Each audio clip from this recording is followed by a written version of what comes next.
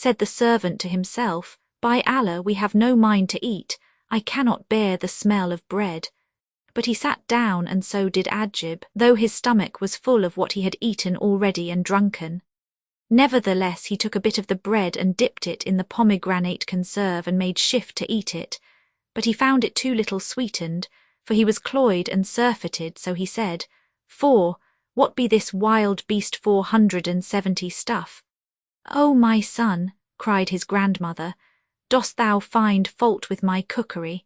I cooked this myself, and none can cook it as nicely as I can save thy father, Badr al-Din Hassan." "By Allah, O my lady," Ajib answered, "this dish is nasty stuff. For we saw but now in the city of Bassora a cook who so dresseth pomegranate grains that the very smell openeth a way to the heart, and the taste would make a full man long to eat. And as for this mess compared with his, 'tis not worth either much or little." When his grandmother heard his words, she waxed wroth with exceeding wrath and looked at the servant. And Shahrazad perceived the dawn of day and ceased to say her permitted say. Now when it was the 24th night, she said, "It hath reached me, O auspicious king, that when Ajib's grandmother heard his words, she waxed wroth and looked at the servant and said, Woe to thee! Dost thou spoil my son, 471, and dost take him into common cookshops?" The eunuch was frightened and denied, saying, "We did not go into the shop, we only passed by it." "By Allah," cried Ajib, "but we did go in and we ate till it came out of our nostrils, and the dish was better than thy dish." Then his grandmother rose and went and told her brother-in-law, who was incensed against the eunuch, and sending for him asked him, "Why didst thou take my son into a cook shop?" And the eunuch, being frightened, answered, "We did not go in." But Ajib said, "We did go inside and ate conserve of pomegranate grains till we were full, and the cook gave us to drink of iced and sugared sherbet." At this the wazir's indignation redoubled, and he questioned the castrato, but as he still denied, the wazir said to him, "If thou speak sooth, sit down and eat before us." So he came forward and tried to eat, but could not, and threw away the mouthful, crying, "O my lord, I am surfeited since yesterday." By this the wazir was certified that he had eaten at the cook's, and bade the slaves throw him 472, which they did. Then they came down on him with a rib basting which burned him till he cried for mercy and help from Allah, saying, "O my master, beat me no more, and I will tell thee the truth." Whereupon the wazir stopped the bastinado and said, "Now speak thou sooth." Quoth the eunuch, "Know then that we did enter the shop of a cook while he was dressing conserve of pomegranate grains, and he set some of it before us. By Allah, I never ate in my life its like, nor tasted aught nastier than this stuff which is now before us." 473 Badr al-Din Hassan's mother was angry at this and said, "Needs must thou go back to the cook and bring me a saucer of conserved pomegranate grains from that which is in his shop, and show it to thy master, that he may say which be the better and the nicer, mine or his." Said the unsexed, "I will." So on the instant she gave him a saucer and a half dinar, and he returned to the shop and said to the cook, "O Sheikh of all cooks, 474 we have laid a wager concerning thy cookery in my lord's house, for they have conserve of pomegranate grains there also. So give me this half dinar's worth and look to it, for I have eaten a full meal of stick on account of thy cookery, and so do not let me eat aught more thereof." Hassan of Bassora laughed and answered, "By Allah, none can dress this dish as it should be dressed save myself and my mother, and she at this time is in a far country." Then he ladled out a saucerful, and finishing it off with musk and rose water, put it in a cloth which he sealed 475, and gave it to the eunuch, who hastened back with it. No sooner had Badr al-Din Hassan's mother tasted it, and perceived its fine flavour and the excellence of the cookery, than she knew who had dressed it, and she screamed and fell down fainting. The wazir, sorely startled, sprinkled rose water upon her, and after a time she recovered and said, "If my son be yet of this world, none dressed this conserve of pomegranate grains but he, and this cook is my very son Badr al-Din Hassan. There is no doubt of it, nor can there be any mistake, for only I and he knew how to prepare it, and I taught him." When the Wazir heard her words, he joyed with exceeding joy and said, "Oh, the longing of me for a sight of my brother's son! I wonder if the days will ever unite us with him. Yet it is to Almighty Allah alone that we look for bringing about this meeting." Then he rose without stay or delay, and going to his suite said to them, "Be off, some 50 of you, with sticks and staves to the cook's shop and demolish it. Then pinion his arms behind him with his own turband, saying, 'It was thou madest that foul mess of pomegranate grains,' and drag him here perforce, but without doing him a harm." And they replied, "It is well." Then the Wazir rode off without losing an instant to the palace, and foregathering with the Viceroy of Damascus, showed him the Sultan's orders. After careful perusal he kissed the letter, and placing it upon his head said to his visitor, "Who is this offender of thine?" Quoth the Wazir, "A man which is a cook." So the Viceroy at once sent his apparitors to the shop, which they found demolished and everything in it broken to pieces. For whilst the Wazir was riding to the palace, his men had done his bidding. Then they awaited his return from the audience, and Hassan of Bassora, who was their prisoner, kept saying, "I wonder what they have found in the conserve of pomegranate grains to bring things to this pass."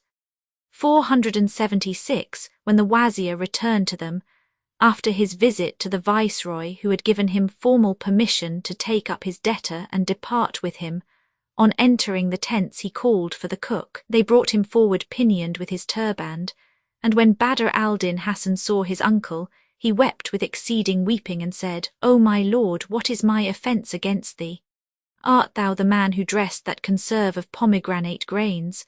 Asked the Wazir, and he answered, "Yes." "Didst thou find in it aught to call for the cutting off of my head?" Quoth the Wazir, "That were the least of thy deserts." Quoth the cook, "O my lord, wilt thou not tell me my crime, and what aileth the conserve of pomegranate grains?" "Presently," replied the Wazir, and called aloud to his men, saying, "Bring hither the camels." So they struck the tents, and by the Wazir's orders the servants took Badr al-Din Hassan, and set him in a chest which they padlocked and put on a camel. Then they departed and stinted not journeying till nightfall, when they halted and ate some victual, and took Badr al-Din Hassan out of his chest, and gave him a meal, and locked him up again. They set out once more and travelled till they reached Kimra, where they took him out of the box and brought him before the Wazir, who asked him, "Art thou he who dressed that conserve of pomegranate grains?" He answered, "Yes, O my lord." And the Wazir said, "Fetter him." So they fettered him and returned him to the chest, and fared on again till they reached Cairo and lighted at the quarter called Al-Raydaniya. 477 Then the Wazir gave order to take Badr al-Din Hassan out of the chest, and sent for a carpenter and said to him, "Make me a cross of wood 478 for this fellow." Cried Badr al-Din Hassan, "And what wilt thou do with it?" And the Wazir replied, "I mean to crucify thee thereon, and nail thee thereto, and parade thee all about the city. And why wilt thou use me after this fashion?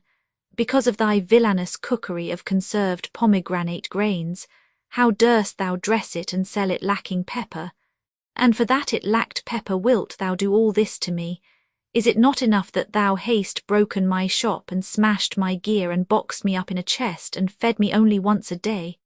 Too little pepper, too little pepper. This is a crime which can be expiated only upon the cross." Then Badr al-Din Hassan marvelled and fell a mourning for his life, whereupon the Wazir asked him, "Of what thinkest thou?" And he answered him, "Of maggoty heads like thine." 479 For an thou had 1 ounce of sense thou hadst not treated me thus. Quoth the Wazir, "It is our duty to punish thee lest thou do the like again." Quoth Badr al-Din Hassan, "Of a truth my offence were over-punished by the least of what thou hast already done to me, and Allah damn all conserve of pomegranate grains, and curse the hour when I cooked it, and would I had died ere this." But the Wazir rejoined, "There is no help for it. I must crucify a man who sells conserve of pomegranate grains lacking pepper." All this time the carpenter was shaping the wood, and Badr al-Din looked on, and thus they did till night, when his uncle took him and clapped him into the chest, saying, "The thing shall be done tomorrow." Then he waited till he knew Badr al-Din Hasan to be asleep when he mounted, and taking the chest up before him, entered the city and rode on to his own house, where he alighted and said to his daughter, Sit al-Hasan, "Praised be Allah who hath reunited thee with thy husband, the son of thine uncle. Up now and order the house as it was on thy bridal night." So the servants arose and lit the candles, and the wazir took out his plan of the nuptial chamber, and directed them what to do till they had set everything in its stead, so that whoever saw it would have no doubt but it was the very night of the marriage. Then he bade them put down Badr al-Din Hasan's turband on the settle, as he had deposited it with his own hand, and in like manner his bag trousers and the purse which were under the mattress, and told his daughter to undress herself and go to bed in the private chamber as on her wedding night, adding, "When the son of thine uncle comes in to thee, say to him, Thou hast loitered while going to the privy, and call him to lie by thy side and keep him in converse till day break, when we will explain the whole matter to him." Then he bade take Badr al-Din Hasan out of the chest, after loosing the fetters from his feet and stripping off all that was on him save the fine shirt of blue silk in which he had slept on his wedding night, so that he was well nigh naked and trouserless. All this was done whilst he was sleeping on utterly unconscious. Then, by doom of destiny, Badr al-Din Hasan turned over and awoke, and finding himself in a lighted vestibule, said to himself, "Surely I am in the mazes of some dream." So he rose and went on a little to an inner door and looked in, and lo, he was in the very chamber wherein the bride had been displayed to him, and there he saw the bridal alcove and the settle and his turband and all his clothes. When he saw this he was confounded and kept advancing with one foot and retiring with the other, saying, "Am I sleeping or waking?" And he began rubbing his forehead and saying, for indeed he was thoroughly astounded, "By Allah, verily this is the chamber of the bride who was displayed before me. Where am I then? I was surely but now in a box." Whilst he was talking with himself, Sit al-Hasan suddenly lifted the corner of the chamber curtain and said, "O my lord, wilt thou not come in? Indeed thou hast loitered long in the water closet." When he heard her words and saw her face, he burst out laughing and said, "Of a truth this is a very nightmare among dreams." Then he went in sighing, and pondered what had come to pass with him, and was perplexed about his case, and his affair became yet more obscure to him when he saw his turband and bag trousers, and when, feeling the pocket, he found the purse containing the 1,000 gold pieces. So he stood still and muttered, "Allah is all-knowing, assuredly I am dreaming a wild waking dream." Then said the Lady of Beauty to him, "What ails thee to look puzzled and perplexed?" Adding, "Thou wast a very different man during the first of the night." He laughed and asked her, "How long have I been away from thee?"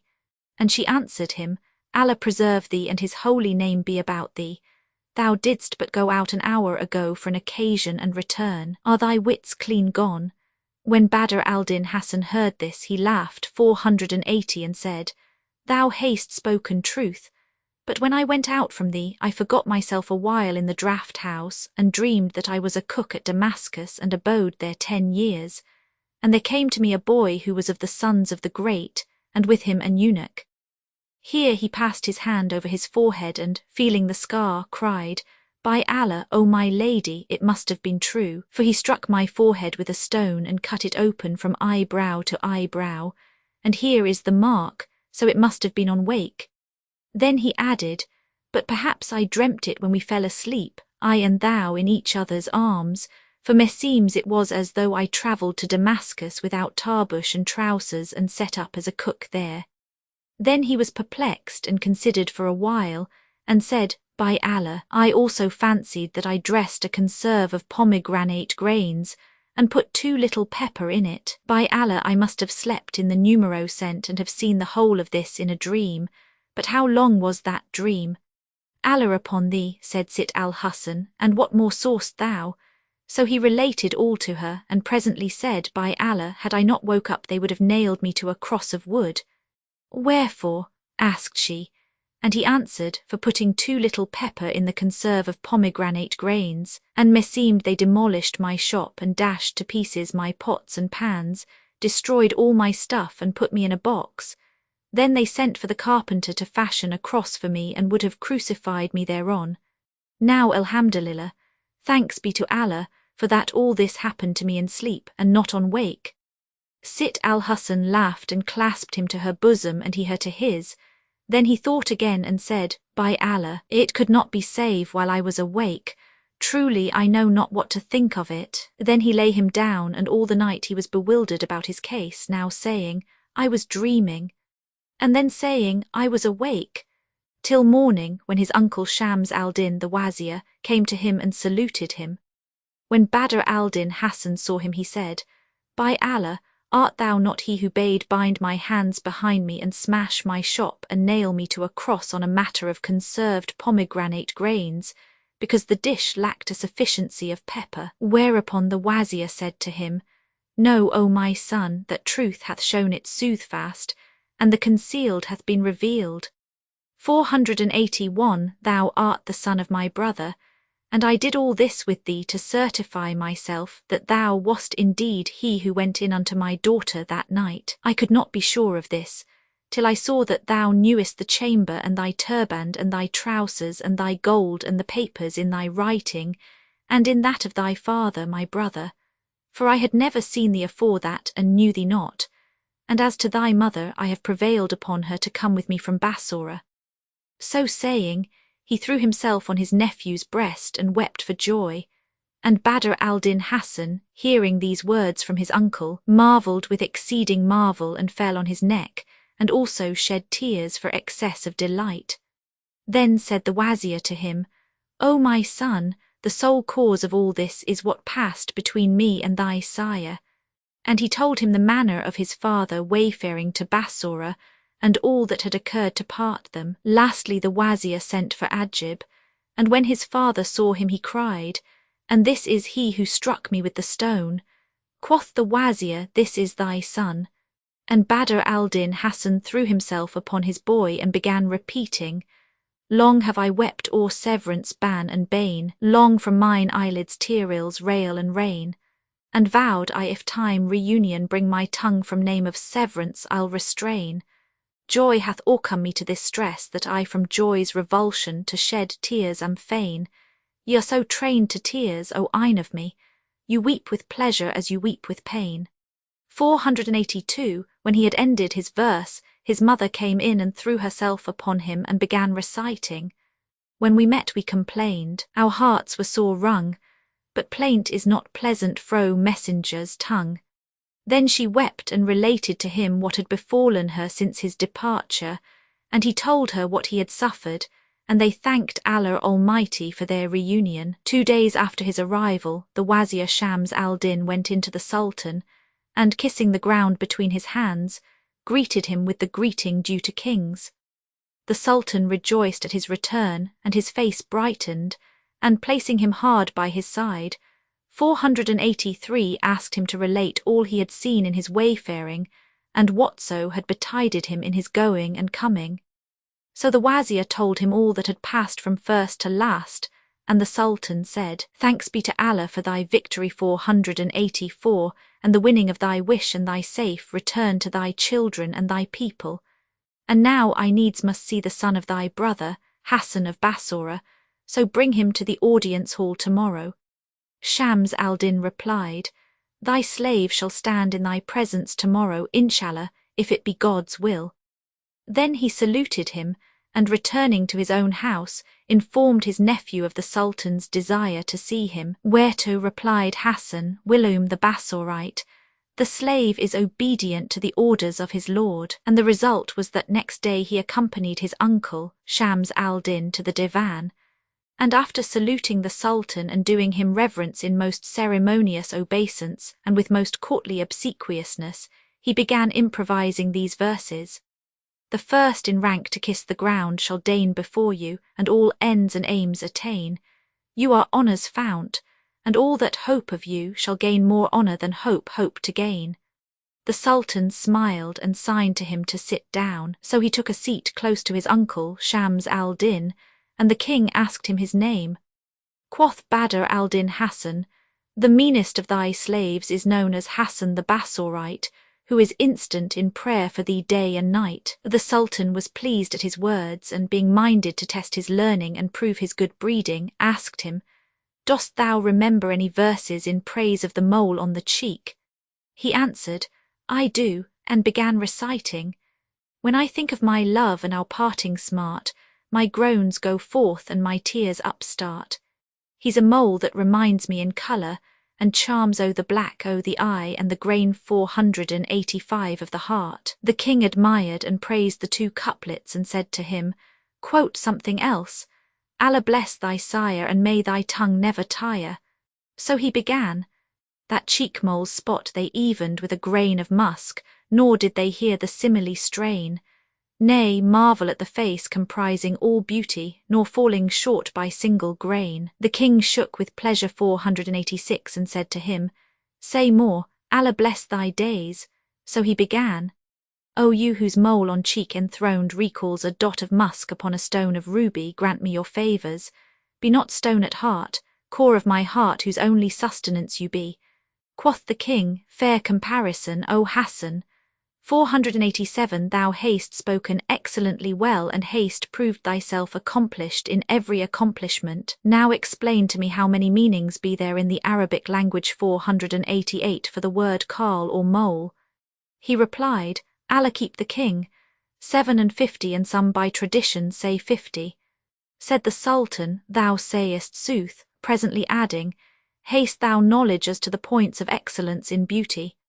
"Yes," answered Badr al-Din Hassan, "beauty consisteth in brightness of face, clearness of complexion, shapeliness of nose, gentleness of eyes, sweetness of mouth, cleverness of speech, slenderness of shape, and seemliness of all attributes. The acme of beauty is in the hair, and indeed Al-Shihab the Hijazi hath brought together all these items in his doggerel verse of the meter Rajaz 489, and it is this: Say thou to skin, be soft, to face be fair, and gaze, nor shall they blame howso thou stare. Fine nose in beauty's list is high esteemed, nor less an eye full, bright, and debonair. Eke did they well to laud the lovely lips, which e'en the sleep of me will never spare. A winning tongue, a stature tall and straight, 490 a seemly union of gifts rarest rare. But beauty's acme in the hair one views it. So hear my strain, and with some few excuse it." The Sultan was captivated by his converse, and regarding him as a friend, asked, "What meaning is there in the saw Shure is foxier than the fox?" And he answered, "Know, O king, whom Almighty Allah keep, that the legist Shure 491 was wont, during the days of the plague, to make a visitation to Al-Najaf. And whenever he stood up to pray, there came a fox which would plant himself facing him, and which, by mimicking his movements, distracted him from his devotions. Now when this became longsome to him, one day he doffed his shirt and set it upon a cane and shook out the sleeves. Then placing his turband on the top and girding its middle with a shawl, he stuck it up in the place where he used to pray. Presently up trotted the fox according to his custom and stood over against the figure, whereupon Shure came behind him and took him. Hence the sayer saith, Shure is foxier than the fox. When the Sultan heard Badr al-Din Hassan's explanation, he said to his uncle, Shams al-Din, "Truly this the son of thy brother is perfect in courtly breeding, and I do not think that his like can be found in Cairo."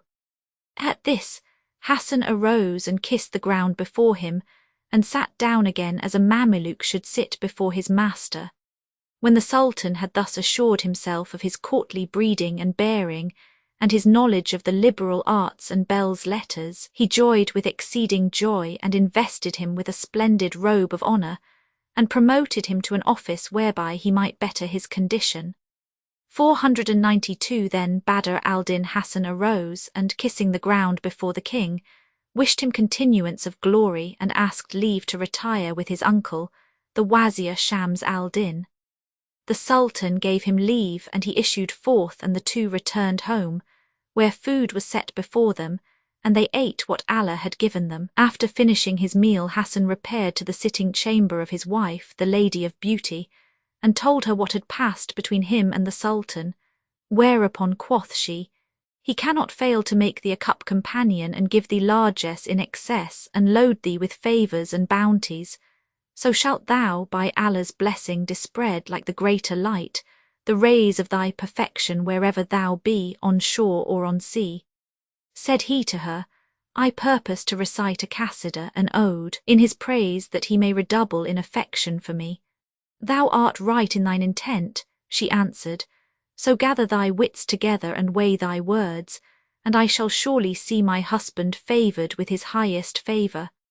Thereupon Hassan shut himself up and composed these couplets on a solid base and abounding in inner grace, and copied them out in a handwriting of the nicest taste. They are as follows: "Mine is a chief who reached most haught estate, treading the pathways of the good and great. His justice makes all regions safe and sure, and against froward foes bars every gate. Bold lion, hero, saint, e'en if you call seraph or sovereign 493, he with all may rate. The poorest suppliant rich from him returns, all words to praise him were inadequate. He to the day of peace is saffron morn, and murky night in furious warfare's bait. Bow 'neath his gifts our necks, and by his deeds as king of freeborn 494 souls he joys his state. Allah increase for us his term of years, and from his lot avert all risks and fears." When he had finished transcribing the lines, he dispatched them in charge of one of his uncle's slaves to the Sultan, who perused them and his fancy was pleased. So he read them to those present, and all praised them with the highest praise.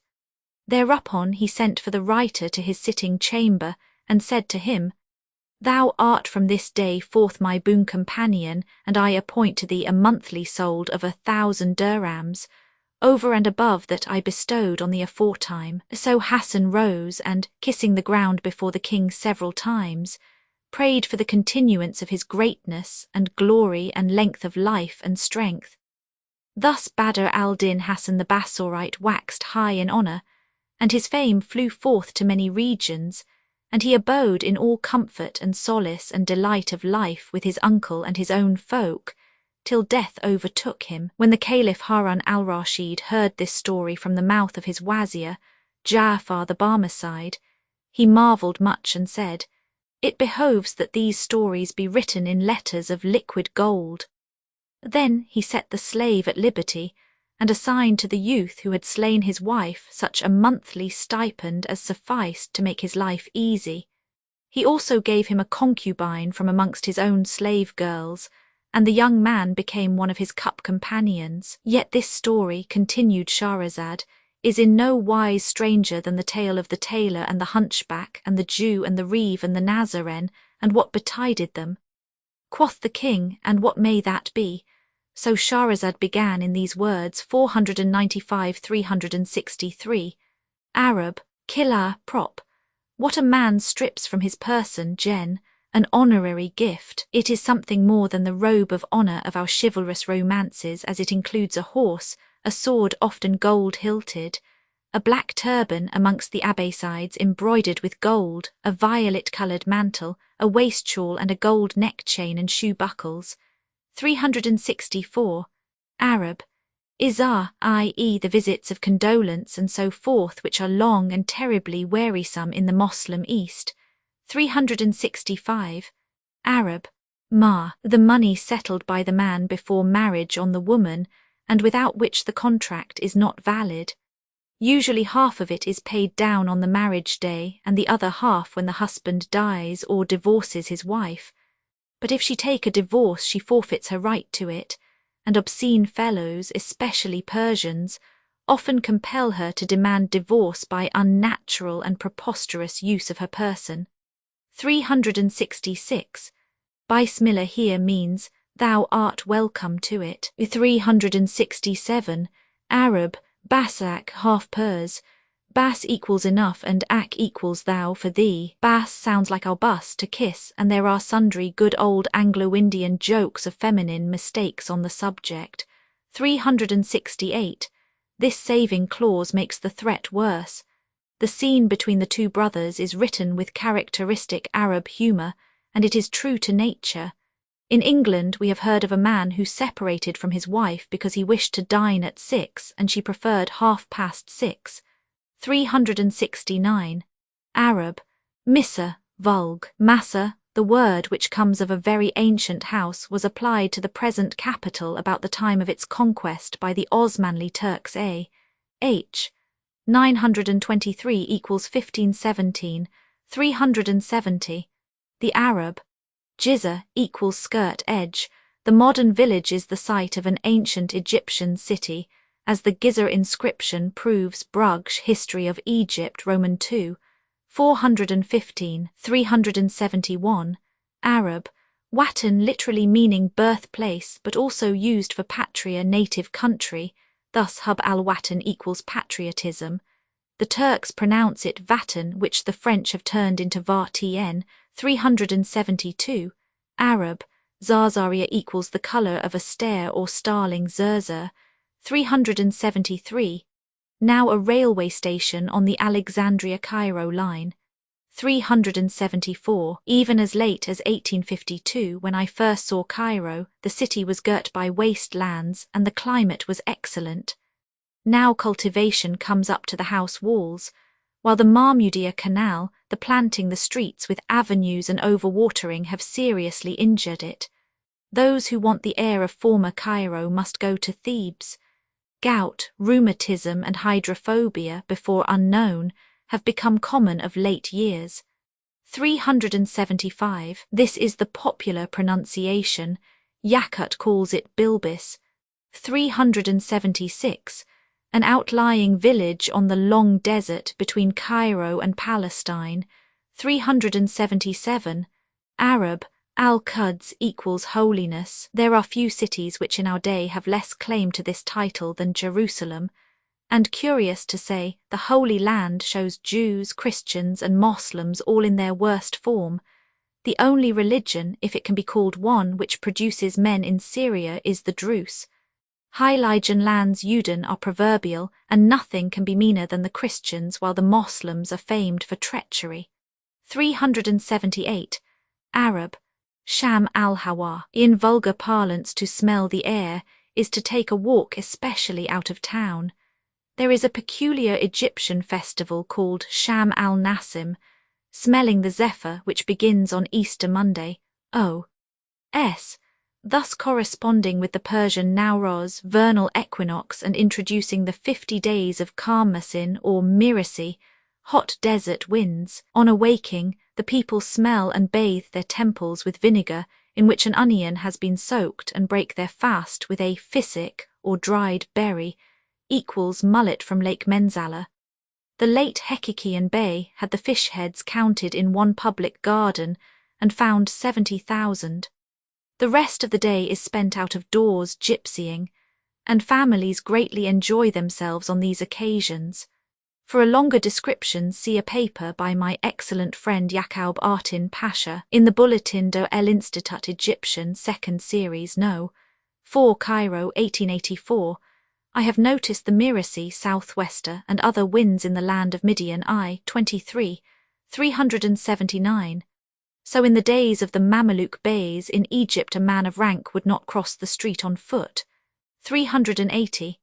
Arab, Basra, the city now in decay and not to flourish again till the advent of the Euphrates Valley is a modern place, founded in A.H. 15 by the Caliph Omar upon the Isla, a feeder of the Tigris. Here, according to Al-Hariri, the whales and the lizards meet, and as the tide affects the river, its stream shows prodigy, ebbing and flowing. In its far-famed marketplace Al-Mabad, poems used to be recited, and the city was famous for its mosques and saint shrines, fair women and school of grammar which rivaled that of Kufa. But already in Al-Hariri's day, Nat. A.H. 446 equals A.D. 1030, Baghdad had drawn off much of its population. 381. This fumigation bakha is still used. A little incense or perfumed wood is burnt upon an open censer mibkara of earthenware or metal, and passed round, each guest holding it for a few moments under his beard. In the Somali country, the very home of incense, both sexes fumigate the whole person after carnal intercourse. Lane Mod, Egypt Chapt, Roman 8, he gives an illustration of the Mibkara 382. The reader of the Nights will remark that the merchant is often a merchant prince, consorting and mating with the highest dignitaries. Even amongst the Romans, a race of soldiers, statesmen and lawyers, mercatura on a large scale was not to be vituperated. In Boccaccio X. 19, they are netti e delicati uomini. England is perhaps the only country which has made her fortune by trade, and much of it illicit trade, like that in slaves which built Liverpool and Bristol, and which yet disdains or affects to disdain the trader. But the unworthy prejudice is disappearing with the last generation, and men who formerly would have half-starved as curates and ensigns, barristers and carabins are now only too glad to become merchants. 383. These lines in the calque and bull, edit, have already occurred, Night Roman 7, but such carelessness is characteristic despite the proverb, in repetition is no fruition. I quote Torrens p. 60 by way of variety, as regards the anemone here called a tulip being named shakik equals fisher. I would conjecture that it derives from the flower often forming long lines of red like stripes of blood in the landscape. Travellers in Syria always observe this. 384. Such an address to a royalty Eastern, even in the present day, would be a passport to future favours. 385. In England the man marries and the woman is married. There is no such distinction in Arabia. 386. Sultan, and its corruption Soldan, etymologically means lord, victorious, ruler, ruling over. In Arabia it is a not uncommon proper name, and as a title it is taken by a host of petty kinglets. The Abbasid caliphs, as Al-Wasik, who has been noticed, formerly created these sultans as their regents. Altai Billah Ren.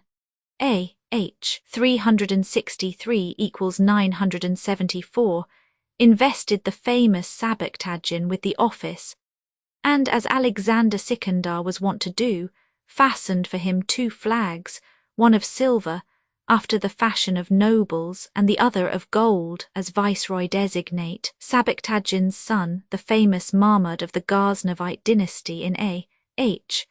393 equals 1002, was the first to adopt Sultan as an independent title some 200 years after the death of Harun al-Rashid. In old writers we have the Soldan of Egypt, the Saudan of Persia, and the Sodan of Babylon, 3 modifications of one word. 387, i.e. he was a Hafiz, one who commits to memory the whole of the Quran. It is a serious task and must be begun early. I learnt by rote the last juzwa or 30th part and found that quite enough. This is the vulgar use of Hafiz. Technically and theologically it means the third order of traditionists, the total being 5, who know by heart 300,000 traditions of the Prophet with their ascriptions. A curious spiritualist book calls itself Haft, Prince of Persia, proving by the very title that the spirits are equally ignorant of Arabic and Persian. 388, here again the Cairo edit, repeats the 6 couplets already given in Night Roman 17. I take them from Torrens p. 163, 389. This naive admiration of beauty in either sex characterized our chivalrous times.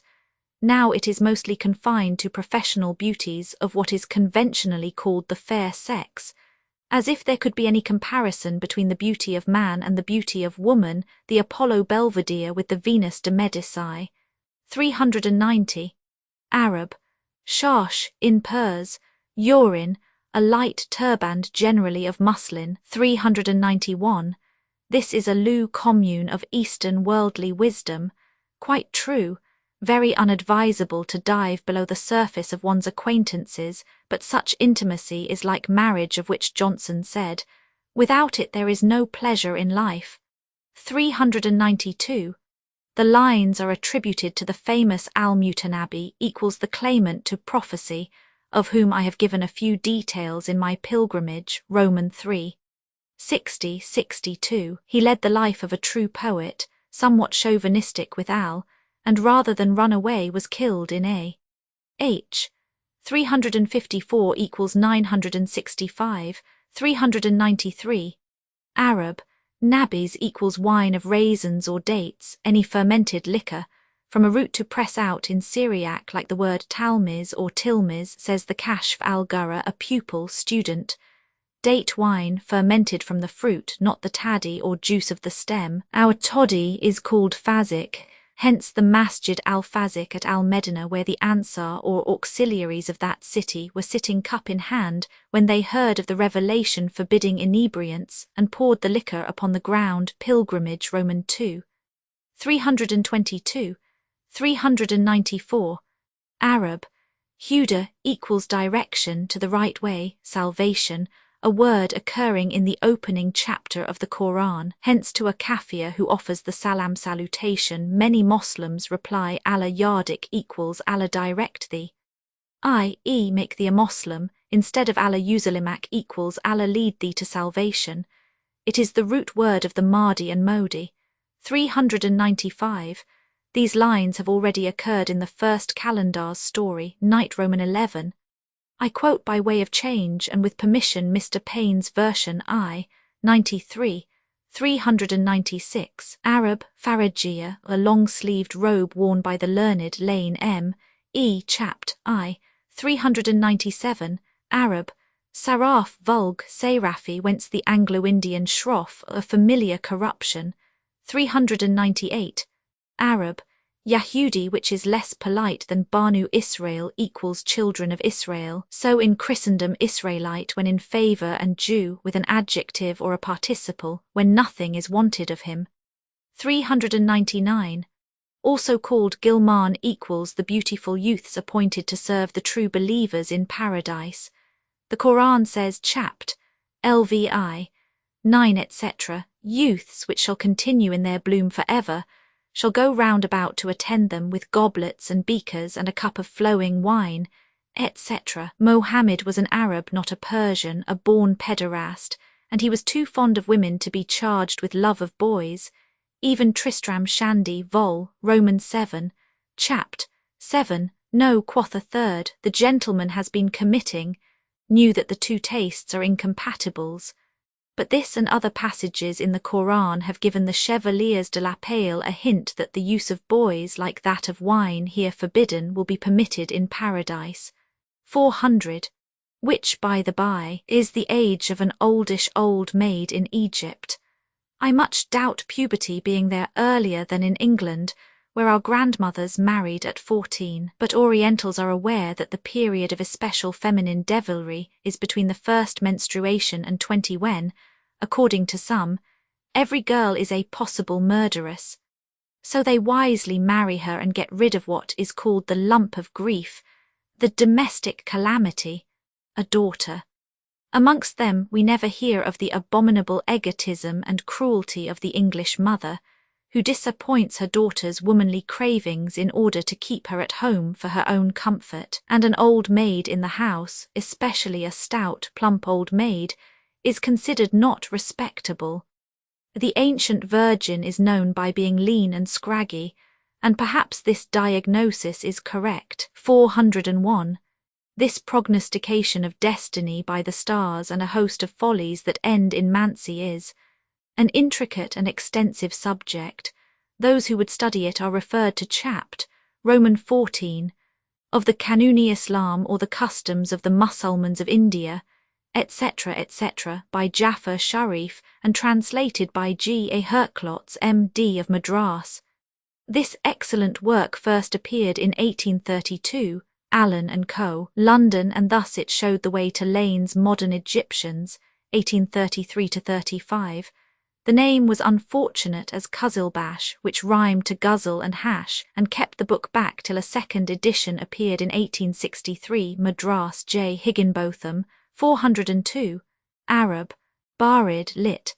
cold, metaph, vain, foolish, insipid. 403, not to spite thee but in spite of thee.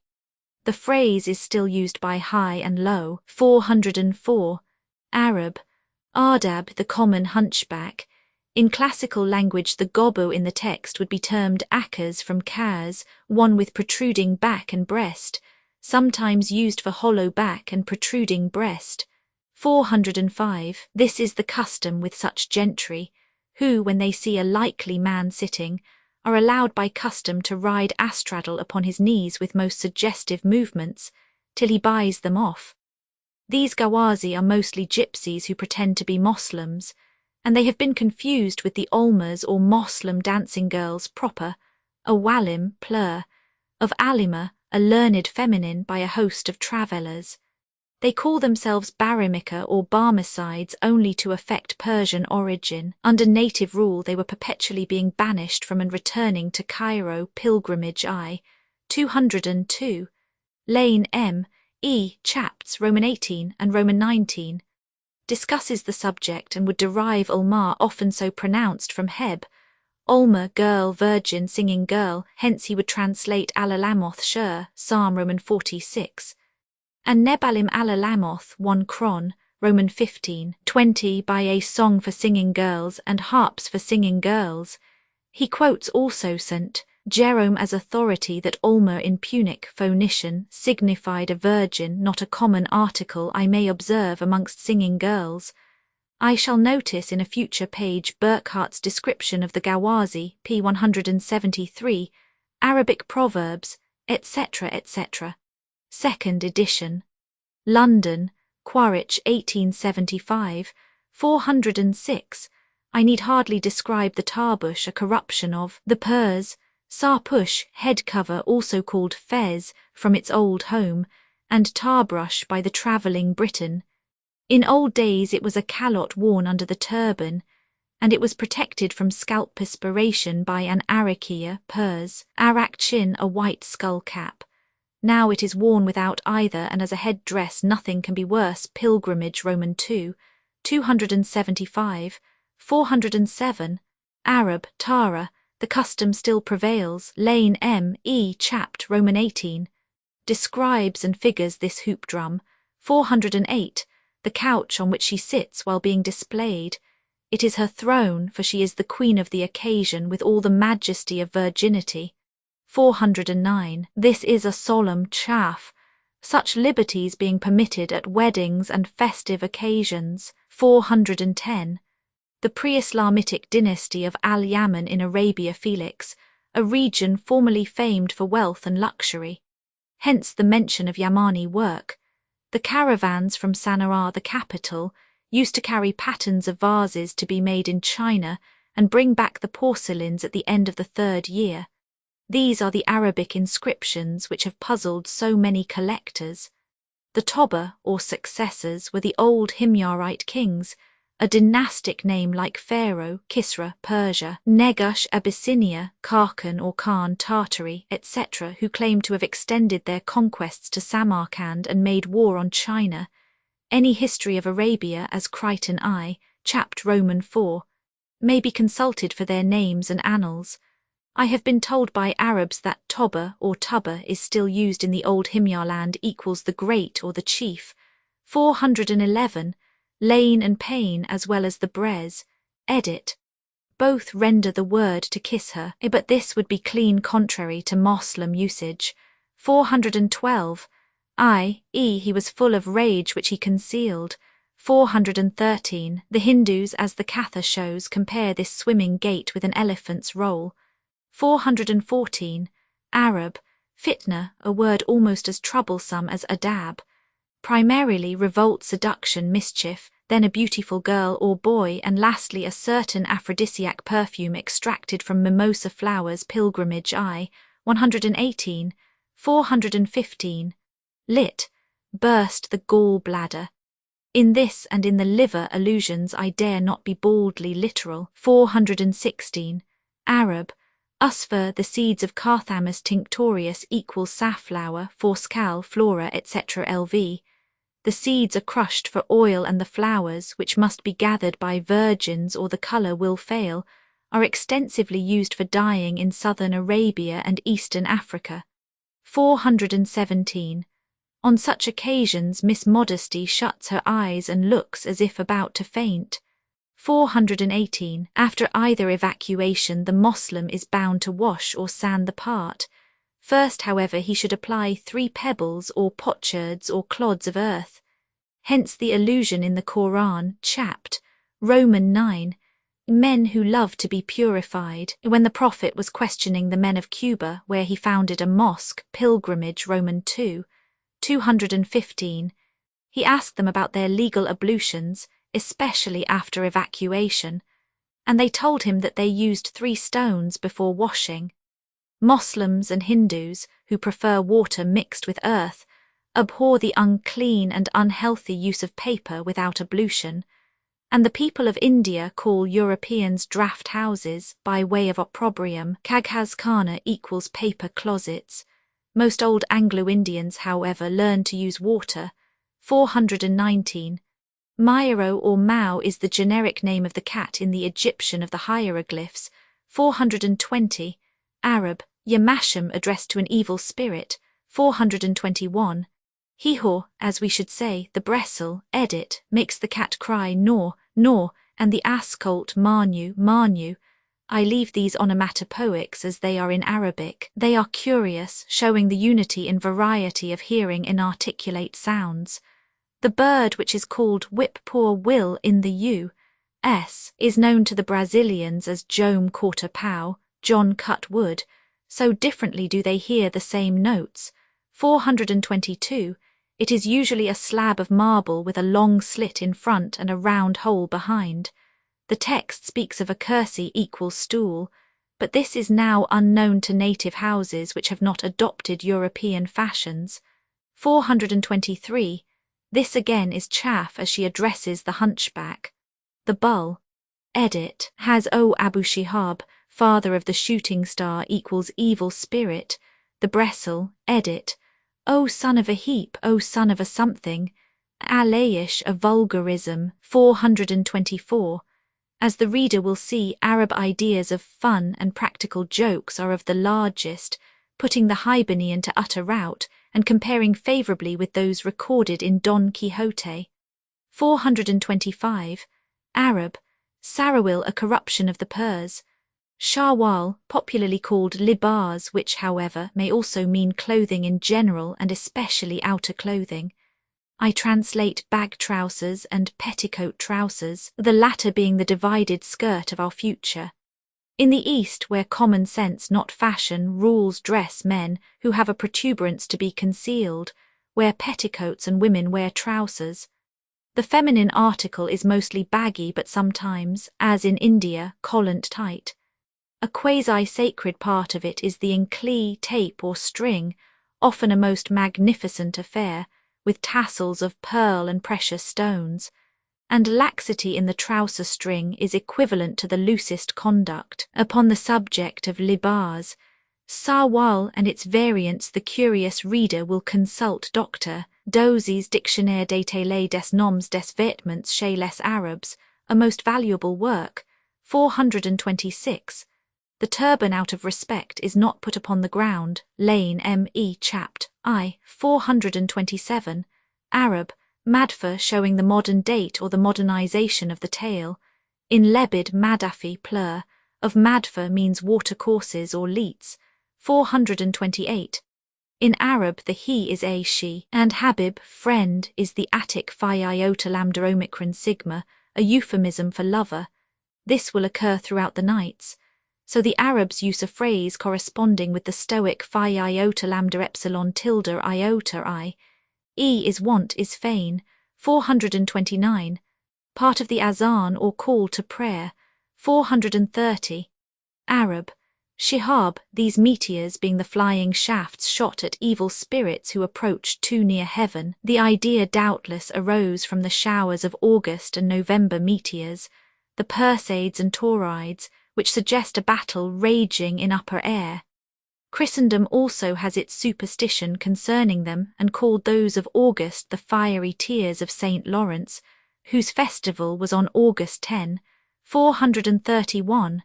Arab, takia equals purs, arakchin the calotte worn under the fez. It is, I have said, now obsolete, and the red woolen cap, mostly made in Europe, is worn over the hair, an unclean practice. 432. Often the effect of cold air after a heated room. 433, i.e. he was not a eunuch as the people guessed. 434, in Arab this night for the reason before given. 435, meaning especially the drink prepared of the young leaves and florets of cannabis sativa. The word literally means dry grass or herbage. This intoxicant was much used by magicians to produce ecstasy and thus to deify themselves and receive the homage of the genii and spirits of nature. 436. Torrens, being an Irishman, translates and woke in the morning sleeping at Damascus. 437. Arab, labbaika, the cry technically called talbiyah, and used by those entering Mecca, pilgrimage Roman 3. 125 to 232. I shall also translate it by Edsam. The full cry is, Here am I, O Allah, here am I, no partner haste thou, here am I. Verily the praise and the grace and the kingdom are thine, no partner haste thou, here am I. A single talbiyah is a shart or positive condition, and its repetition is a sunnat or custom of the Prophet. See Knight XCI 438. The staple abuse of the vulgar is cursing parents and relatives, especially feminine, with specific allusions to their shame. And when dames of high degree are angry, nature, in the East as in the West, sometimes speaks out clearly enough, despite Mistress Chapone and all artificial restrictions. 439. A great beauty in Arabia and the reverse in Denmark, Germany and Slav land, where it is a sign of being a werewolf or a vampire. In Greece also it denotes a brucolac or vampire. 440. This is not physiologically true. A bride rarely conceives the first night, and certainly would not know that she had conceived. Moreover, the number of courses furnished by the bridegroom would be against conception.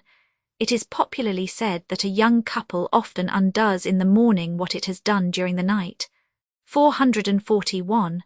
Torrens notes Roman 24. He quotes Flescher upon the word gamgama dis, crit, de glossis habituanis, which he compares with dumduma and humbuma, determining them to be onomatopoeics. An incomplete and an obscure murmur of a sentence as it were lingering between the teeth and lips, and therefore difficult to be understood. Of this family is taghum, not used in modern days. In my pilgrimage 313 I have noticed another, kayas, occurring in a Hizb al-Bar spell of the sea. Herklots gives a host of them, and their sole characteristics are harshness and strangeness of sound, uniting consonants which are not joined in Arabic. The old Egyptians and Chaldeans had many such words composed at will for theurgic operations. 442. This may mean either it is of mossel fashion, or it is of muslin. 443.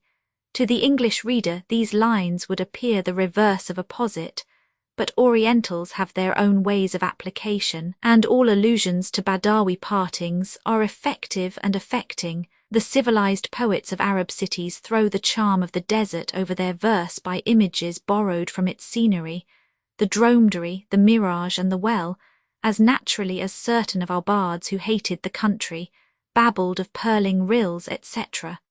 Thoroughly to feel Arabic poetry one must know the desert, pilgrimage Roman 3, 63, 444. In those days the Arabs and the Portuguese recorded everything which struck them, as the Chinese and Japanese do in our times, and yet we complain of the amount of our modern writing. 445. This is mentioned because it is the act preliminary to naming the babe. 446. Arab, Kahramanat from Kahraman, an old Persian hero who conversed with the Simurgh griffin. Usually the word is applied to women at arms who defend the harem, like the Audiobook of India, whose services were lately offered to England 1885, or the Amazons of Dahomey 447, meaning he grew as fast in one day as other children in a month. 448, Arab, al-Arif, the tutor, the assistant master.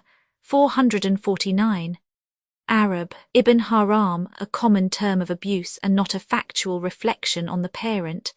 I have heard a mother apply the term to her own son. 450, Arab, Khanjar, from the Persian a sin with the Arab, Jambia.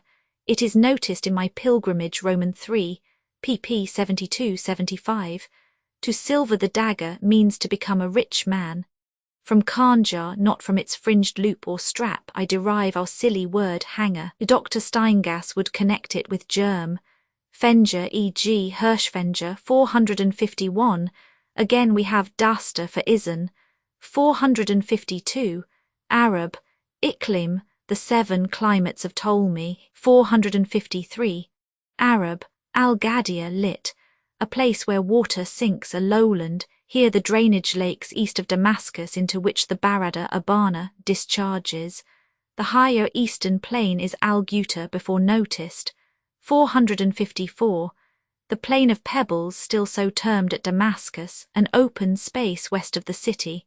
455, every guidebook, even the Reverend Porter's Murray, gives a long account of this Christian church verted to a mosque. 456, Arab, Nabat, Pilgrimage I, 336, 457, the Brez edit says would have knocked him into Al-Yaman, southern Arabia, something like our slang phrase, into the middle of next week. 458, Arab, Khadim, lit, a servant politely applied like Aghar equals master to a castrato. These gentry wax furious if baldly called Tawashi equals eunuch. A Movise plaisant in Egypt used to call me the Aghar because a friend had placed his wife under my charge. 459. This sounds absurd enough in English, but Easterns always put themselves first for respect. 460. In Arabic the world is feminine. 461. Arab, Sahib equals lit, a companion, also a friend, and especially applied to the companions of Mohammed. Hence the Sunnis claim for them the honour of friendship with the Apostle, but the Shias reply that the Arab says Sahabahul Himara, the ass was his sahib or companion. In the text it is a wazirial title. In modern India it is equals gentleman, e.g. Sahib Log, the Sahib people, means their white conquerors, who, by the by, mostly mispronounce the word Saab. 462. Arab, Suwan, prop, Seonite from Seen al-Suwan, but applied to flint and any hard stone. 463. It was famous in the Middle Ages, and even now it is perhaps the most interesting to travellers after that Centina Gentium, the Bendy Bazaar of unromantic Bombay. 464.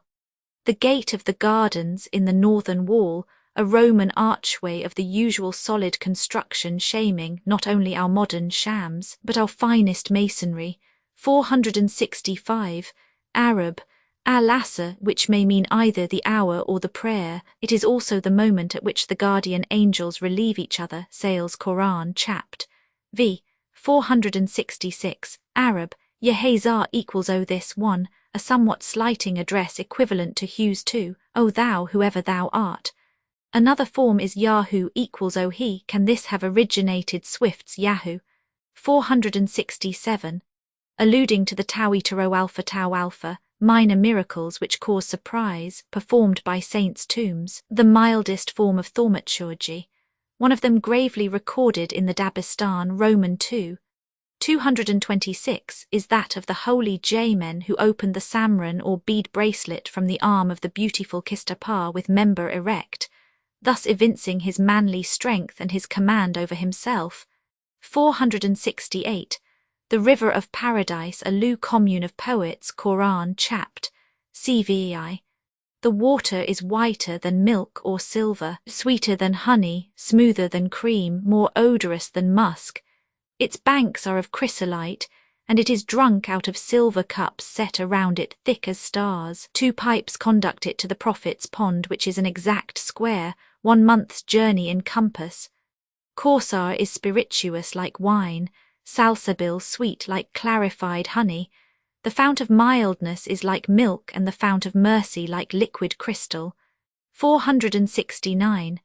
The Moslem does not use the European basin because water which has touched an impure skin becomes impure.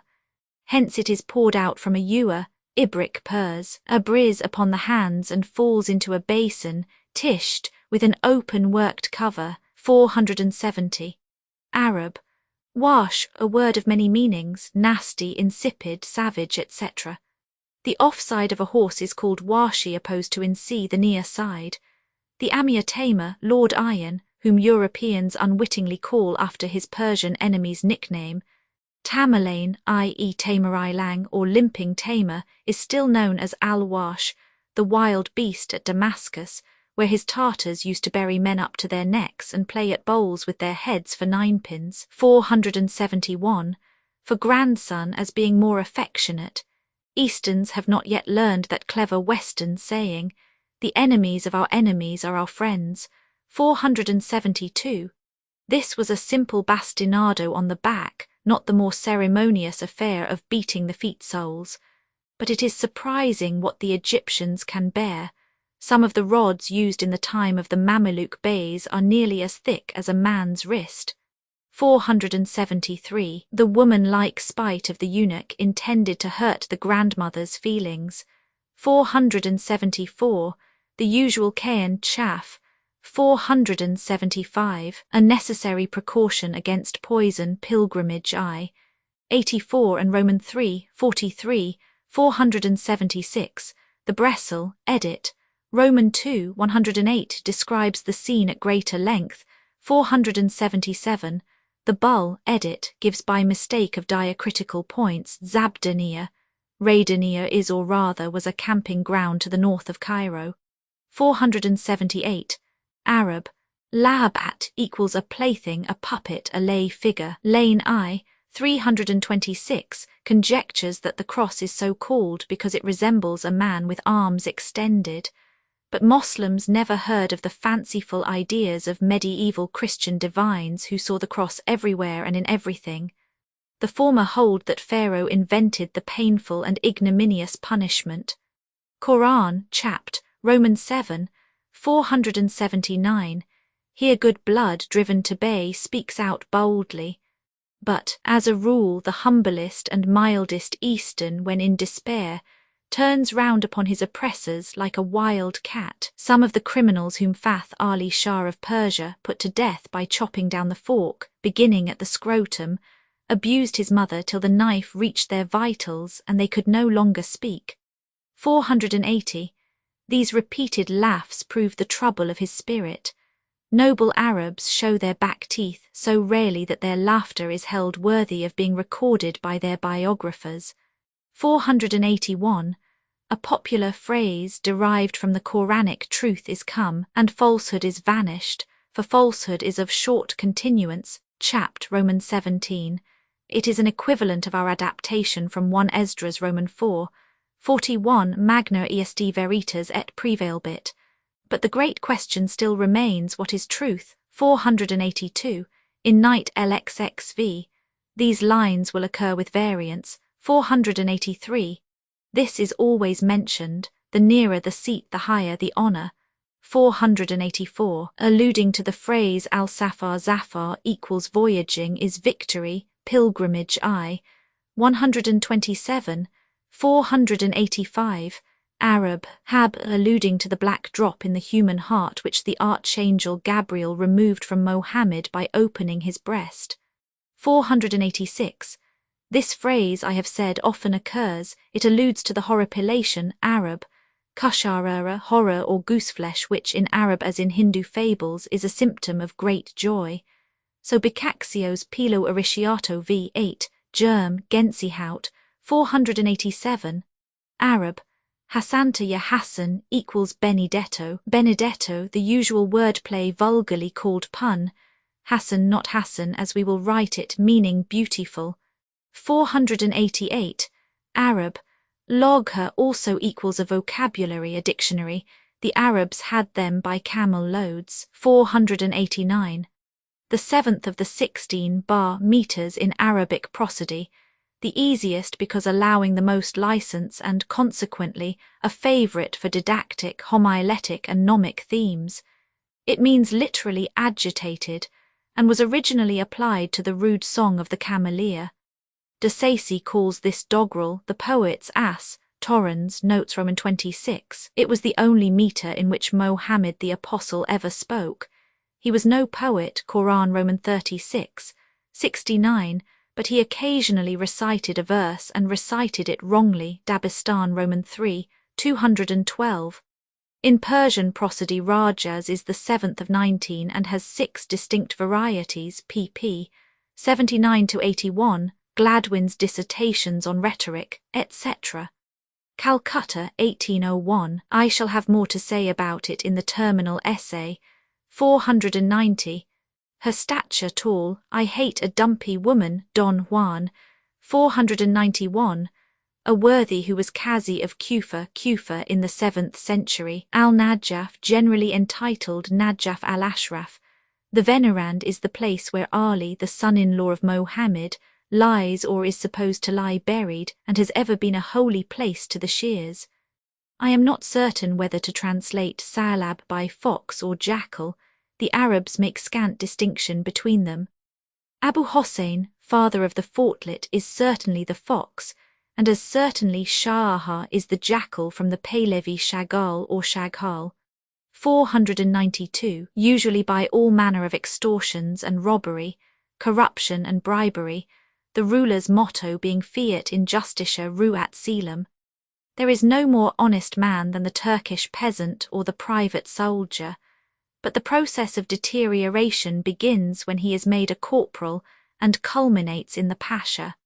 Moreover, official dishonesty is permitted by public opinion, because it belongs to the condition of society. A man buys a place, as in England 2 centuries ago, and retains it by presents to the heads of offices. Consequently, he must recoup himself in some way, and he mostly does so by grinding the faces of the poor and by spoiling the widow and the orphan. The radical cure is high pay, but that phase of society refuses to afford it. 493. Arab. Malik, king, and Malak, angel, the words being written the same when lacking vowels and justifying the jingle. 494. Arab. Her, the Latin ingenus, lit, freeborn, metaph, noble as op, to a slave who is not expected to do great or good deeds. In pop use it corresponds like fatah with our gentleman. 495. This is one of the best tales for humour and movement, and Dowse and Madden show what a rich crop of fabliauques whose leading incident was the disposal of a dead body it produced.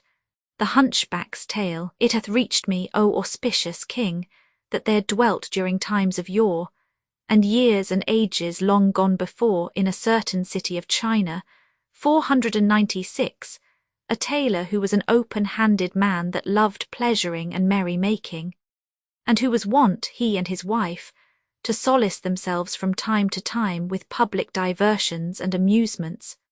One day they went out with the first of the light, and were returning in the evening when they fell in with a hunchback, whose semblance would draw a laugh from care and dispel the horrors of despair. So they went up to enjoy looking at him, and invited him to go home with them and converse and carouse with them that night. He consented, and accompanied them afoot to their home. Whereupon the tailor fared forth to the bazaar, night having just set in, and bought a fried fish and bread and lemons and dry sweetmeats for dessert, and set the victuals before the hunchback, and they ate. Presently the tailor's wife took a great fid of fish and gave it in a gobbet to the gobbo, stopping his mouth with her hand and saying, By Allah, thou must down with it at a single gulp, and I will not give thee time to chew it.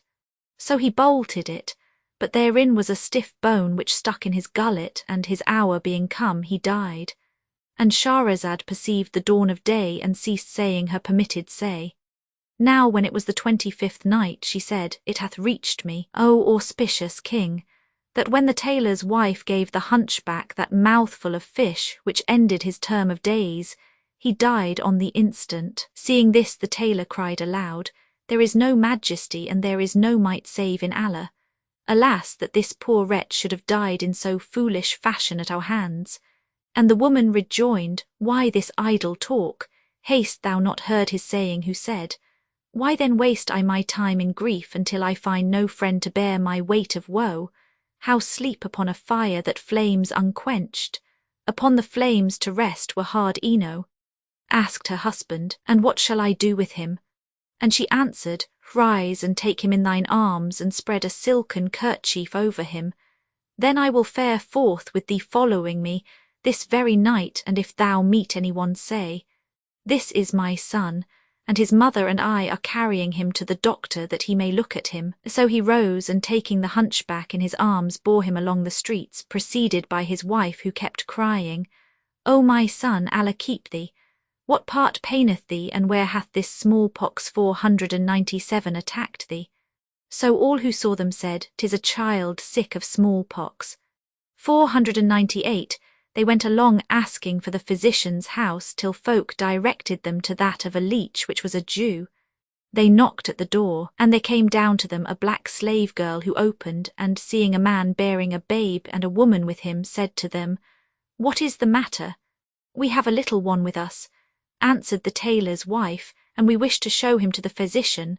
So take this 1/4 dinar and give it to thy master, and let him come down and see my son who is sore sick."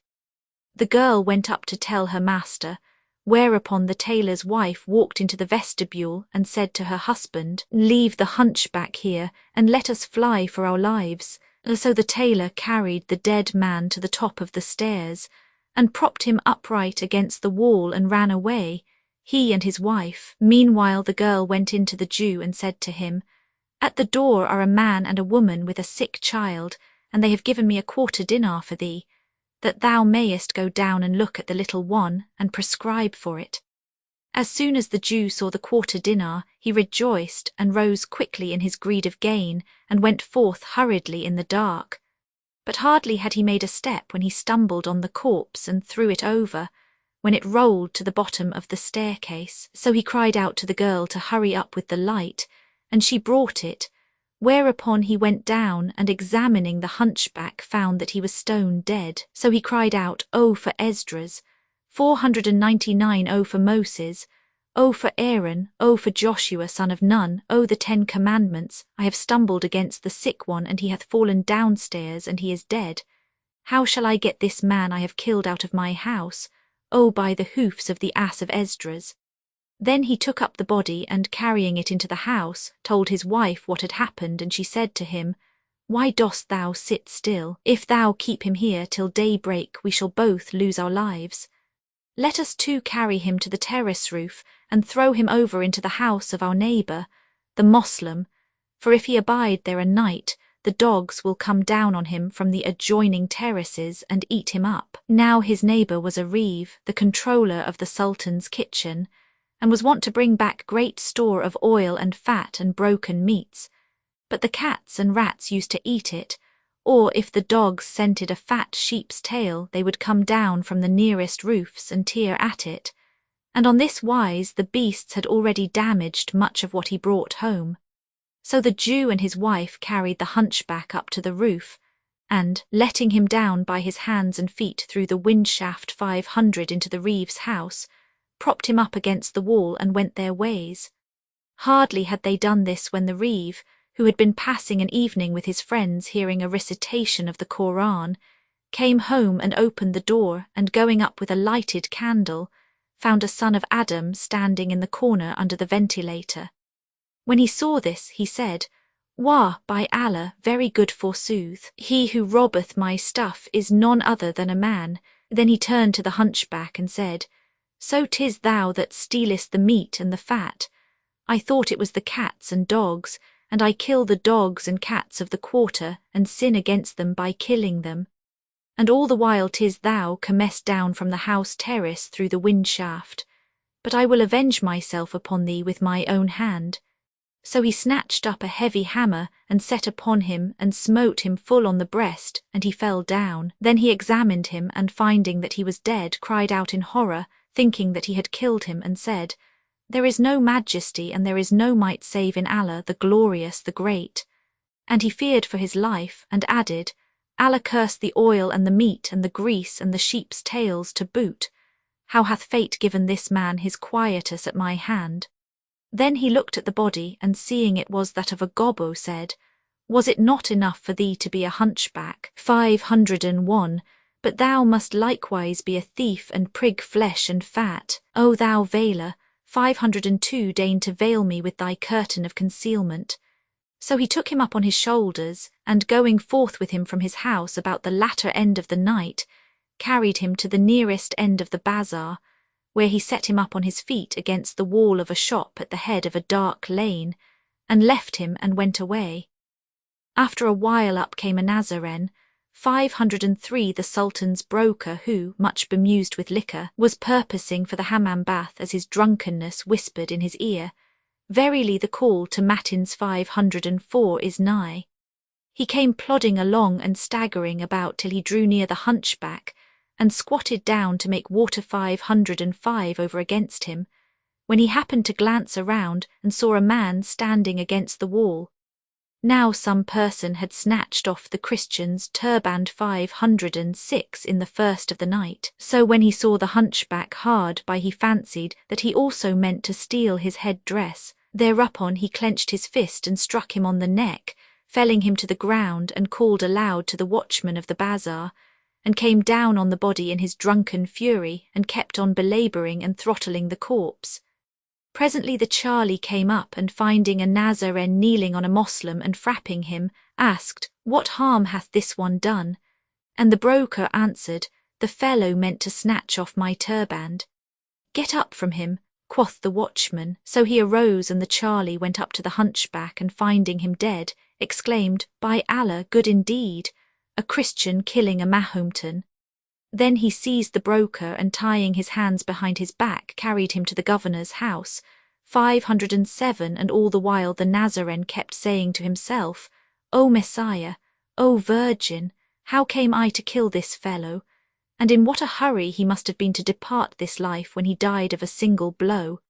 Presently, as his drunkenness fled, came dollar in its stead. So the broker and the body were kept in the governor's place till morning morrowed, when the wali came out and gave order to hang the supposed murderer, and commanded the executioner 508 make proclamation of the sentence. Forthwith they set up a gallows, under which they made the Nazarene stand, and the torch-bearer, who was hangman, threw the rope round his neck and passed one end through the pulley, and was about to hoist him up 509, when lo! The reeve, who was passing by, saw the broker about to be hanged, and making his way through the people, cried out to the executioner, "Hold, hold, I am he who killed the hunchback." Asked the governor, "What made thee kill him?" And he answered, "I went home last night, and there found this man who had come down the ventilator to steal my property. So I smote him with a hammer on the breast, and he died forthright. Then I took him up and carried him to the bazaar, and set him up against the wall in such a place near such a lane," adding, "Is it not enough for me to have killed a Moslem without also killing a Christian? So hang none other but me." When the governor heard these words, he released the broker, and said to the torch-bearer, "Hang up this man on his own confession." So he loosed the cord from the Nazarene's neck, and threw it round that of the reeve, and, making him stand under the gallows tree, was about to string him up, when behold, the Jewish physician pushed through the people and shouted to the executioner, "Hold, hold, it was I and none else killed the hunchback. Last night I was sitting at home, when a man and a woman knocked at the door carrying this gobbo who was sick, and gave my handmaid a quarter dinar, bidding her hand me the fee and tell me to come down and see him. Whilst she was gone, the man and the woman brought him into the house, and setting him on the stairs went away. And presently I came down, and not seeing him, for I was in the dark, stumbled over him, and he fell to the foot of the staircase and died on the moment. Then we took him up, I and my wife, and carried him on to the top terrace. And the house of this reeve being next door to mine, we let the body down through the ventilator. When he came home and found the hunchback in his house, he fancied he was a thief and struck him with a hammer, so that he fell to the ground, and our neighbour made certain that he had slain him. Now is it not enough for me to have killed one Moslem unwittingly, without burdening myself with taking the life of another Moslem wittingly? When the governor heard this, he said to the hangman, "Set free the reeve and hang the Jew." Thereupon the torch-bearer took him and slung the cord round his neck, when behold, the tailor pushed through the people and shouted to the executioner, "Hold, hold, it was I and none else killed the hunchback, and this was the fashion thereof. I had been out pleasuring yesterday, and coming back to supper, fell in with this gobbo, who was drunk and drumming away and singing lustily to his tambourine. So I accosted him and carried him to my house and bought a fish, and we sat down to eat. Presently my wife took a fid of fish, and making a gobbet of it, 510 crammed it into his mouth, but some of it went down the wrong way or stuck in his gullet, and he died on the instant. So we lifted him up, I and my wife, and carried him to the Jew's house, where the slave girl came down and opened the door to us, and I said to her, "Tell thy master that there are a man and a woman and a sick person for thee to see." I gave her a quarter dinar, and she went up to tell her master, and whilst she was gone, I carried the hunchback to the head of the staircase and propped him up against the wall, and went off with my wife. When the Jew came down, he stumbled over him and thought that he had killed him. Then he asked the Jew, "Is this the truth?" And the Jew answered, "Yes." Thereupon the tailor turned to the governor and said, "Leave go the Jew and hang me." When the governor heard the tailor's tale, he marvelled at the matter of this hunchback and exclaimed, "Verily this is an adventure which should be recorded in books." Then he said to the hangman, "Let the Jew go and hang the tailor on his own confession." The executioner took the tailor and put the rope around his neck and said, "I am tired of such slow work. We bring out this one and change him for that other, and no one is hanged after all." Now the hunchback in question was, they relate, jester to the Sultan of China, who could not bear him out of his sight. So when the fellow got drunk and did not make his appearance that night or the next day till noon, the Sultan asked some of his courtiers about him, and they answered, "O our lord, the governor hath come upon him dead, and hath ordered his murderer to be hanged." But as the hangman was about to hoist him up, there came a second and a third and a fourth, and each one said, "It is I, and none else killed the hunchback." And each gave a full and circumstantial account of the manner of the jester being killed.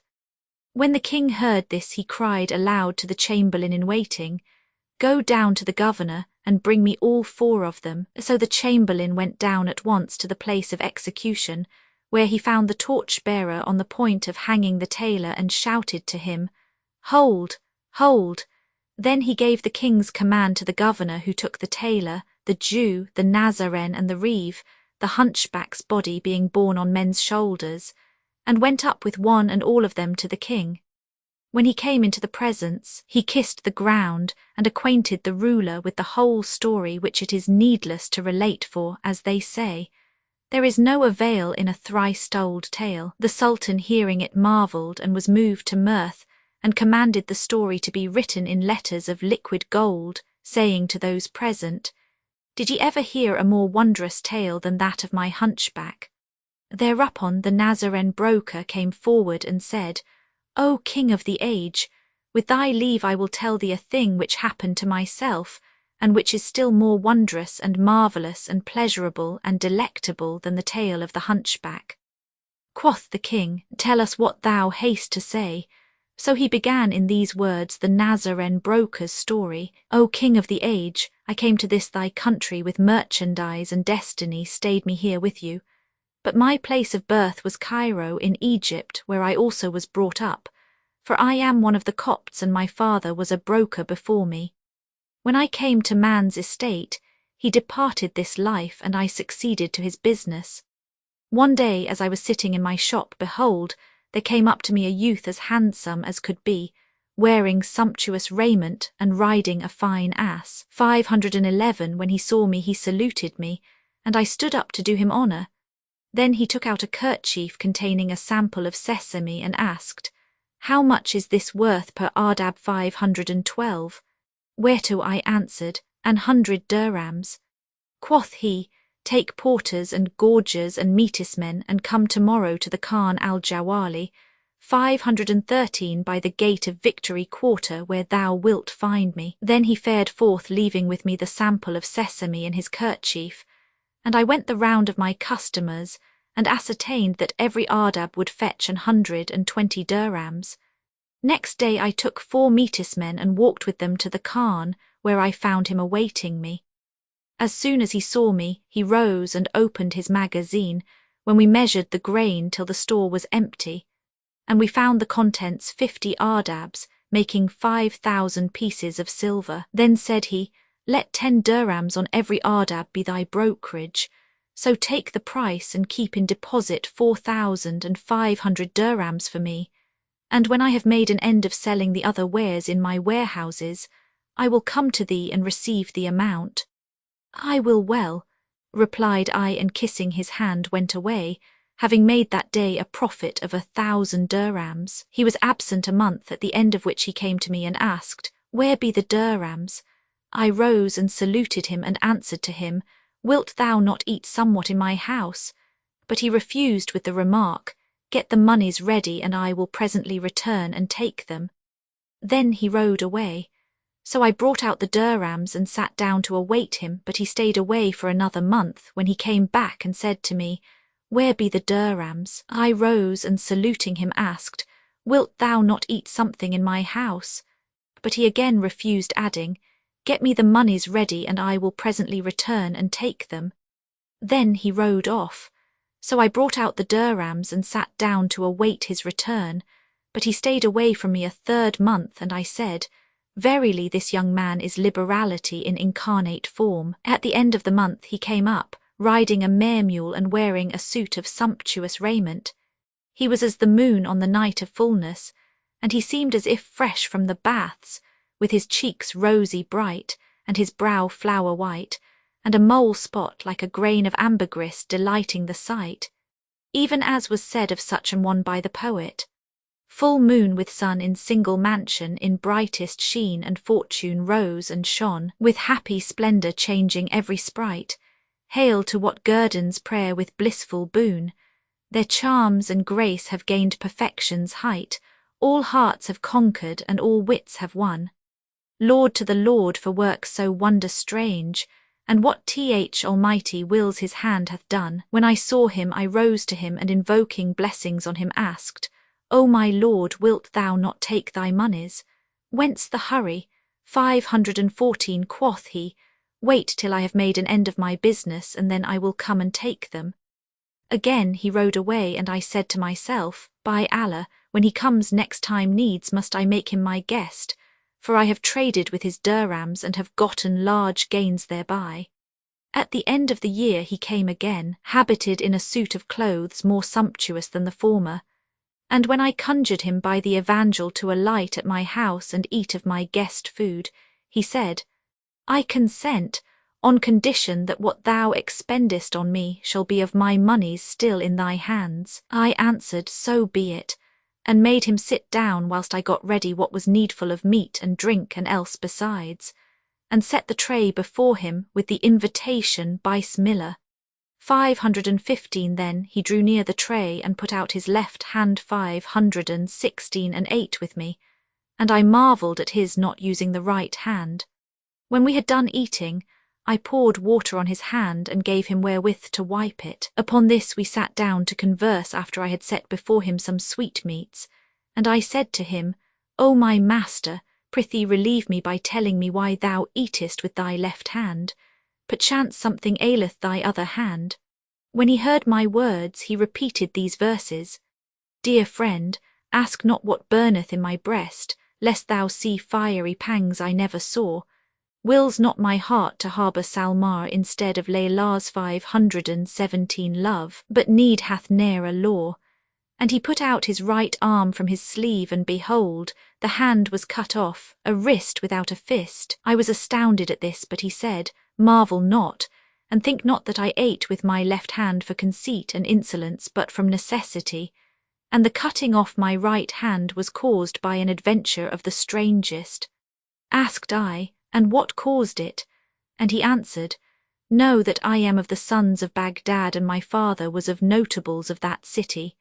When I came to man's estate, I heard the pilgrims and wayfarers, travellers and merchants talk of the land of Egypt, and their words sank deep into my mind till my parent died, when I took a large sum of money, and furnished myself for trade with stuffs of Baghdad and Mosul, and packing them up in bales, set out on my wanderings.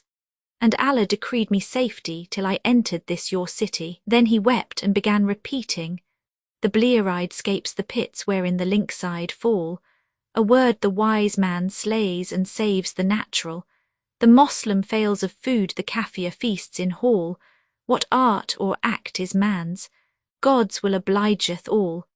Now when he had ended his verse he said, So I entered Cairo and took off my loads and stored my stuffs in the Khan al-Masra. 518 Then I gave the servant a few silvers wherewith to buy me some food, and lay down to sleep a while.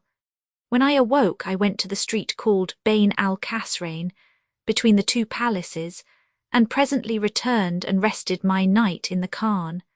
When it was morning I opened a bale and took out some stuff, saying to myself, I will be off and go through some of the bazaars and see the state of the market. So I loaded the stuff on some of my slaves and fared forth till I reached the Caesarea, or exchange of Jahakas. 519, where the brokers who knew of my coming came to meet me. They took the stuffs and cried them for sale, but could not get the prime cost of them. I was vexed at this. However, the sheikh of the brokers said to me, O my lord, I will tell thee how thou mayest make a profit of thy goods. Thou shouldest do as the merchants do and sell thy merchandise at credit for a fixed period, on a contract drawn up by a notary and duly witnessed, and employ a shroff to take thy dues every Monday and Thursday. So shalt thou gain 2 dirhams and more for everyone, and thou shalt solace and divert thyself by seeing Cairo and the Nile. Quoth I, This is sound advice, and carried the brokers to the Khan. They took my stuffs and went with them on change, where I sold them well, taking bonds for the value. These bonds I deposited with a shroff, a banker, who gave me a receipt with which I returned to the Khan. Here I stayed a whole month, every morning breaking my fast with a cup of wine, and making my meals on pigeon's meat, mutton and sweetmeats, till the time came when my receipts began to fall due. So every Monday and Thursday I used to go on change and sit in the shop of one or other of the merchants, whilst the notary and money changer went round to recover the monies from the traders, till after the time of mid-afternoon prayer, when they brought me the amount, and I counted it and, sealing the bags, returned with them to the Khan. On a certain day, which happened to be a Monday, 520 I went to the hammam, and thence back to my Khan, and sitting in my own room 521 broke my fast with a cup of wine, after which I slept a little. When I awoke I ate a chicken, and perfuming my person, repaired to the shop of a merchant hight Badr al-Din al-Bastani, or the gardener, 522, who welcomed me. And we sat talking a while till the bazaar should open. Presently, behold, up came a lady of stately figure, wearing a head-dress of the most magnificent, perfumed with the sweetest of scents, and walking with graceful swaying gait. And seeing me, she raised her mantilla, allowing me a glimpse of her beautiful black eyes. She saluted Badr al-Din, who returned her salutation and stood up and talked with her. And the moment I heard her speak, the love of her gat hold of my heart. Presently she said to Badr al-Din, Haste thou buy thee a cut piece of stuff woven with thread of pure gold. So he brought out to her a piece from those he had bought of me, and sold it to her for 1,200 dirhams, when she said, I will take the piece home with me and send thee its price. That is impossible, O my lady, the merchant replied, for here is the owner of the stuff, and I owe him a share of profit. Fie upon thee, she cried, do I not use to take from the entire rolls of costly stuff, and give thee a greater profit than thou expectest, and send thee the money? Yes, rejoined he, but I stand in pressing need of the price this very day." Hereupon she took up the piece and threw it back upon his lap, saying, "Out on thee! Allah confound the tribe of you which estimates none at the right value." And she turned to go. I felt my very soul going with her, so I stood up and stayed her, saying, "I conjure thee by the Lord, O my lady, favour me by retracing thy gracious steps." She turned back with a smile and said, "For thy sake I return," and took a seat opposite me in the shop. Then quoth I to Badr al-Din, "What is the price they ask thee for this piece?" And quoth he, 1100 dirhams. I rejoined, "The odd 100 shall be thy profit. Bring me a sheet of paper, and I will write thee a discharge for it." Then I wrote him a receipt in my own handwriting, and gave the piece to the lady, saying, "Take it away with thee, and if thou wilt, bring me its price next bazaar day, or better still, accept it as my guest gift to thee." "Allah requite thee with good," answered she, "and make thee my husband and lord and master of all I have."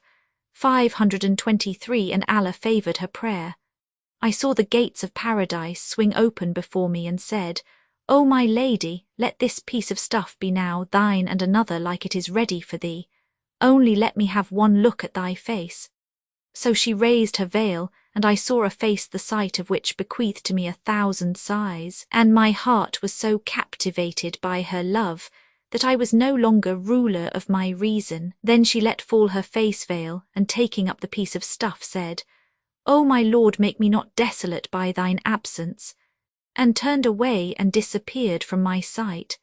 I remained sitting on change till past the hour of afternoon prayer, lost to the world by the love which had mastered me, and the violence of my passion compelled me to make enquiries concerning her of the merchant, who answered me, "This is a lady and a rich.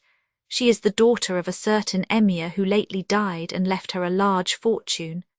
Then I took leave of him and returned home to the khan, where they set supper before me. But I could not eat for thinking of her, and when I lay down to sleep, sleep came not near me. So I watched till morning, when I arose and donned a change of raiment and drank a cup of wine. And after breaking my fast on some slight matter, I went to the merchant's shop, where I saluted him and sat down by him. Presently up came the lady as usual, followed by a slave girl and wearing a dress more sumptuous than before, and she saluted me without noticing Badr al-Din, and said in fluent graceful speech, never heard I voice softer or sweeter, "Send one with me to take the 1,200 dirhams, the price of the piece." "Why this hurry?" asked I, and she answered, "May we never lose thee."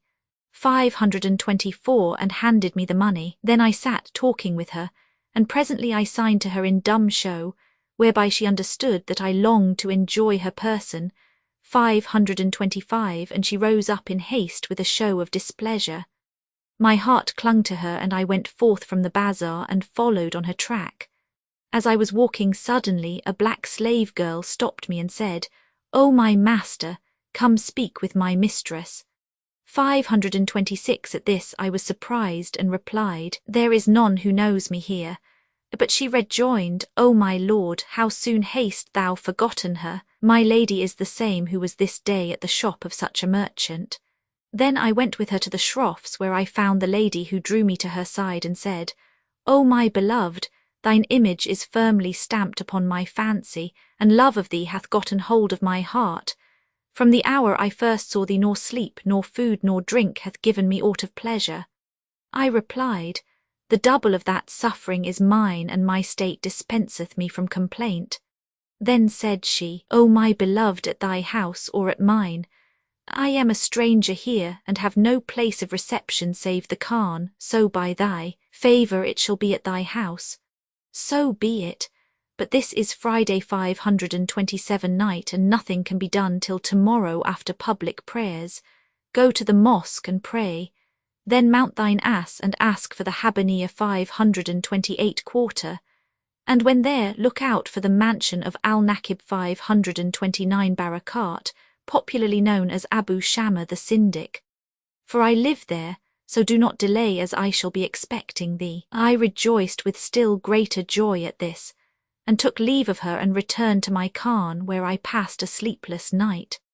Hardly was I assured that morning had dawned when I rose, changed my dress, perfumed myself with essences and sweet scents, and taking 50 dinars in a kerchief, went from the Khan Masra to the Zuwaylah 530 gate, where I mounted an ass and said to its owner, "Take me to the Habaniya." So he set off with me and brought up in the twinkling of an eye at a street known as Darb al-Munkari, where I said to him, "Go in and ask for the Syndic's mansion." He was absent a while and then returned and said, "Alight. Go thou before me to the house," quoth I, adding, "Come back with the earliest light and bring me home." And he answered, "In Allah's name." Whereupon I gave him a 1/4 dinar of gold, and he took it and went his ways. Then I knocked at the door, and out came 2 white slave girls, both young, high-bosomed virgins as they were moons, and said to me, "Enter, for our mistress is expecting thee, and she hath not slept the night long for her delight in thee." I passed through the vestibule into a saloon with 7 doors, floored with party-coloured marbles, and furnished with curtains and hangings of coloured silks. The ceiling was cloisonné with gold and corniced with inscriptions 531, emblazoned in lapis lazuli, and the walls were stuccoed with sultani gypsum 532, which mirrored the beholder's face. Around the saloon were latticed windows overlooking a garden full of all manner of fruits, whose streams were railing and rilling, and whose birds were trilling and shrilling, and in the heart of the hall was a jetting fountain, at whose corners stood birds fashioned in red gold, crusted with pearls and gems, and spouting water crystal clear. When I entered and took a seat, and Shahrazad perceived the dawn of day and ceased saying her permitted say. Now when it was the 26th night, she said, "It hath reached me, O auspicious king," that the young merchant continued, "When I entered and took a seat, the lady at once came in crowned with a diadem 533 of pearls and jewels, her face dotted with artificial moles in indigo, 534 her eyebrows penciled with kohl, and her hands and feet reddened with henna. When she saw me, she smiled in my face, and took me to her embrace, and clasped me to her breast. Then she put her mouth to my mouth, and sucked my tongue 535, and I did likewise, and said, "Can it be true, O my little darkling, thou art come to me?" Adding, "Welcome and good cheer to thee. By Allah, from the day I saw thee sleep hath not been sweet to me, nor hath food been pleasant." Quoth I, "Such hath also been my case, and I am thy slave, thy negro slave." Then we sat down to converse, and I hung my head earthwards in bashfulness, but she delayed not long ere she set before me a tray of the most exquisite viands, marinated meats, fritters soaked in bees' honey 536, and chickens stuffed with sugar and pistachio nuts, whereof we ate till we were satisfied. Then they brought basin and ewer, and I washed my hands, and we scented ourselves with rose-water musked, and sat down again to converse. So she began repeating these couplets, 537, "Had we wist of thy coming, thy way had been strown with the blood of our heart and the balls of our sight. Our cheek as a footcloth to greet thee been thrown, that thy step on our eyelids should softly alight." And she kept plaining of what had befallen her, and I of what had betided me. And love of her gat so firm hold of my heart that all my wealth seemed a thing of naught in comparison with her. Then we fell to toying and groping and kissing till nightfall, when the handmaidens set before us meats and a complete wine service, and we sat carousing till the noon of night, when we lay down and I lay with her. Never in my life saw I a night like that night. When morning morrowed, I arose and took leave of her, throwing under the carpet bed the kerchief wherein were the dinars 538, and as I went out she wept and said, "O my lord, when shall I look upon that lovely face again?" "I will be with thee at sunset," answered I, and going out found the donkey boy, who had brought me the day before, awaiting at the door. So I mounted ass and rode to the Khan of Masra, where I alighted and gave the man a half-dinar, saying, "Return at sunset," and he said, "I will." Then I breakfasted and went out to seek the price of my stuffs, after which I returned, and taking a roast lamb and some sweetmeats, called a porter and put the provision in his crate, and sent it to the lady paying the man his hire. 539 I went back to my business till sunset, when the ass driver came to me, and I took 50 dinars in a kerchief and rode to her house, where I found the marble floor swept, the brasses burnished, the branch lights burning, the wax candles ready lighted, the meat served up and the wine strained. 540 When my lady saw me, she threw her arms about my neck and cried, "Thou hast desolated me by thine absence." Then she set the tables before me, and we ate till we were satisfied, when the slave girls carried off the trays and served up wine. We gave not over drinking till half the night was past, and being well warmed with drink, we went to the sleeping chamber, and lay there till morning. I then arose and fared forth from her, leaving the 50 dinars with her as before, and finding the donkey boy at the door, rode to the khan and slept a while. After that I went out to make ready the evening meal, and took a brace of geese with gravy on 2 platters of dressed and peppered rice, and got ready colocasia 541 roots fried and soaked in honey, and wax candles and fruits and conserves and nuts and almonds and sweet-scented flowers, and I sent them all to her.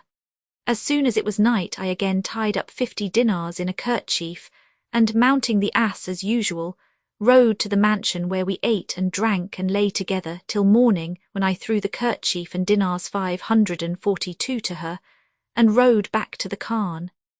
I ceased not doing after that fashion till, after a sweet night, I woke one fine morning and found myself beggared, dinar less and dirham less. So said I to myself, all this be Satan's work, and began to recite these couplets. Poverty dims the sheen of man, whate'er his wealth has been, e'en as the sun about to set shines with a yellowing light. Absent he falls from memory, forgotten by his friends. Present he shareth not their joys, for none in him delight. He walks the market shunned of all, too glad to hide his head. In desert places tears he sheds, and moans his bitter plight. By Allah, mid his kith and kin a man, however good, waylaid by want and penury, is but a stranger wight. I fared forth from the khan, and walked down between the palaces street, till I came to the Zuwaylah port, where I found the people crowding and the gateway blocked for the much folk. And by the decree of destiny, I saw there a trooper against whom I pressed unintentionally, so that my hand came upon his bosom pocket, and I felt a purse inside it. I looked, and seeing a string of green silk hanging from the pocket, knew it for a purse, and the crush grew greater every minute, and just then a camel laden with a load of fuel happened to jostle the trooper on the opposite side, and he turned round to fend it off from him, lest it tear his clothes. And Satan tempted me, so I pulled the string and drew out a little bag of blue silk, containing something which chinked like coin. But the soldier, feeling his pocket suddenly lightened, put his hand to it and found it empty. Whereupon he turned to me and, snatching up his mace from his saddle bow, struck me with it on the head. I fell to the ground, whilst the people came round us, and seizing the trooper's mare by the bridle, said to him, "Strikest thou this youth such a blow as this for a mere push?" But the trooper cried out at them, "This fellow is an accursed thief."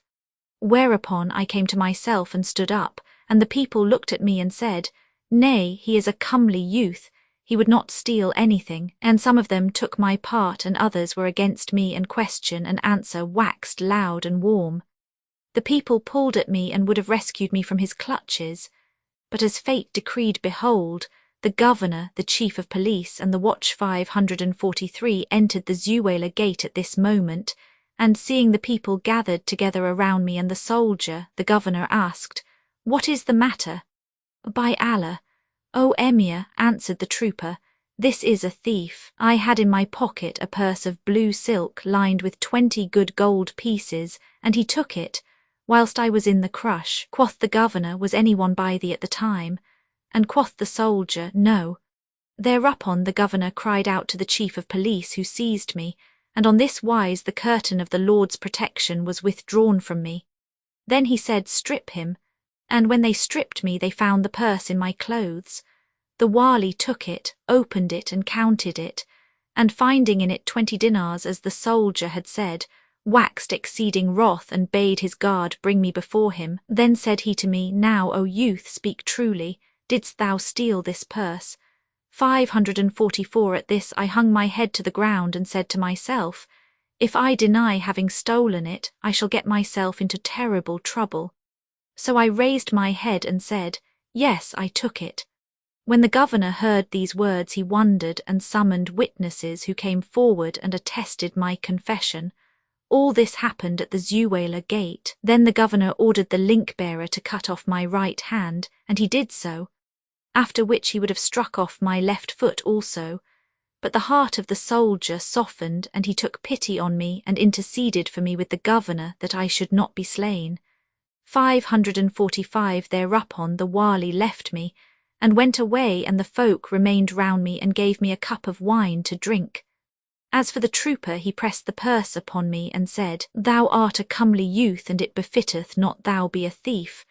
So I repeated these verses, I swear by Allah's name, fair sir, no thief was I, nor, O thou best of men, was I a bandit bred, but fortune's change and chance o'erthrew me suddenly, and cark and care and penury my course misled.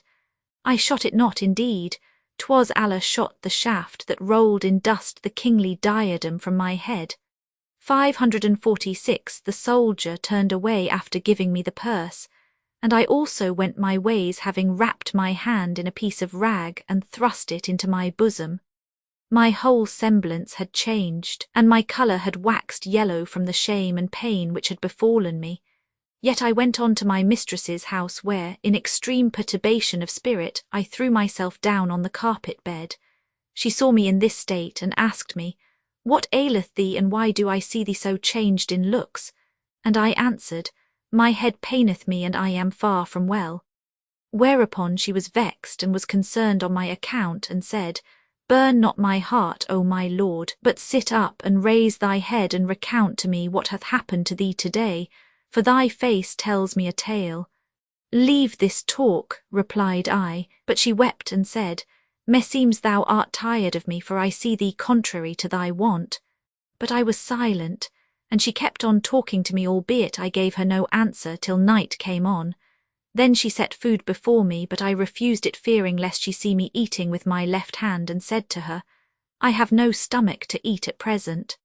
Quoth she, Tell me what hath befallen thee today, and why art thou so sorrowful and broken in spirit and heart? Quoth I, Wait a while, I will tell thee all at my leisure. Then she brought me wine, saying, Down with it, this will dispel thy grief, thou must indeed drink and tell me of thy tidings. I asked her, Perforce must I tell thee? And she answered, Yes. Then said I, If it needs must be so, then give me to drink with thine own hand. She filled and drank, 547, and filled again, and gave me the cup which I took from her with my left hand, and wiped the tears from my eyelids, and began repeating, When Allah willeth aught befall a man who hath of ears and eyes and wits full share.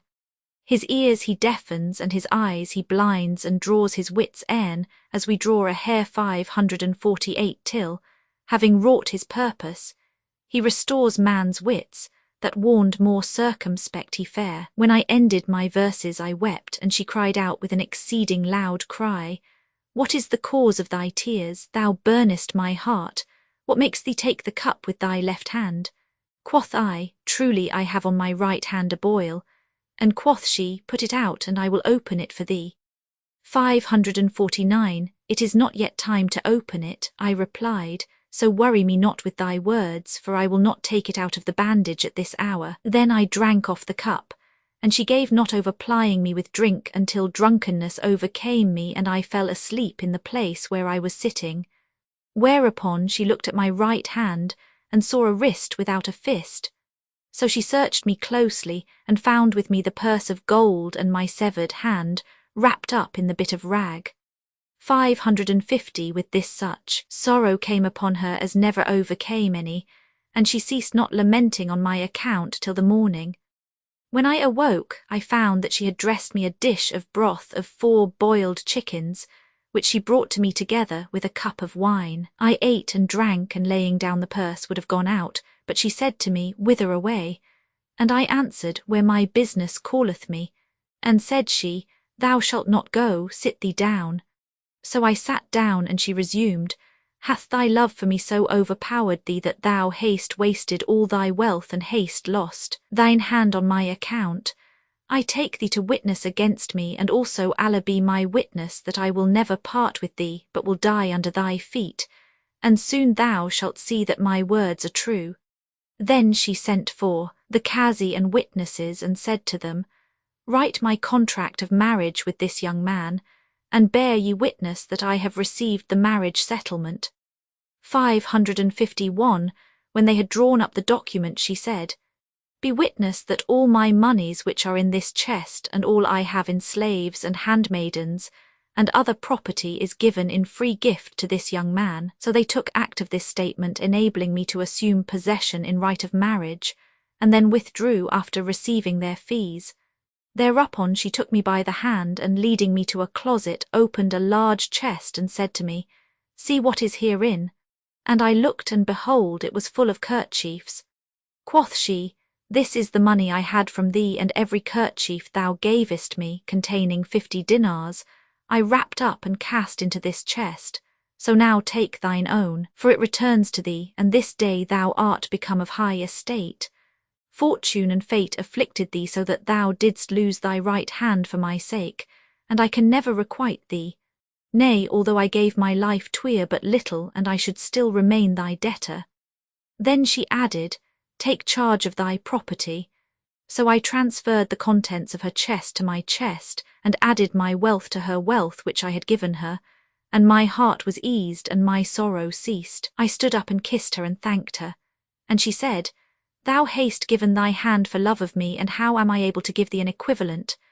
By Allah, if I offered my life for thy love, it were indeed but little, and would not do justice to thy claim upon me.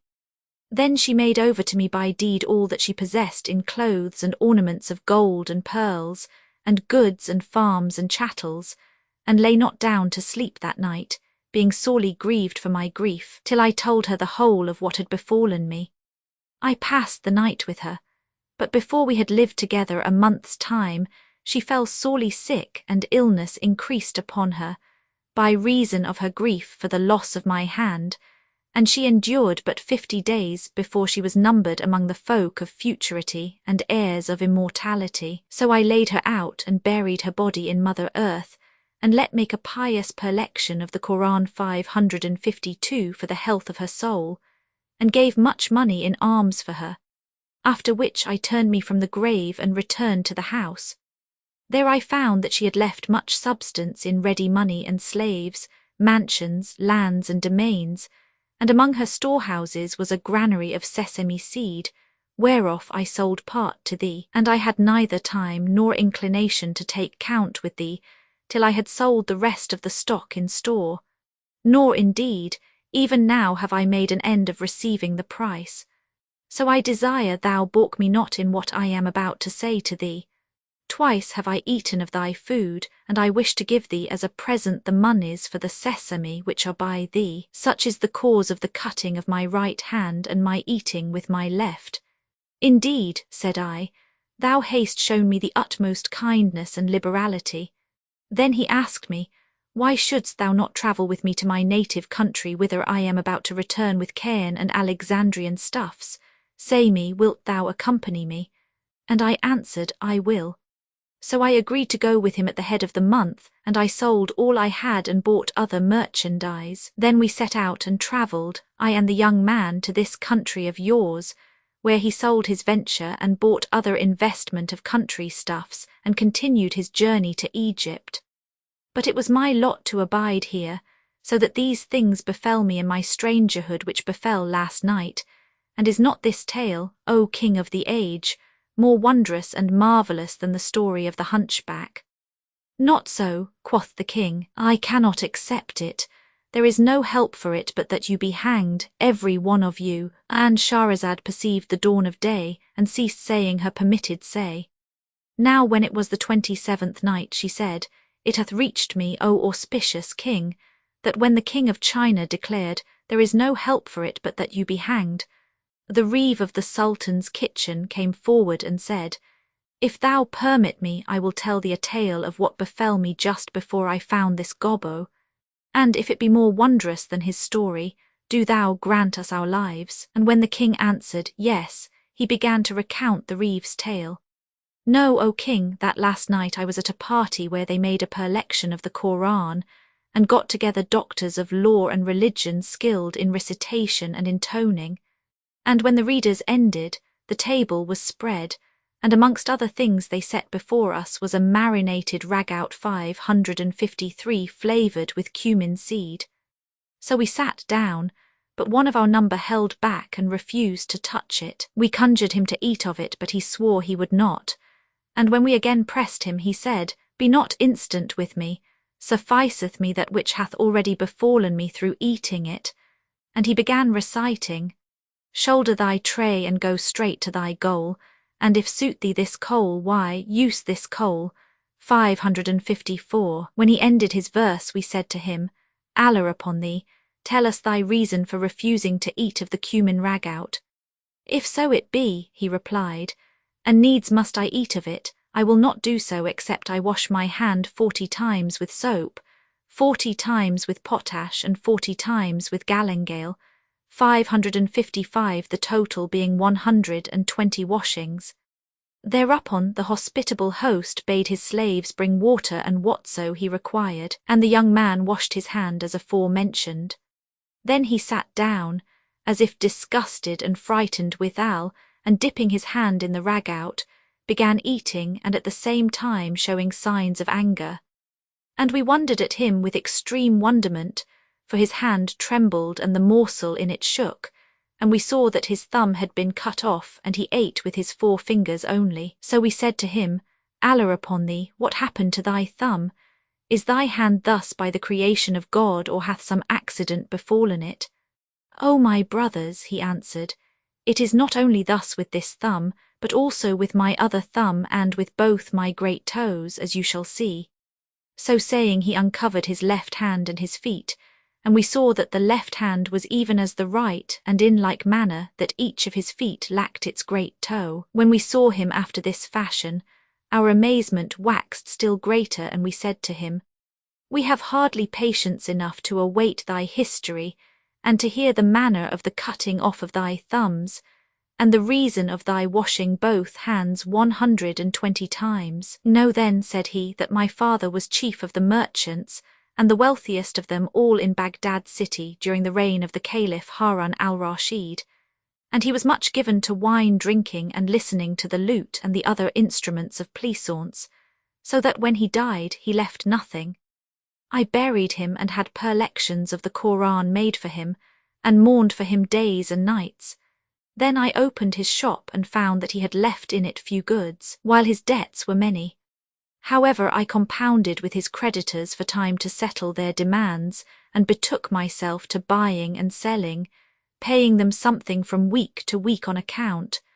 And I gave not over doing this till I had cleared off his obligations in full, and began adding to my principal. One day, as I sat in my shop, suddenly and unexpectedly there appeared before me a young lady, than whom I never saw a fairer, wearing the richest raiment and ornaments and riding a she-mule, with one negro slave walking before her and another behind her. She drew rein at the head of the exchange bazaar, and entered followed by an eunuch who said to her, O my lady, come out and away without telling anyone, lest thou light a fire which will burn us all up. Moreover, he stood before her guarding her from view whilst she looked at the merchants' shops. She found none open but mine, so she came up with the eunuch behind her, and sitting down in my shop saluted me. Never heard I aught fairer than her speech or sweeter than her voice. Then she unveiled her face, and I saw that she was like the moon, and I stole a glance at her whose sight caused me 1,000 sighs, and my heart was captivated with love of her, and I kept looking again and again upon her face, repeating these verses. Say to the charmer in the dove-hued veil, Death would be welcome to abate thy bale. Favour me with thy favours that I live. See, I stretch forth my palm to take thy veil. When she heard my verse, she answered me, saying, I've lost all patience by despite of you, my heart knows nothing save love plight to you. If aught I sight save charms so bright of you, my parting end not in the sight of you. I swear I'll ne'er forget the right of you, and fain this breast would soar to height of you. You made me drain the love cup, and I leaf a love cup tender for delight of you. Take this my form where you go, and when you die, end to me in the sight of you. Call on me in my grave, and hear my bones sigh their responses to the shright of you. And were I asked of God what wouldst thou see, I answer, first his will then thy decree. When she ended her verse she asked me, O youth, hast thou any fair stuffs by thee? And I answered, O my lady, thy slave is poor, but have patience till the merchants open their shops, and I will suit thee with what thou wilt. Then we sat talking, I and she, and I was drowned in the sea of her love, dazed in the desert 556 of my passion for her, till the merchants opened their shops, when I rose and fetched her all she sought to the tune of 5,000 dirhams. She gave the stuff to the eunuch, and going forth by the door of the exchange, she mounted mule and went away without telling me whence she came, and I was ashamed to speak of such trifle. When the merchants dunned me for the price, I made myself answerable for 5,000 dirhams and went home, drunken with the love of her. They set supper before me, and I ate a mouthful, thinking only of her beauty and loveliness, and sought to sleep, but sleep came not to me. And such was my condition for a whole week, when the merchants required their monies of me, but I persuaded them to have patience for another week, at the end of which time she again appeared mounted on a she-mule, and attended by her eunuch and 2 slaves. She saluted me and said, O my master, we have been long in bringing thee the price of the stuffs, but now fetch the shroff and take thy monies. So I sent for the money changer, and the eunuch counted out the coin before him and made it over to me. Then we sat talking, I and she, till the market opened, when she said to me, Get me this and that. So I got her from the merchants whatso she wanted, and she took it and went away without saying a word to me about the price. As soon as she was out of sight, I repented me of what I had done, for the worth of the stuffs bought for her amounted to 1,000 dinars, and I said in my soul, What manner of love is this? She hath brought me 5,000 dirhams, and hath taken goods for 1,000 dinars. 557, I feared lest I should be beggared through having to pay the merchants their money, and I said, They know none other but me. This lovely lady is naught but a cheat and a swindler, who hath diddled me with her beauty and grace. For she saw that I was a mere youth, and laughed at me for not asking her address. I ceased not to be troubled by these doubts and fears, as she was absent more than a month, till the merchants pestered me for their money, and were so hard upon me that I put up my property for sale, and stood on the very brink of ruin. However, as I was sitting in my shop one day, drowned in melancholy musings, she suddenly rode up, and dismounting at the bazaar gate, came straight towards me. When I saw her, all my cares fell from me, and I forgot every trouble. She came close up to me and greeted me with her sweet voice and pleasant speech, and presently said, Fetch me the shroff and weigh thy money. 558, so she gave me the price of what goods I had gotten for her and more, and fell to talking freely with me till I was like to die of joy and delight. Presently she asked me, Hast thou a wife? And I answered, No, indeed, I have never known woman, and began to shed tears. Quoth she, Why weepest thou? Quoth I, It is nothing. Then giving the eunuch some of the gold pieces, I begged him to be go between 559 in the matter, but he laughed and said, She is more in love with thee than thou with her. She hath no occasion for the stuffs she hath bought of thee, and did all this only for the love of thee. So ask of her what thou wilt, and she will deny thee nothing. When she saw me giving the dinars to the eunuch, she returned and sat down again, and I said to her, Be charitable to thy slave, and pardon him what he is about to say. Then I told her what was in my mind, and she assented and said to the eunuch, Thou shalt carry my message to him, adding to me, and do thou whatso the eunuch biddeth thee. Then she got up and went away, and I paid the merchants their monies, and they all profited. But as for me, regret at the breaking off of our intercourse was all my gain, and I slept not the whole of that night. However, before many days past her eunuch came to me, and I entreated him honourably and asked him after his mistress. Truly she is sick with love of thee. He replied, and I rejoined, Tell me who and what she is. Quoth he, The Lady Zubaydah, queen consort of Harun al-Rashid, bought her up as a reeling 560, and hath advanced her to be stewardess of the harem, and gave her the right of going in and out of her own sweet will. She spoke to her lady of thee, and begged her to marry her to thee, but she said, I will not do this till I see the young man, and if he be worthy of thee, I will marry thee to him. So now we look for the moment to smuggle thee into the palace, and if thou succeed in entering privily, thou wilt win thy wish to wed her.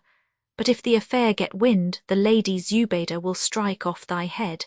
561. What sayest thou to this?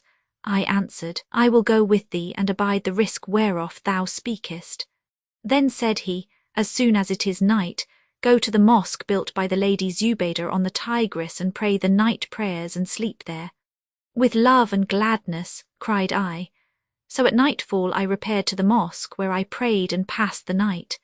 With earliest dawn, behold, came sundry eunuchs in a skiff with a number of empty chests which they deposited in the mosque.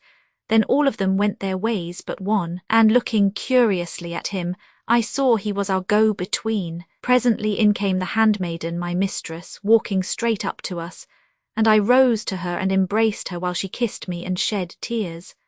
562. We talked a while, after which she made me get into one of the chests which she locked upon me.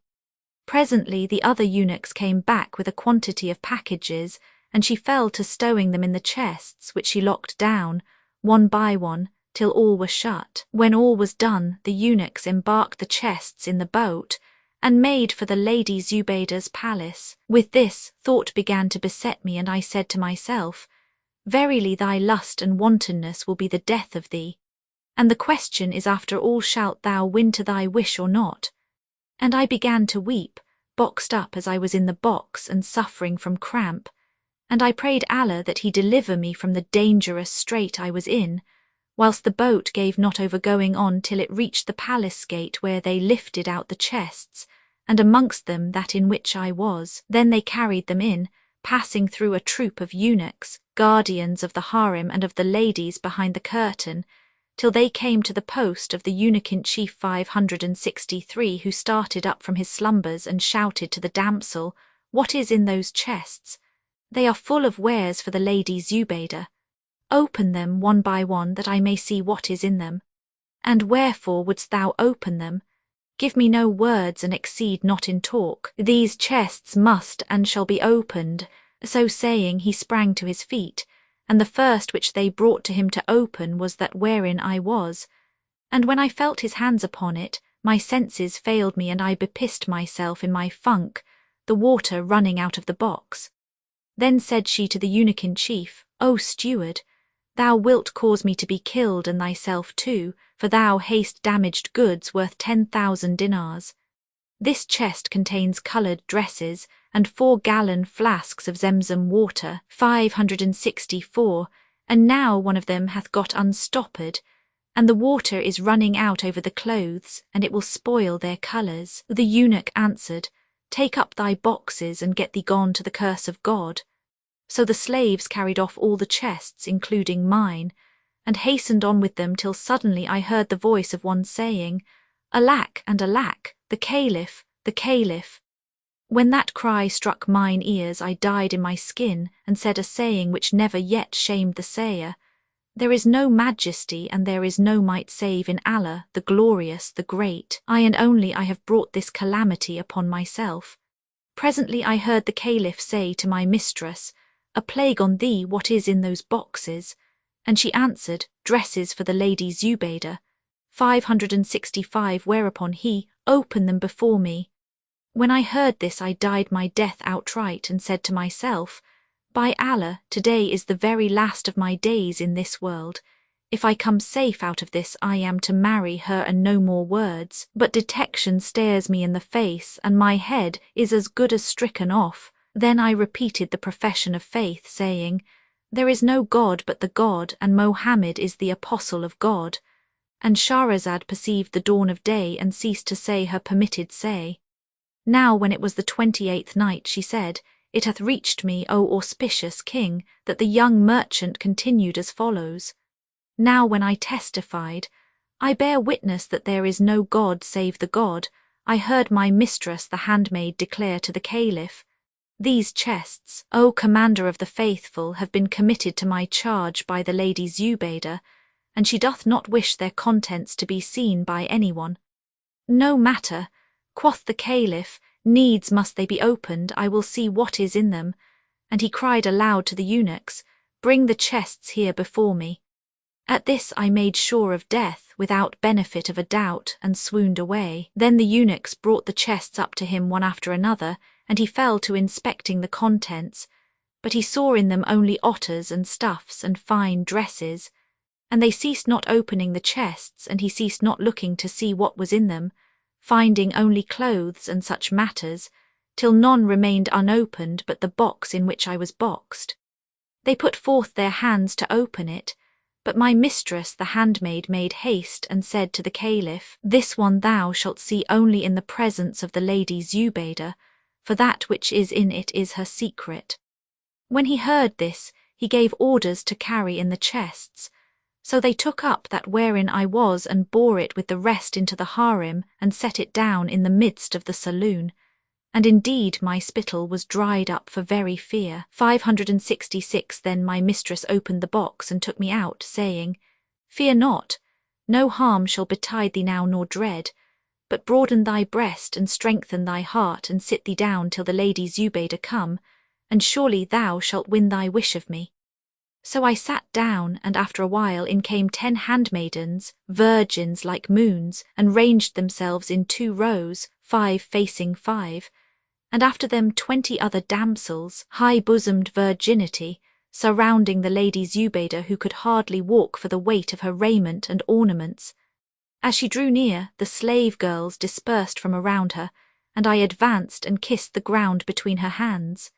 She signed to me to sit, and when I sat down before her chair, she began questioning me of my forebears and family and condition, to which I made such answers that pleased her. And she said to my mistress, Our nurturing of thee, O damsel, hath not disappointed us. Then she said to me, Know that this handmaiden is to us even as our own child, and she is a trust committed to thee by Allah.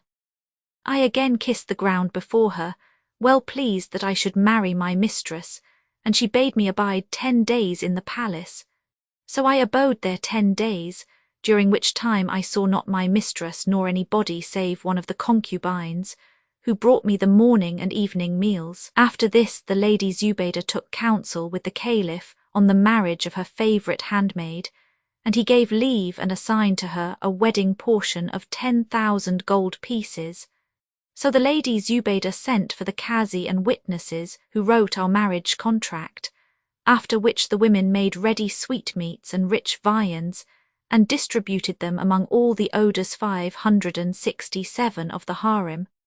Thus they did other 10 days, at the end of which time my mistress went to the baths. 568 Meanwhile, they set before me a tray of food whereon were various meats, and among those dishes which were enough to daze the wits was a bowl of cumin ragout containing chickens' breasts, fricandoed 569, and flavoured with sugar, pistachios, musk, and rose water. Then, by Allah, fair sirs, I did not long hesitate, but took my seat before the ragout and fell to and ate of it till I could no more. After this I wiped my hands, but forgot to wash them, and sat till it grew dark, when the wax candles were lighted, and the singing women came in with their tambourines, and proceeded to display the bride in various dresses, and to carry her in procession from room to room all round the palace, getting their palms crossed with gold.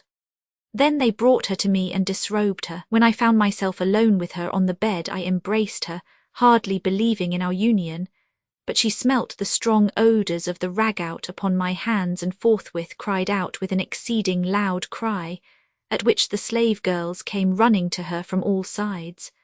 I trembled with alarm, unknowing what was the matter, and the girls asked her, What aileth thee, O our sister? She answered them, Take this madman away from me. I had thought he was a man of sense. Quoth I to her, What makes thee think me mad? Quoth she, Thou madman, what made thee eat of cumin ragout and forget to wash thy hand? By Allah, I will requite thee for thy misconduct. Shall the like of thee come to bed with the like of me with unclean hands? 570. Then she took from her side a plaited scourge and came down with it on my back, and the place where I sit till her forearms were benumbed, and I fainted away from the much beating. When she said to the handmaids, Take him and carry him to the chief of police, that he may strike off the hand wherewith he ate of the cumin ragout, and which he did not wash. When I heard this, I said, There is no majesty and there is no might save in Allah. Wilt thou cut off my hand because I ate of a cumin ragout and did not wash? The handmaidens also interceded with her and kissed her hand, saying, O our sister, this man is a simpleton, punish him not for what he hath done this nonce. But she answered, By Allah, there is no help but that I dock him of somewhat, especially the offending member. Then she went away, and I saw no more of her for 10 days, during which time she sent me meat and drink by a slave girl, who told me that she had fallen sick from the smell of the cumin ragout. After that time she came to me and said, O black of face 571, I will teach thee how to eat cumin ragout without washing thy hands. Then she cried out to the handmaids, who pinioned me, and she took a sharp razor and cut off my thumbs and great toes, even as you see, O fair assembly.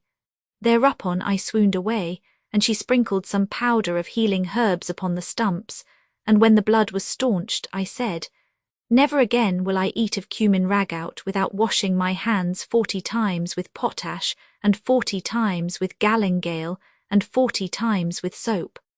And she took of me an oath, and bound me by a covenant to that effect. When therefore you brought me the cumin ragout, my colour changed, and I said to myself, It was this very dish that caused the cutting off of my thumbs and great toes.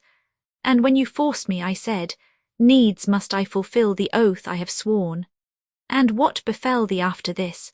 Asked those present.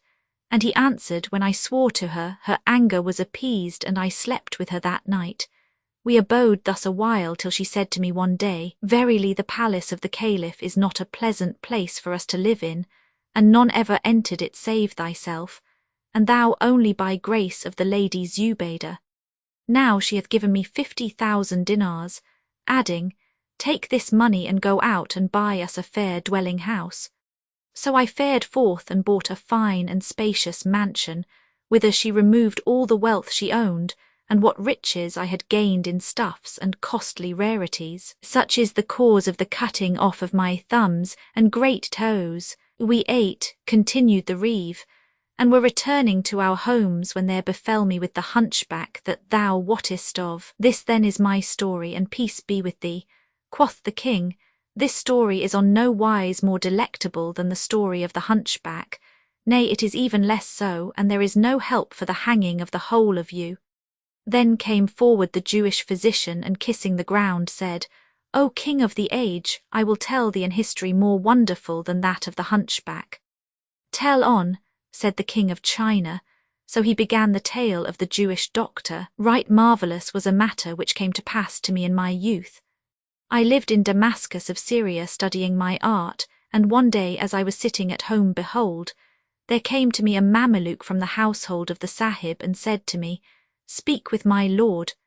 So I followed him to the viceroy's house, and entering the great hall, saw at its head a couch of cedar plated with gold, whereon lay a sickly youth beautiful withal, fairer than he one could not see. I sat down by his head and prayed to heaven for a cure, and he made me a sign with his eyes, so I said to him, O my lord, favour me with thy hand, and safety be with thee.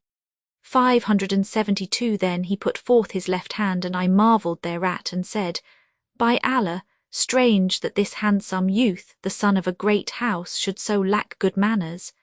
This can be nothing but pride and conceit. However, I felt his pulse and wrote him a prescription, and continued to visit him for 10 days, at the end of which time he recovered and went to the hammam.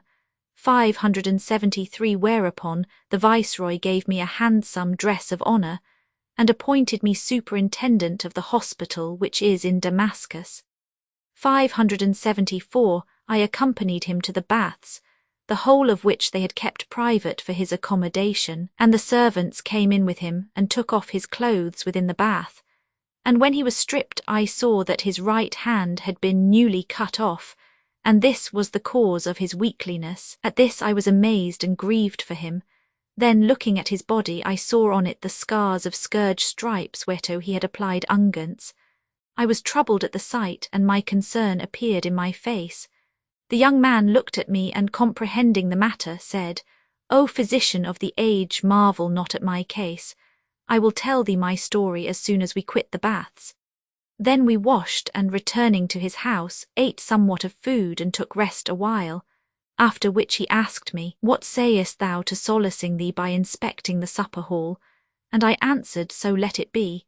Thereupon he ordered the slaves to carry out the carpets and cushions required and roast a lamb and bring us some fruit.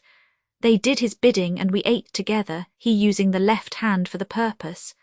After a while I said to him, Now tell me thy tale. O physician of the age, replied he, hear what befell me. Know that I am of the sons of Mosul, where my grandfather died, leaving 9 children, of whom my father was the eldest. All grew up and took to them wives, but none of them was blessed with offspring except my father, to whom Providence vouchsafed me. So I grew up amongst my uncles, who rejoiced in me with exceeding joy, till I came to man's estate. One day, which happened to be a Friday, I went to the cathedral mosque of Mosul with my father and my uncles, and we prayed the congregational prayers, after which the folk went forth, except my father and uncles, who sat talking of wondrous things in foreign parts and the marvellous sights of strange cities. At last they mentioned Egypt, and one of my uncles said, Travellers tell us that there is not on earth's face aught fairer than Cairo and her Nile. And these words made me long to see Cairo. Quoth my father, Whoso hath not seen Cairo hath not seen the world. Her dust is golden, and her Nile a miracle holden, and her women are as Ouris fair, puppets, beautiful pictures, her houses are palaces rare, her water is sweet and light 575, and her mud a commodity and a medicine beyond compare, even as said the poet in this his poetry. The Nile 576 flood this day is the gain you own. You alone in such gain and bounties won. The Nile is my tear flood of severance, and here none is forlorn but I alone. Moreover temperate is her air, and with fragrance blent which surpasseth aloes wood in scent. And how should it be otherwise, she being the mother of the world? And Allah favour him who wrote these lines. And I quit Cairo and her pleasaunces, where can I wend to find so gladsome ways? Shall I desert that sight, whose grateful sense joy every soul and call for loudest praise? Where every palace as another Eden, carpets and cushions richly wrought displays, a city wooing sight and sprite to glee, where saint meets sinner and each joys his craze, where friend meets friend, by Providence united in greeny garden and in palmy maze. People of Cairo, and by Allah's doom I fare, with you in thoughts I won always. Whisper not Cairo in the ear of Zephyr, lest for her like of garden scents he reave her. 577, and if your eyes saw her earth, and the adornment thereof with bloom, and the purfling of it with all manner blossoms, and the islands of the Nile, and how much is therein of wide spread and goodly prospect, and if you bent your sight upon the Abyssinian pond 578, your glance would not revert from the scene quit of wonder, for nowhere would you behold the fellow of that lovely view. And indeed, the 2 arms of the Nile embrace most luxuriant verdure 579, as the white of the eye encompasseth its black, or like filigreed silver, surrounding chrysolites, and divinely gifted was the poet who there reignant said these couplets. By Th Abyssinian pond, O day divine, in morning twilight and in sunny shine, the water prisoned in its verdurous walls like sabre flashes before shrinking eyne, and in the garden sat we while it drains slow draught, with purfled sides dyed finest fine.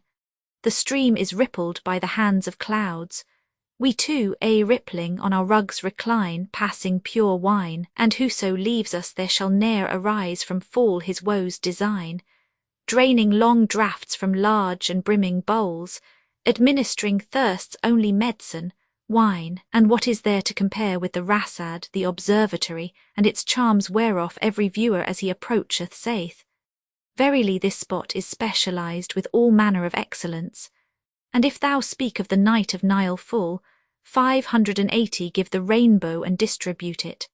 581, and if thou behold the garden at eventide, with the cool shades sloping far and wide, a marvel thou wouldst see, and wouldst incline to Egypt in ecstasy, and wert thou by Cairo's river side, 582 when the sun is sinking, and the stream dons mail coat, and habergeon 583 over its other vestments, thou wouldst be quickened to new life by its gentle zephyrs, and by its all-sufficient shade. So spake he, and the rest fell to describing Egypt and her Nile. As I heard their accounts, my thoughts dwelt upon the subject, and when, after talking their fill, all arose and went their ways, I lay down to sleep that night, but sleep came not because of my violent longing for Egypt, and neither meat pleased me nor drink. After a few days my uncles equipped themselves for a trade journey to Egypt, and I wept before my father till he made ready for me fitting merchandise, and he consented to my going with them, saying, however, let him not enter Cairo, but leave him to sell his wares at Damascus. So I took leave of my father, and we fared forth from Mosul, and gave not over travelling till we reached Aleppo 584, where we halted certain days. Then we marched onwards till we made Damascus, and we found her a city as though she were a paradise, abounding in trees and streams and birds and fruits of all kinds. We alighted at one of the khans, where my uncles tarried a while selling and buying, and they bought and sold also on my account, each dirham turning a profit of 5 on prime cost, which pleased me mightily. After this they left me alone and set their faces Egyptwards, whilst I abode at Damascus, where I had hired from a jeweller for 2 dinars a month, a mansion 585 whose beauties would beggar the tongue. Here I remained, eating and drinking and spending what monies I had in hand, till one day, as I was sitting at the door of my house, behold, there came up a young lady clad in costliest raiment. Never saw my eyes richer. I winked 586 at her, and she stepped inside without hesitation and stood within. I entered with her and shut the door upon myself and her, whereupon she raised her face veil and threw off her mantilla, when I found her like a pictured moon of rare and marvellous loveliness, and love of her gat hold of my heart. So I rose and brought a tray of the most delicate eatables and fruits and whatso befitted the occasion, and we ate and played, and after that we drank till the wine turned our heads. Then I lay with her the sweetest of nights, and in the morning I offered her 10 gold pieces, when her face lowered and her eyebrows wrinkled, and shaking with wrath she cried, Fie upon thee, O my sweet companion! Dost thou deem that I covet thy money? Then she took out from the bosom of her shift 587 15 dinars, and laying them before me said, By Allah, unless thou take them I will never come back to thee. So I accepted them, and she said to me, O my beloved, expect me again in 3 days' time, when I will be with thee between sunset and supper tide, and do thou prepare for us with these dinars the same entertainment as yesternight. So saying, she took leave of me and went away, and all my senses went with her. On the 3rd day she came again, clad in stuff weft with gold wire, and wearing raiment and ornaments finer than before. I had prepared the place for her ere she arrived, and the repast was ready. So we ate and drank and lay together, as we had done, till the morning, when she gave me other 15 gold pieces, and promised to come again after 3 days. Accordingly I made ready for her, and at the appointed time she presented herself more richly dressed than on the first and second occasion, and said to me, O my lord, am I not beautiful? Yea, by Allah thou art, answered I, and she went on, Wilt thou allow me to bring with me a young lady fairer than I, and younger in years, that she may play with us, and thou and she may laugh and make merry and rejoice her heart? for she hath been very sad this long time past, and hath asked me to take her out and let her spend the night abroad with me.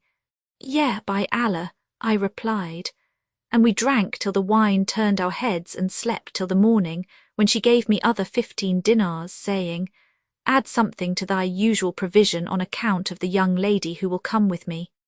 Then she went away, and on the 4th day I made ready the house as usual, and soon after sunset behold she came, accompanied by another damsel, carefully wrapped in her mantilla. They entered and sat down, and when I saw them I repeated these verses.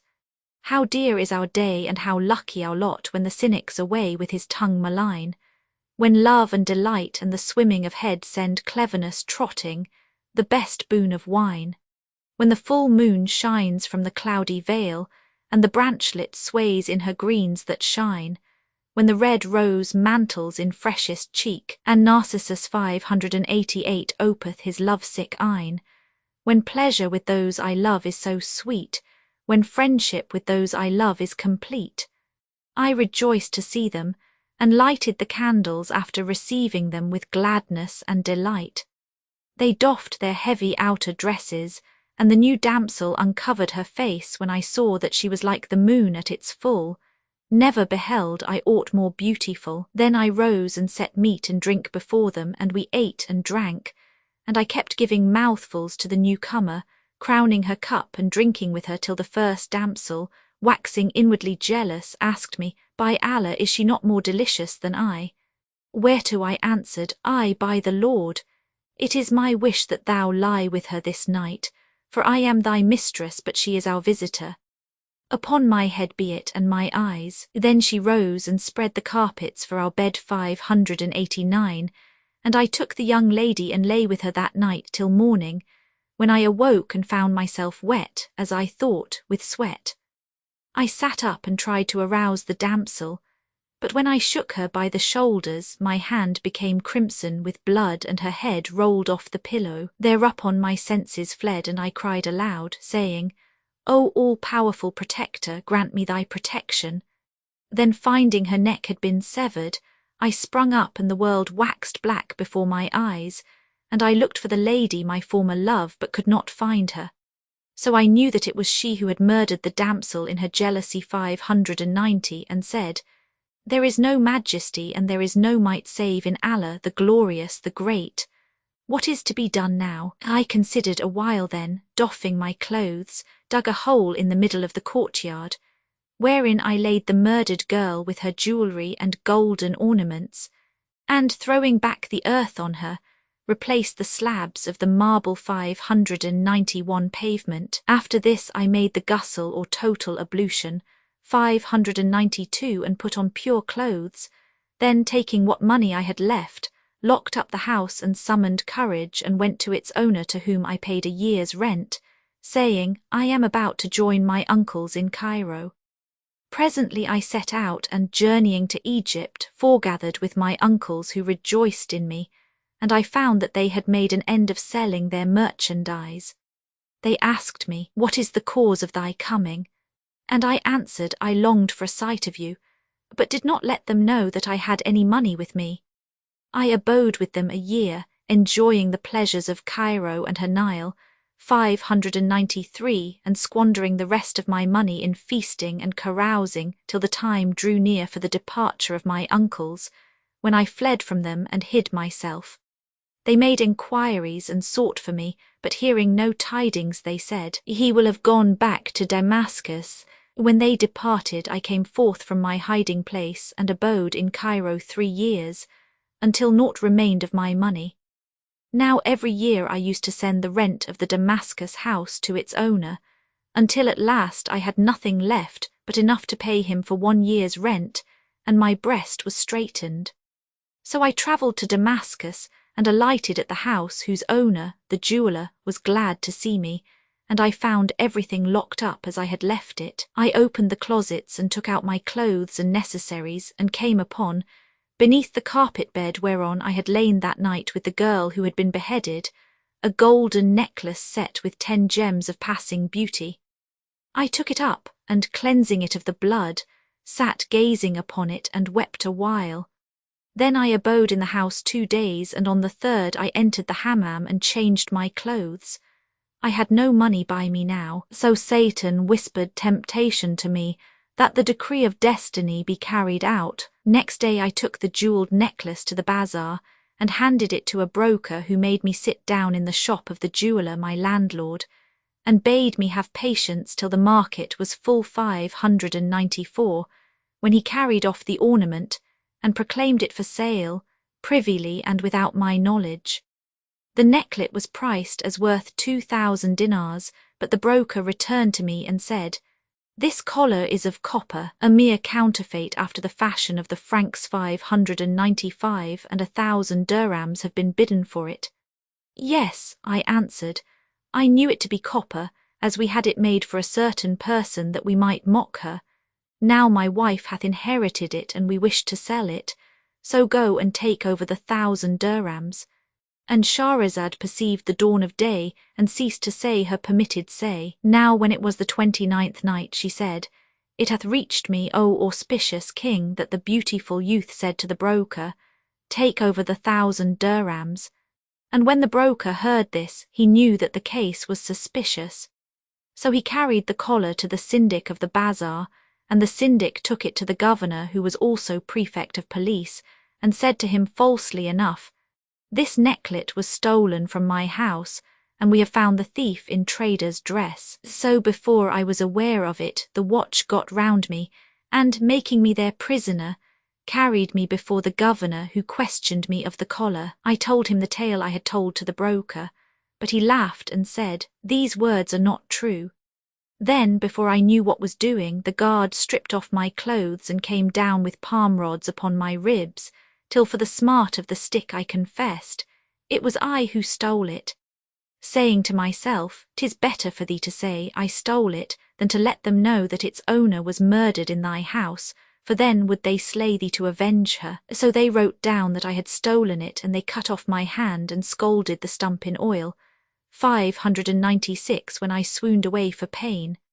But they gave me wine to drink, and I recovered, and taking up my hand was going to my fine house, when my landlord said to me, "Inasmuch, O my son, as this hath befallen thee, thou must leave my house and look out for another lodging for thee, since thou art convicted of theft. Thou art a handsome youth, but who will pity thee after this?" "O my master," said I, "bear with me but 2 days or 3 till I find me another place." He answered, "So be it," and went away and left me. I returned to the house, where I sat weeping and saying, "How shall I go back to my own people with my hand lopped off, and they know not that I am innocent? Perchance even after this Allah may order some matter for me." And I wept with exceeding weeping. Grief beset me, and I remained in sore trouble for 2 days. But on the 3rd day my landlord came suddenly into me, and with him some of the guard and the syndic of the bazaar, who had falsely charged me with stealing the necklet. I went up to them and asked, "What is the matter?" However, they pinioned me without further parley, and threw a chain about my neck, saying, "The necklet which was with thee hath proved to be the property of the Wazir of Damascus, who is also her viceroy." And they added, "It was missing from his house 3 years ago at the same time as his younger daughter." When I heard these words, my heart sank within me, and I said to myself, "Thy life is gone beyond a doubt. By Allah, needs must I tell the chief my story, and if he will, let him kill me, and if he please, let him pardon me." So they carried me to the Wazir's house and made me stand between his hands. When he saw me, he glanced at me out of the corner of his eye and said to those present, "Why did ye lop off his hand? This man is unfortunate, and there is no fault in him. Indeed, ye have wronged him in cutting off his hand." When I heard this, I took heart, and my soul presaging good, I said to him, "By Allah, O my lord, I am no thief." But they calumniated me with a vile calumny, and they scourged me midmost the market, bidding me confess till, for the pain of the rods, I lied against myself and confessed the theft, albeit I am altogether innocent of it. "Fear not," quoth the viceroy, "no harm shall come to thee." Then he ordered the syndic of the bazaar to be imprisoned, and said to him, "Give this man the blood money for his hand, and if thou delay I will hang thee and seize all thy property." Moreover, he called to his guards, who took him and dragged him away, leaving me with the chief. Then they loosed by his command the chain from my neck and unbound my arms. And he looked at me and said, O my son, be true with me, and tell me how this necklace came to thee. And he repeated these verses, Truth best befits thee, albeit truth shall bring thee to burn on the threatened fire. By Allah, O my lord, answered I will tell thee nothing but the truth. Then I related to him all that had passed between me and the first lady, and how she had brought me the second and had slain her out of jealousy, and I detailed for him the tale to its full. When he heard my story, he shook his head and struck his right hand upon the left, 597, and putting his kerchief over his face wept a while and then repeated, I see the woes of the world abound, and worldings sick with spleen and teen. There's one who the meeting of two shall part, and who part not are few and far between. Then he turned to me and said, Know, O my son, that the elder damsel who first came to thee was my daughter, whom I used to keep closely guarded. When she grew up, I sent her to Cairo, and married her to her cousin, my brother's son. After a while he died, and she came back. But she had learnt wantonness and ungraciousness from the people of Cairo 598. So she visited thee 4 times, and at last brought her younger sister. Now they were sisters German and much attached to each other, and when that adventure happened to the elder, she disclosed her secret to her sister, who desired to go out with her. So she asked thy leave and carried her to thee, after which she returned alone, and, finding her weeping, I questioned her of her sister, but she said, I know nothing of her. However, she presently told her mother privily of what had happened, and how she had cut off her sister's head, and her mother told me. Then she ceased not to weep and say, By Allah, I shall cry for her till I die. Nor did she give over mourning till her heart broke and she died, and things fell out after that fashion. See then, O my son, what hath come to pass. And now I desire thee not to thwart me in what I am about to offer thee, and it is that I purpose to marry thee to my youngest daughter, for she is a virgin and born of another mother 599.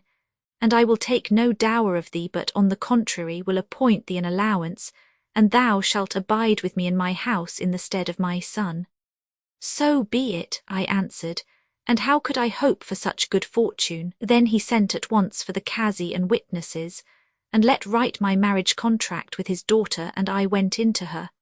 Moreover, he got me from the syndic of the bazaar a large sum of money, and I became in high favour with him.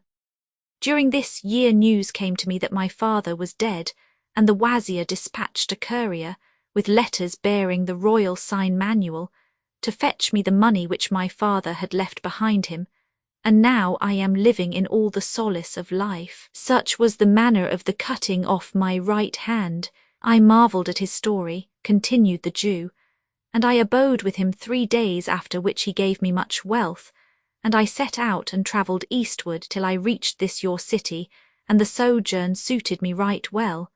So I took up my abode here, and there befell me what thou knowest with the hunchback.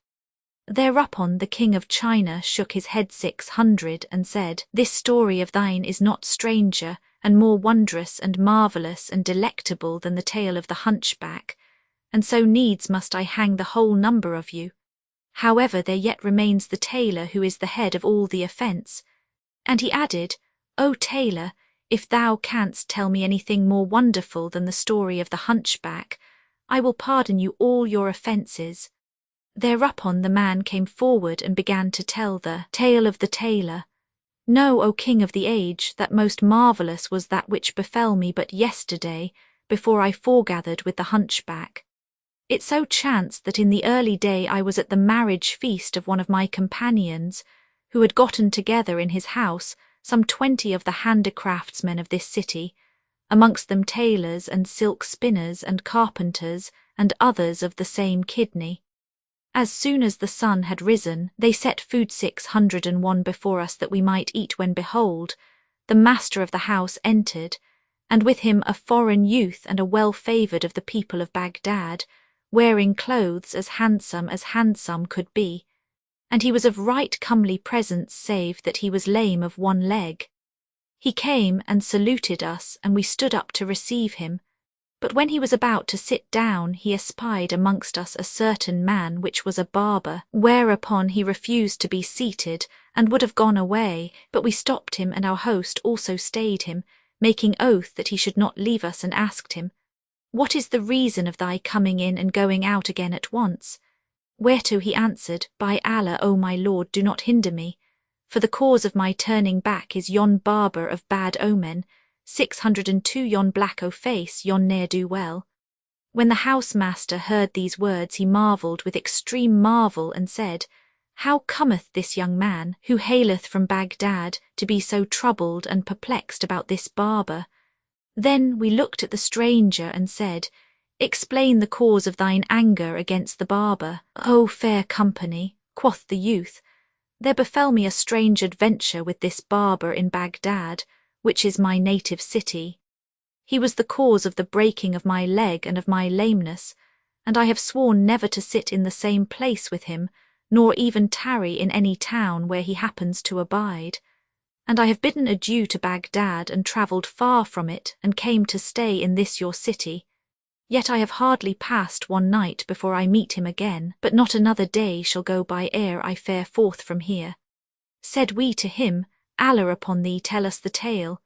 And the youth replied, the barber changing colour from brown to yellow as he spoke, Know, O fair company, that my father was one of the chief merchants of Baghdad, and Almighty Allah had blessed him with no son but myself.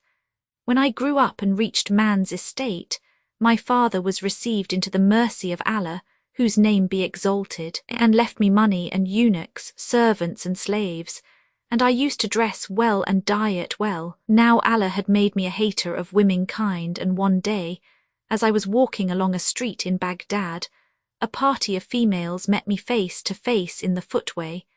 So I fled from them, and, entering an alley which was no thoroughfare, sat down upon a stone bench at its other end. I had not sat there long before the latticed window of one of the houses opposite was thrown open, and there appeared at it a young lady, as she were the full moon at its fullest. Never in my life saw I her like, and she began to water some flowers on the window-sill. 603 she turned right and left, and seeing me watching her, shut the window and went away. Thereupon fire was suddenly enkindled in my heart. My mind was possessed with her, and my woman-hate turned to woman-love.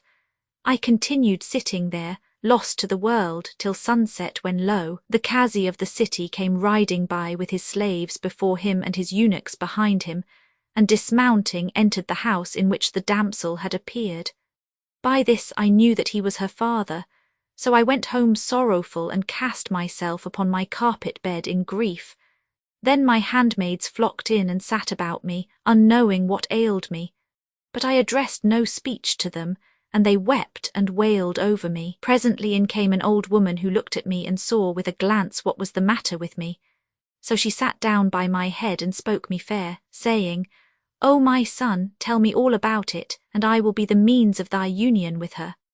604 So I related to her what had happened, and she answered, O my son, this one is the daughter of the Qazi of Baghdad, who keepeth her in the closest seclusion, and the window where thou sawest her is her floor, whilst her father occupies the large saloon in the lower story. She is often there alone, and I am wont to visit at the house, so thou shalt not win to her save through me. Now set thy wits to work and be of good cheer. With these words she went away, and I took heart at what she said, and my people rejoiced that day, seeing me rise in the morning safe and sound. By and by the old woman returned looking chopfallen 605, and said, O my son, do not ask me how I fared with her.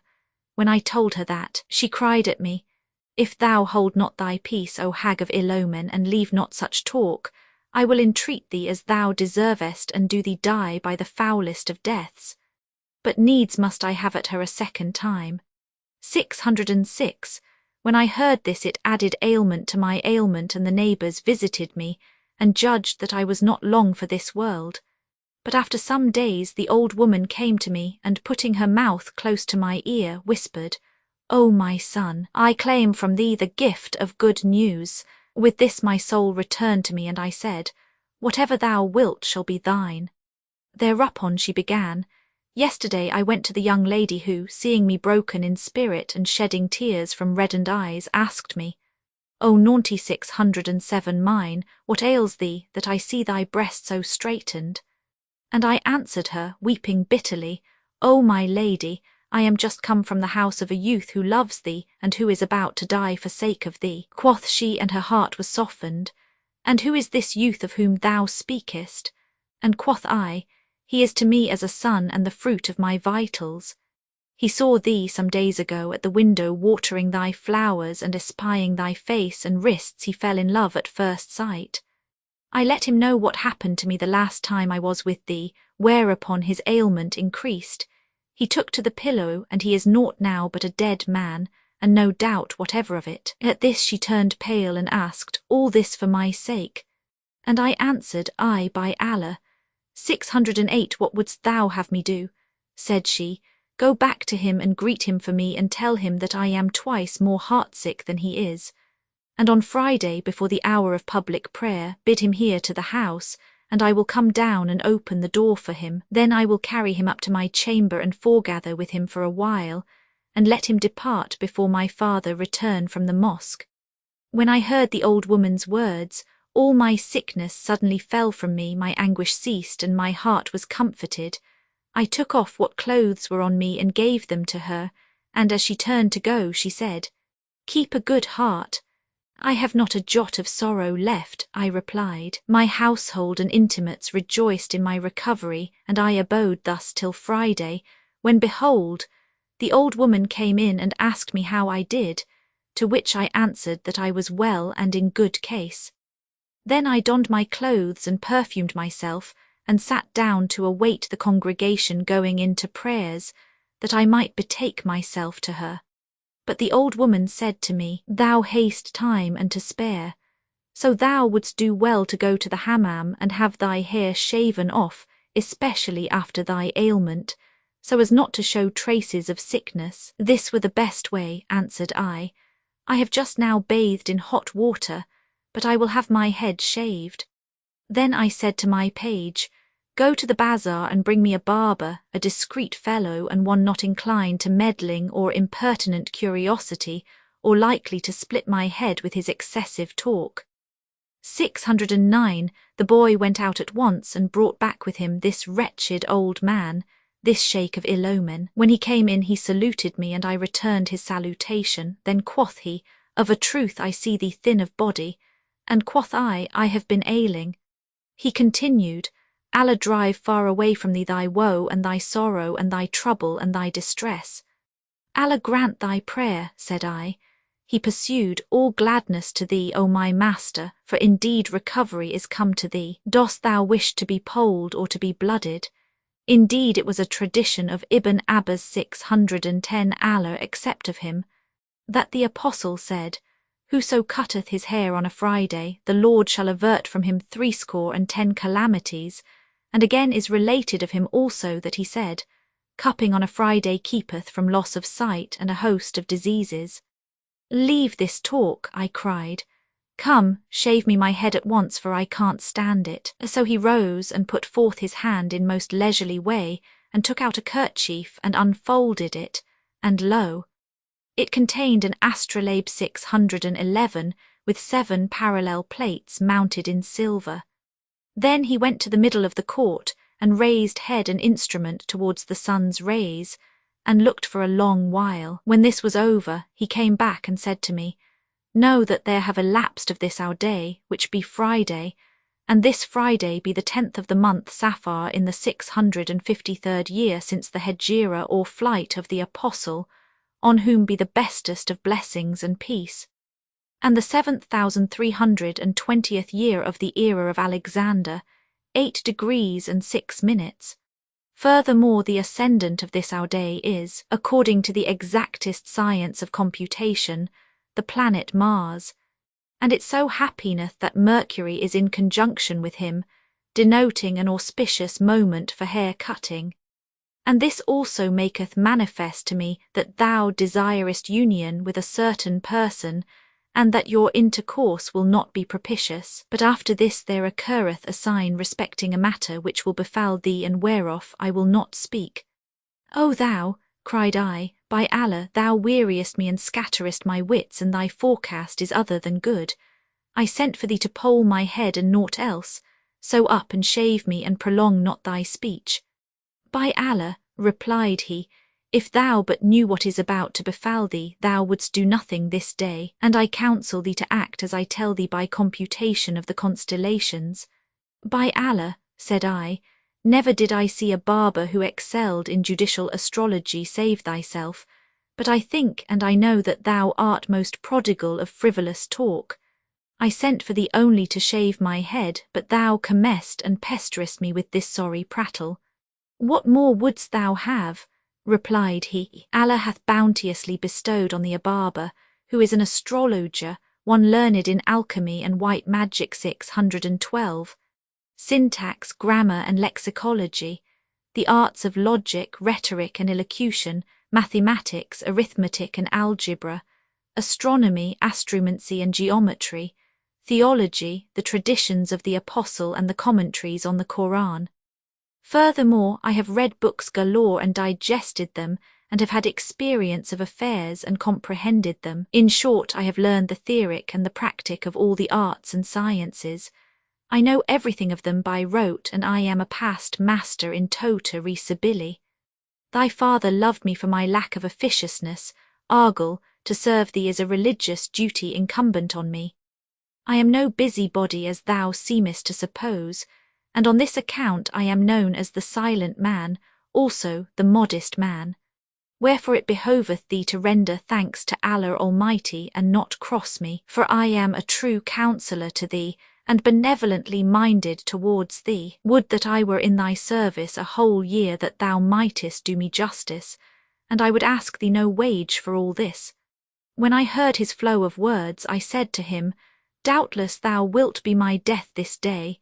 And Shahrazad perceived the dawn of day and ceased saying her permitted say. Now when it was the 30th night, she said, It hath reached me, O auspicious king, that the young man said to the barber, Thou certainly wilt be the death of me this very day. O master mine, replied he, I am he the silent man hight, by reason of the fewness of my words, to distinguish me from my 6 brothers.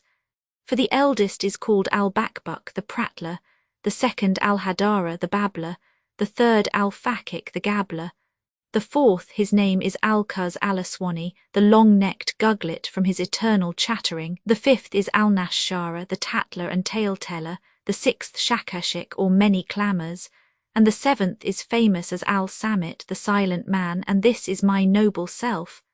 Whilst he redoubled his talk, I thought my gall-bladder would have burst, so I said to the servant, Give him a quarter dinar and dismiss him, and let him go from me in the name of God who made him. I won't have my head shaved today. What words be these, O my lord? Cried he. By Allah, I will accept no hire of thee till I have served thee and have ministered to thy wants, and I care not if I never take money of thee. If thou know not my quality, I know thine, and I owe thy father, honest man, on whom Allah Almighty have mercy, many a kindness, for he was a liberal soul and a generous. By Allah, he sent for me one day, as it were this blessed day, and I went in to him and found a party of his intimates about him. Quoth he to me, Let me blood.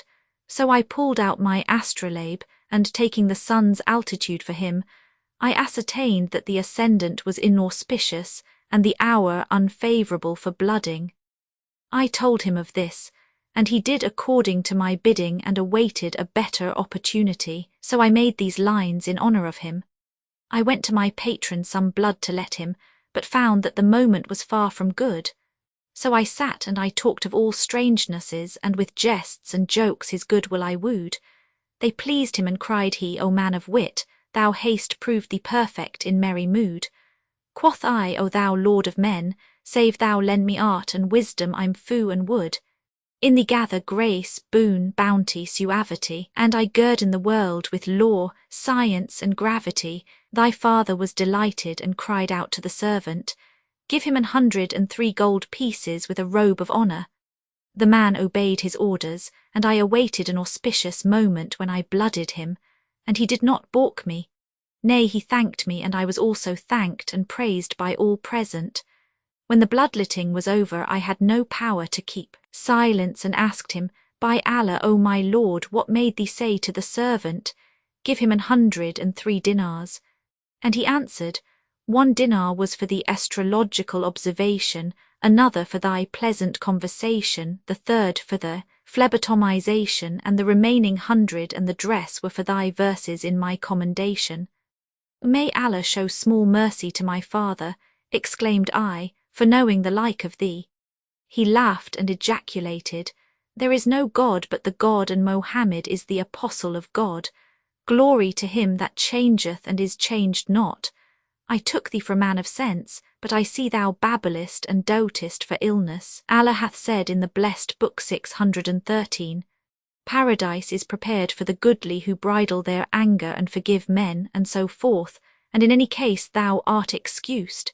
Yet I cannot conceive the cause of thy hurry and flurry, and thou must know that thy father and thy grandfather did nothing without consulting me, and indeed it hath been said truly enough, Let the adviser be prized, and there is no vice in advice, and it is also said in certain saws, Whoso hath no counsellor elder than he will never himself an elder be. 614, and the poet says, Whatever needful thing thou undertake, consult experienced and contraria him not.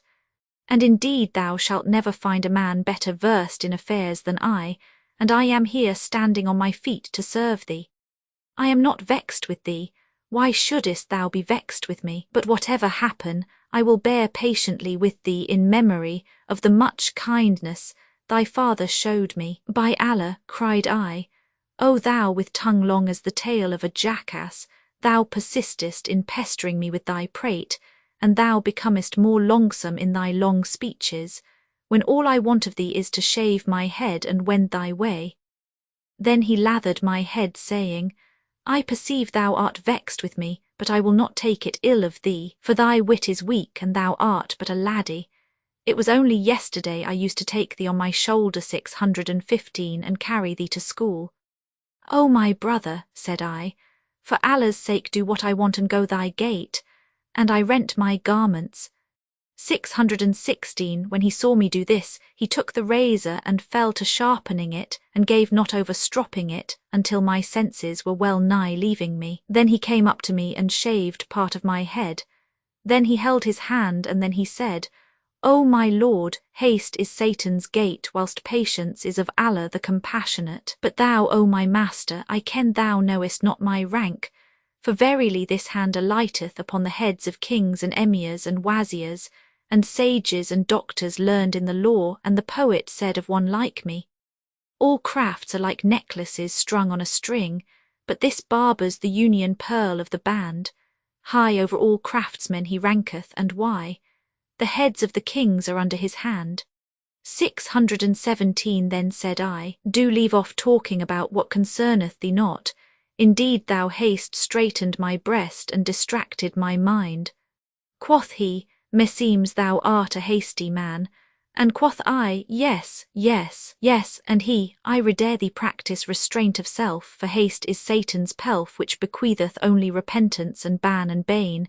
And he, upon whom be blessings and peace, hath said the best of works is that wherein deliberation lurks. But I, by Allah, have some doubt about thine affair, and so I should like thee to let me know what it is thou art in such haste to do, for I fear me it is other than good. Then he continued, It wanteth 3 hours yet to prayer time, but I do not wish to be in doubt upon this matter. Nay, I must know the moment exactly, for truly, a guess shot in times of doubt oft brings harm about, especially in the like of me, a superior person whose merits are famous amongst mankind at large. And it doth not befit me to talk at random, as do the common sort of astrologers. So saying, he threw down the razor, and taking up the astrolabe, went forth under the sun and stood there a long time, after which he returned and counting on his fingers said to me, There remain still to prayer time 3 full hours and complete, neither more nor yet less, according to the most learned astronomicals and the wisest makers of almanacs. Allah upon thee, cried I, hold thy tongue with me, for thou breakest my liver in pieces. So he took the razor and, after sharpening it as before and shaving other 2 hairs of my head, he again held his hand and said, I am concerned about thy hastiness, and indeed thou wouldst do well to let me into the cause of it.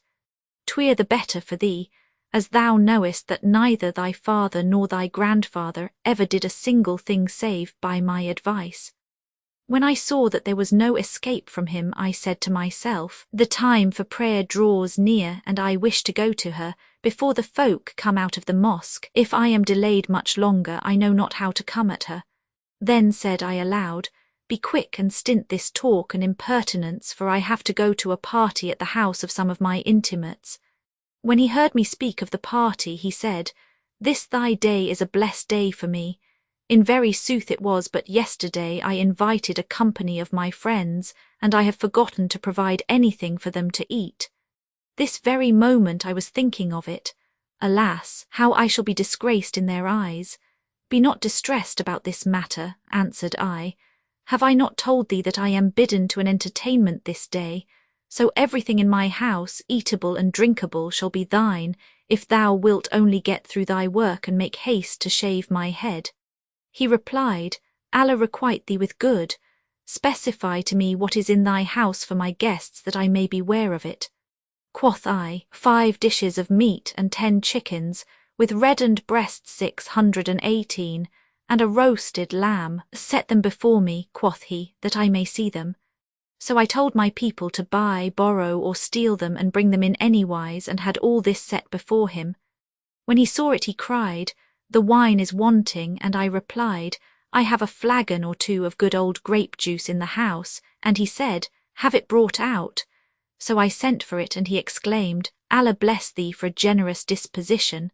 But there are still the essences and perfumes, so I bade them set before him a box containing nad, 619 the best of compound perfumes, together with fine line aloes, ambergris and musk unmixed, the whole worth 50 dinars. Now the time waxed straight, and my heart straightened with it, so I said to him, take it all and finish shaving my head by the life of Mohammed, whom Allah bless and keep.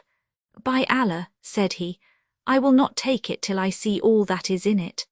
So I bade the page open the box, and the barber laid down the astrolabe, leaving the greater part of my head unpolled, and sitting on the ground, turned over the scents and incense and aloes wood and essences, till I was well nigh distraught. Then he took the razor, and coming up to me shaved off some few hairs, and repeated these lines, the boy like his father shall surely show, as the tree from its parent root shall grow. 620 Then said he, by Allah, O my son, I know not whether to thank thee or thy father.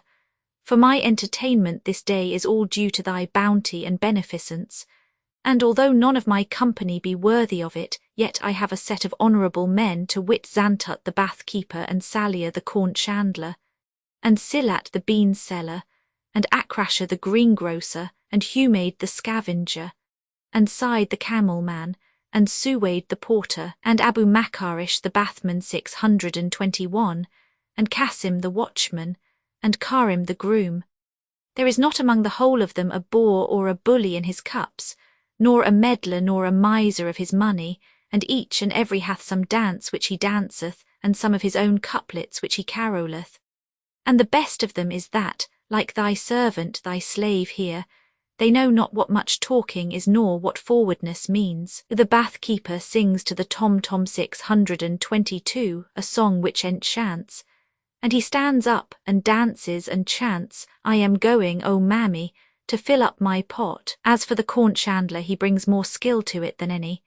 He dances and sings, O Kina, 623 O sweetheart, thou fallest not short, and he leaves no one's vitals sound for laughing at him. But the scavenger sings so that the birds stop to listen to him, and dances and sings, news my wife Watts is not locked in a box. 624 And he hath privilege, for 'tis a shrewd rogue and a witty. 625 And speaking of his excellence, I am wont to say, My life for the scavenger. Right well I love him, like a waving bough he is sweet to my sight. Fate joined us one night, when to him quoth I the while I grew weak and love gained more might. Thy love burns my heart.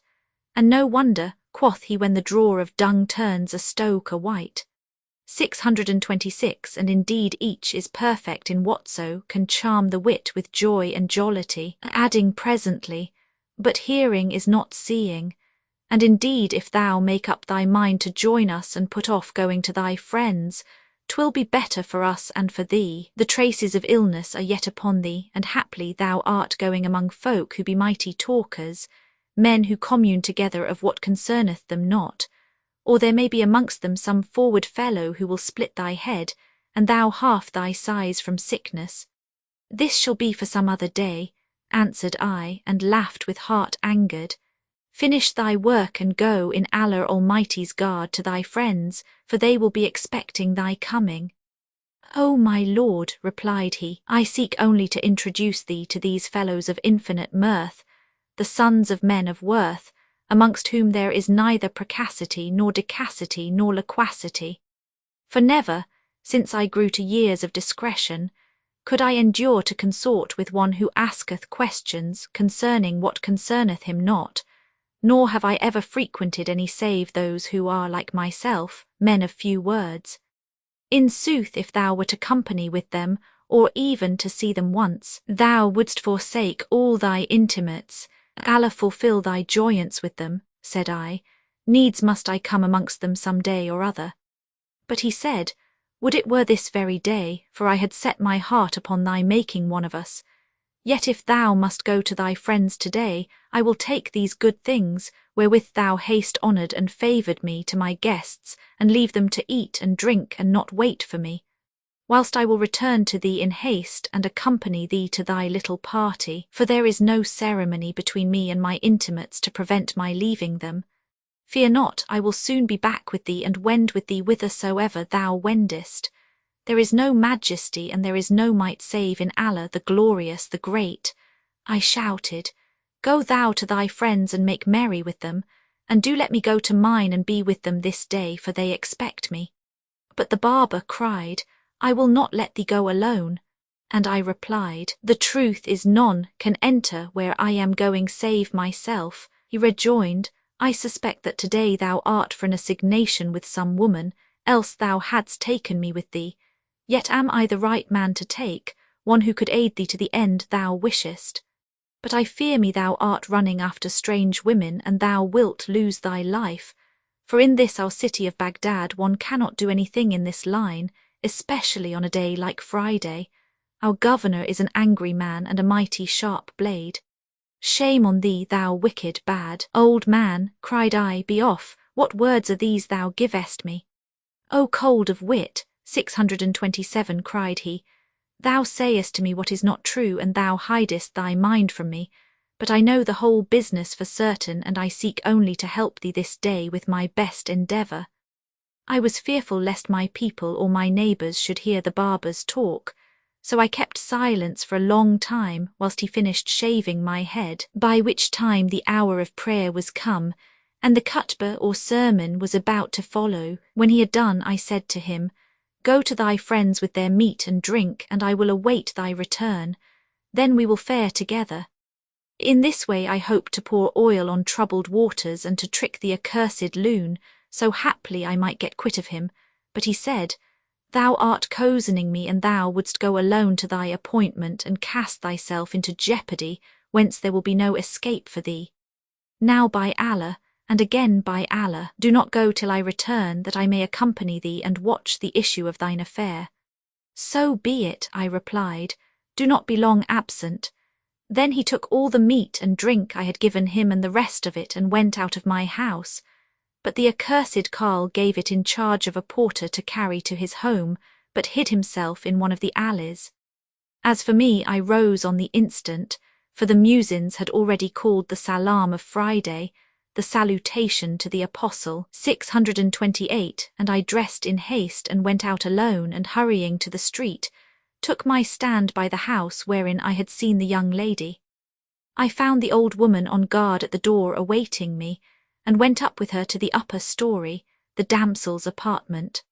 Hardly had I reached it when behold, the master of the house returned from prayers and entering the great saloon, closed the door. I looked down from the window and saw this barber, Allah's curse upon him, sitting over against the door, and said, "How did this devil find me out?"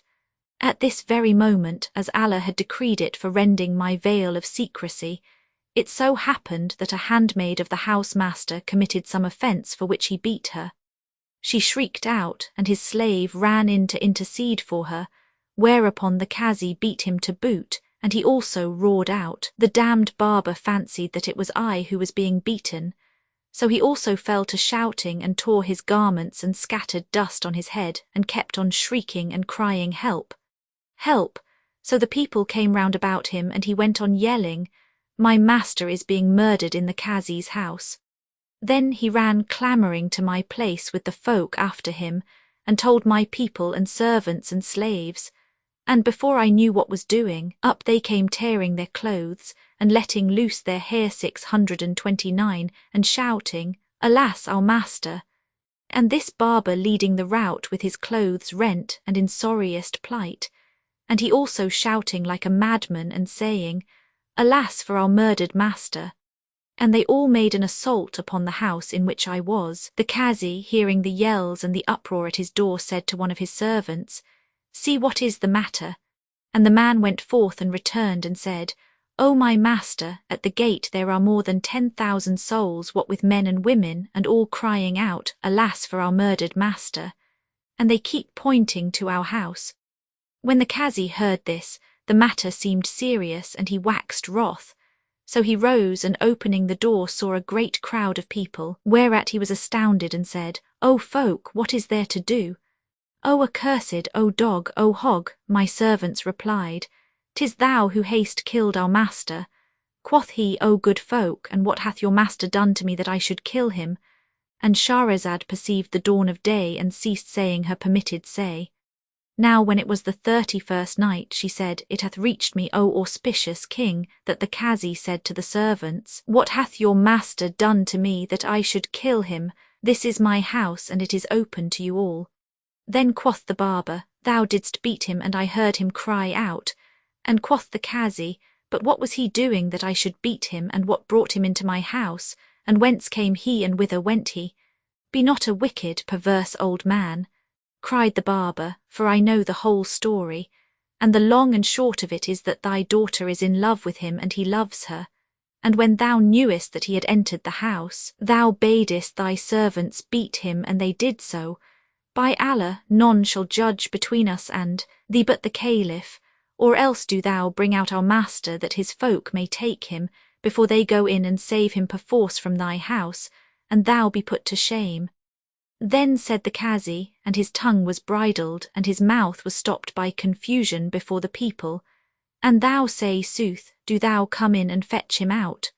Whereupon the barber pushed forward and entered the house. When I saw this, I looked about for a means of escape and flight, but saw no hiding place except a great chest in the upper chamber where I was.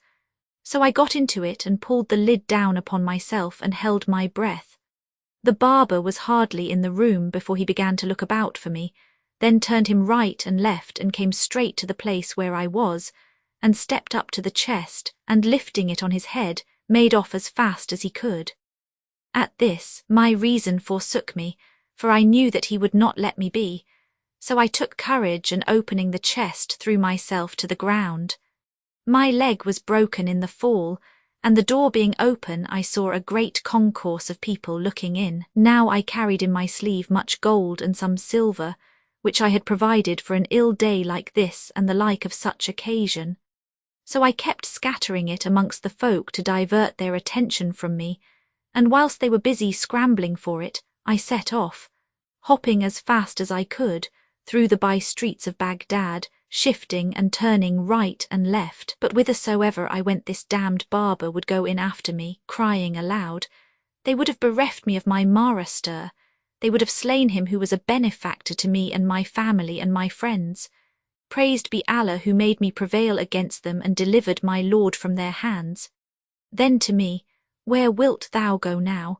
thou wouldst persist in following thine own evil devices till thou broughtest thyself to this ill pass.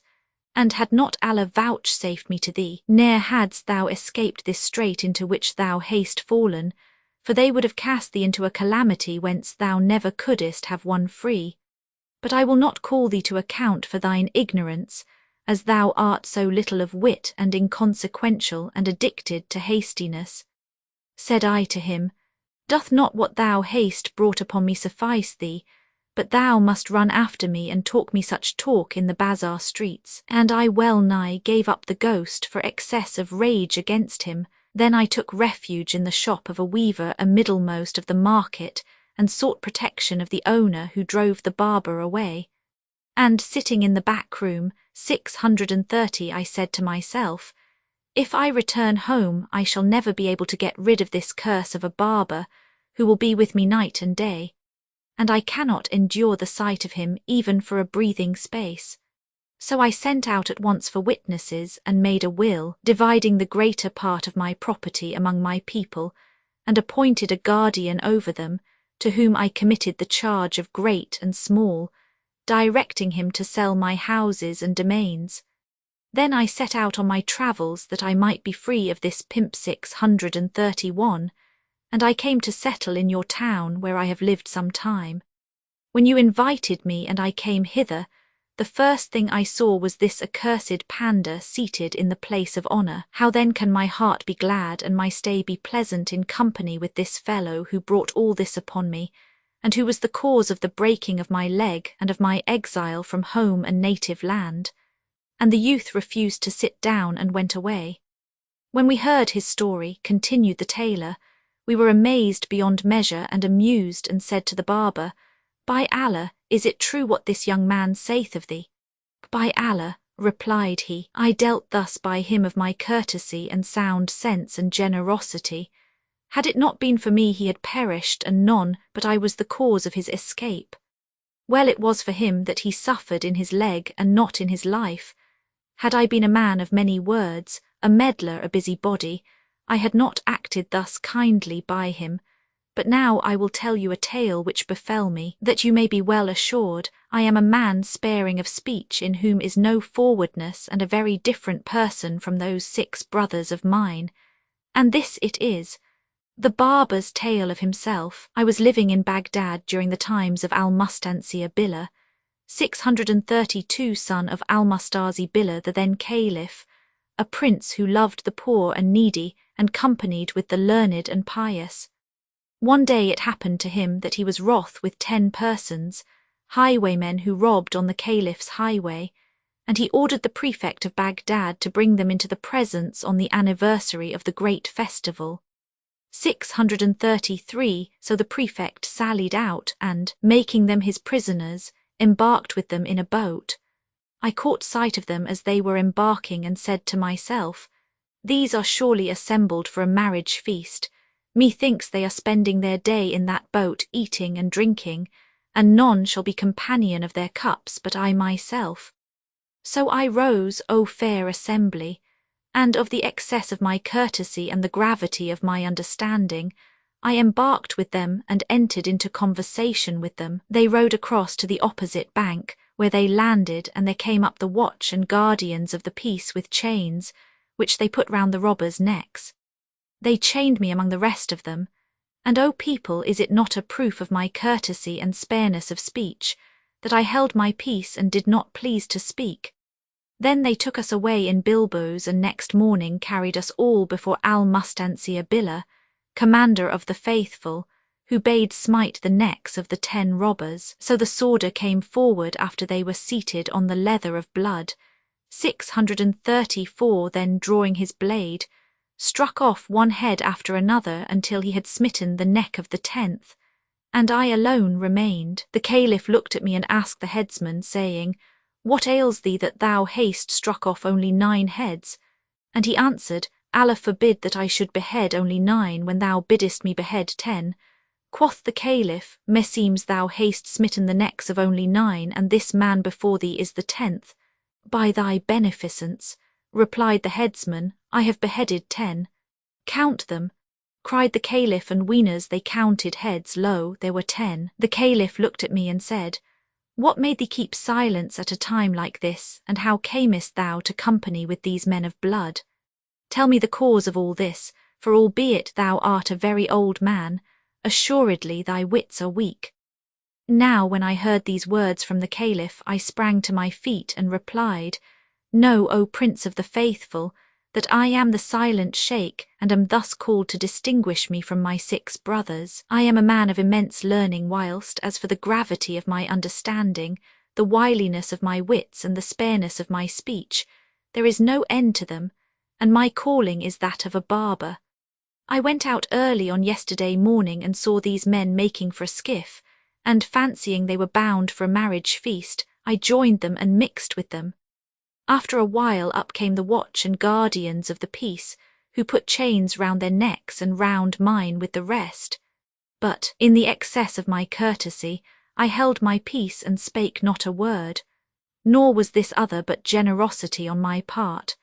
They brought us into thy presence, and thou gavest an order to smite the necks of the 10. Yet did I not make myself known to thee, and remained silent before the sworder, purely of my great generosity and courtesy, which led me to share with them in their death. But all my life long have I dealt thus nobly with mankind, and they requite me the foulest and evilest requital. When the Caliph heard my words and knew that I was a man of exceeding generosity and of very few words, one in whom is no forwardness, as this youth would have it whom I rescued from mortal risk and who hath so scurvily repaid me, he laughed with excessive laughter till he fell upon his back.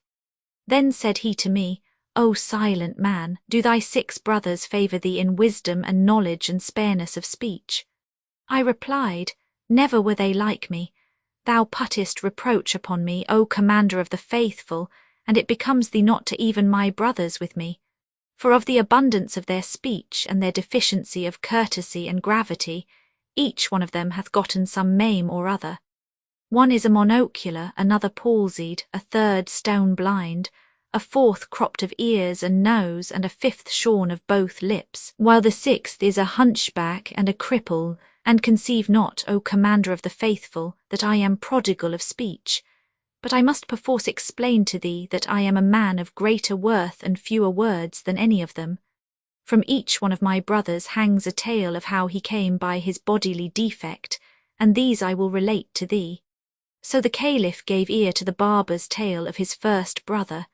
Know then, O Commander of the Faithful, that my first brother Al-Bakbuk, the prattler, is a hunchback who took to tailoring in Baghdad, and he used to sew in a shop hired from a man of much wealth, who dwelt over the shop, 635, and there was also a flour mill in the basement. One day as my brother, the hunchback, was sitting in his shop tailoring, he chanced to raise his head and saw a lady like the rising full moon at a balconied window of his landlord's house, engaged in looking out at the passers-by. 636, when my brother beheld her, his heart was taken with love of her, and he passed his whole day gazing at her and neglected his tailoring till eventide. Next morning he opened his shop and sat him down to sew, but, as often as he stitched a stitch, he looked to the window and saw her as before, and his passion and infatuation for her increased. On the 3rd day, as he was sitting in his usual place, gazing on her, she caught sight of him, and perceiving that he had been captivated with love of her, laughed in his face, 637, and he smiled back at her. Then she disappeared, and presently sent her slave girl to him with a bundle containing a piece of red flowered silk. The handmaid accosted him and said, My lady salameth to thee and desireth thee of thy skill and goodwill, to fashion for her a shift of this piece, and to sew it handsomely with thy best sewing. He replied, Hearkening and obedience, and shaped for her a chemise and finished sewing it the same day. When the morning morrowed, the girl came back and said to him, My lady salameth to thee, and asks how thou hast passed yesternight, for she hath not tasted sleep by reason of her heart being taken up with thee. Then she laid before him a piece of yellow satin and said, My lady biddeth thee cut her 2 pair of petticoat trousers out of this piece, and sew them this very day. Hearkening and obedience, replied he, greet her for me with many greetings, and say to her, Thy slave is obedient to thine order, so command him as thou wilt. Then he applied himself to cutting out and worked hard at sewing the trousers, and after an hour the lady appeared at the lattice and saluted him by signs, now casting down her eyes, then smiling in his face, and he began to assure himself that he would soon make a conquest. She did not let him stir till he had finished the 2 pair of trousers, when she withdrew and sent the handmaid to whom he delivered them, and she took them and went her ways. When it was night, he threw himself on his carpet bed and lay tossing about from side to side till morning, when he rose and sat down in his place. Presently the damsel came to him and said, My master calleth for thee. Hearing these words he feared with exceeding fear, but the slave girl, seeing his affright, said to him, No evil is meant to thee, naught but good awaiteth thee. My lady would have thee make acquaintance with my lord. So my brother the tailor, rejoicing with great joy, went with her, and when he came into the presence of his landlord, the lady's husband, he kissed the ground before him, and the master of the house returned his greeting and gave him a great piece of linen, saying, Shape me shirts out of this stuff and sew them well. And my brother answered, To hear is to obey. Thereupon he fell to work at once, snipping, shaping and sewing till he had finished 20 shirts by supper time, without stopping to taste food. The house master asked him, How much the wage for this? And he answered, 20 dirhams. So the gentleman cried out to the slave girl, Bring me 20 dirhams, and my brother spake not a word, but the lady signed, Take nothing from him. Whereupon my brother said, By Allah, I will take naught from thy hand.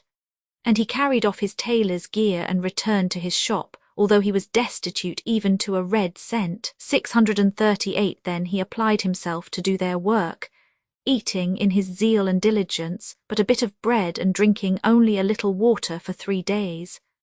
At the end of this time came the handmaid and said to him, What hast thou done? Quoth he, They are finished, and carried the shirts to the lady's husband, who would have paid him his hire. But he said, I will take nothing for fear of her, and returning to his shop, passed the night without sleep because of his hunger.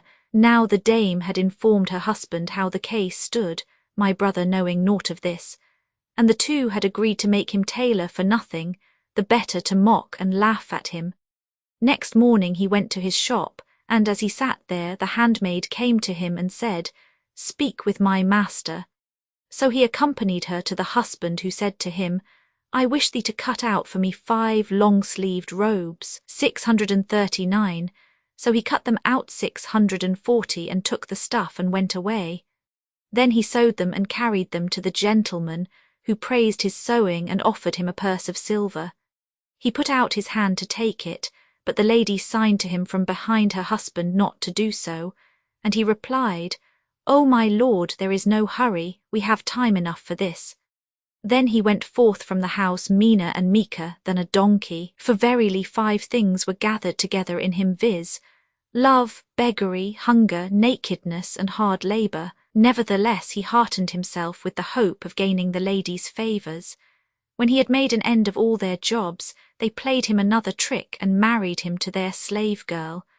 But on the night when he thought to go into her, they said to him, Lie this night in the mill, and tomorrow all will go well. My brother concluded that there was some good cause for this, and nighted alone in the mill. Now the husband had set on the miller to make the tailor turn the mill. So when night was half spent, the man came into him and began to say, This bull of ours hath become useless and standeth still instead of going round. He will not turn the mill this night, and yet we have great store of corn to be ground. However, I'll yoke him perforce and make him finish grinding it before morning, as the folk are impatient for their flour. So he filled the hoppers with grain, and going up to my brother with a rope in his hand, tied it round his neck and said to him, Gee up, round with the mill, thou, O bull, wouldst do nothing but grub and stale and dung. Then he took a whip and laid it on the shoulders and calves of my brother, who began to howl and bellow, but none came to help him, and he was forced to grind the wheat till hard upon dawn, when the housemaster came in and, seeing my brother still tethered to the yoke, and the man flogging him, went away. At daybreak the miller returned home and left him still yoked and half dead. And soon after in came the slave girl, who unbound him, and said to him, I and my lady are right sorry for what hath happened, and we have borne thy grief with thee. But he had no tongue wherewith to answer her from excess of beating and mill-turning. Then he retired to his lodging, and behold, the clerk who had drawn up the marriage deed came to him 641, and saluted him, saying, Allah give thee long life, may thy espousal be blessed. This face telleth of pleasant doings, and dalliance, and kissing, and clipping from dusk to dawn. Allah grant the liar no peace, O thou thousandfold cuckold. My brother replied, By Allah, I did nothing but turn the mill in the place of the bull all night till morning. Tell me thy tale, quoth he. And my brother recounted what had befallen him, and he said, Thy star agrees not with her star, but an thou wilt I can alter the contract for thee, adding, Where lest another cheat be not in store for thee. And my brother answered him, See if thou have not another contrivance.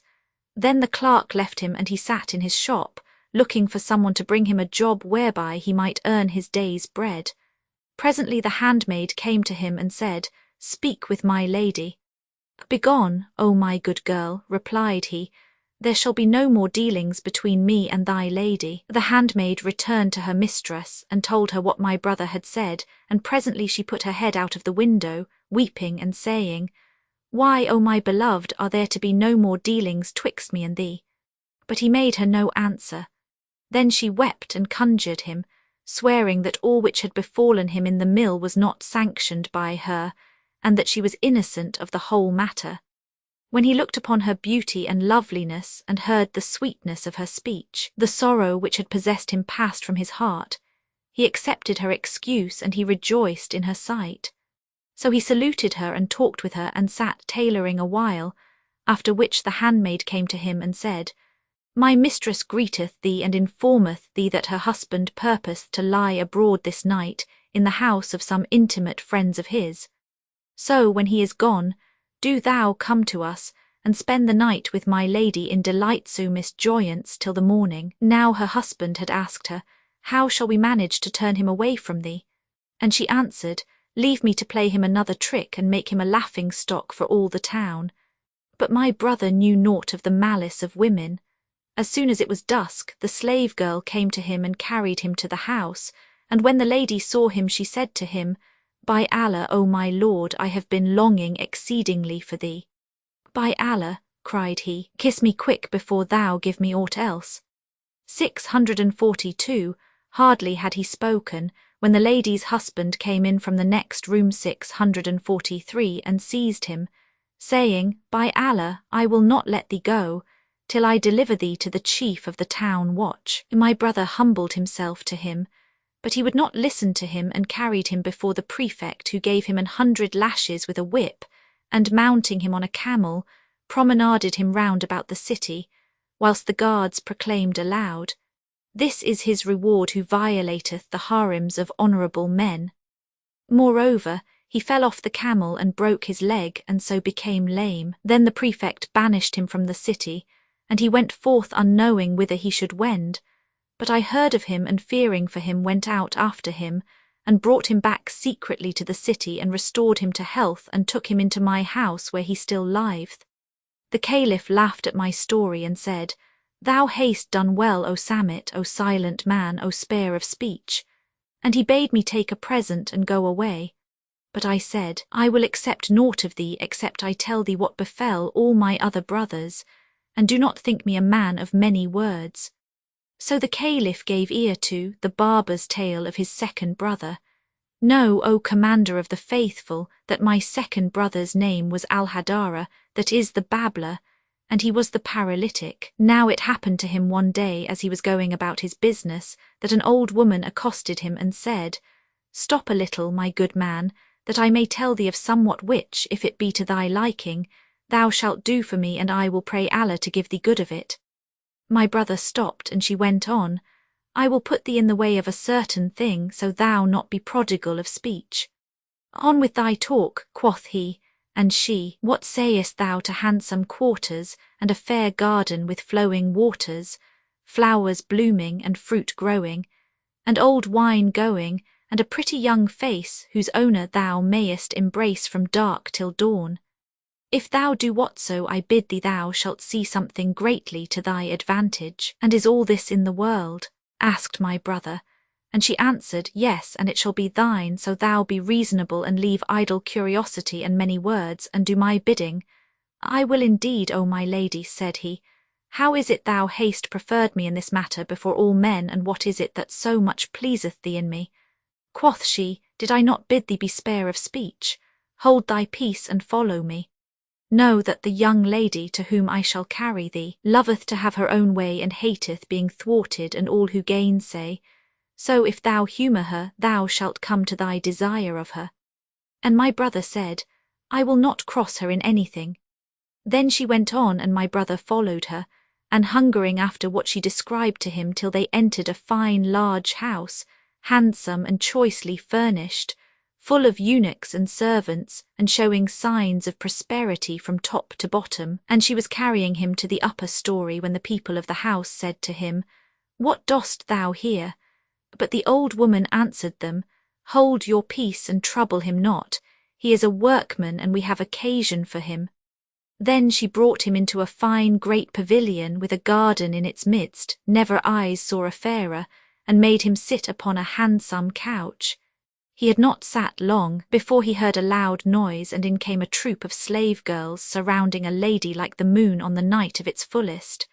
When he saw her, he rose up and made an obeisance to her, whereupon she welcomed him and bade him be seated.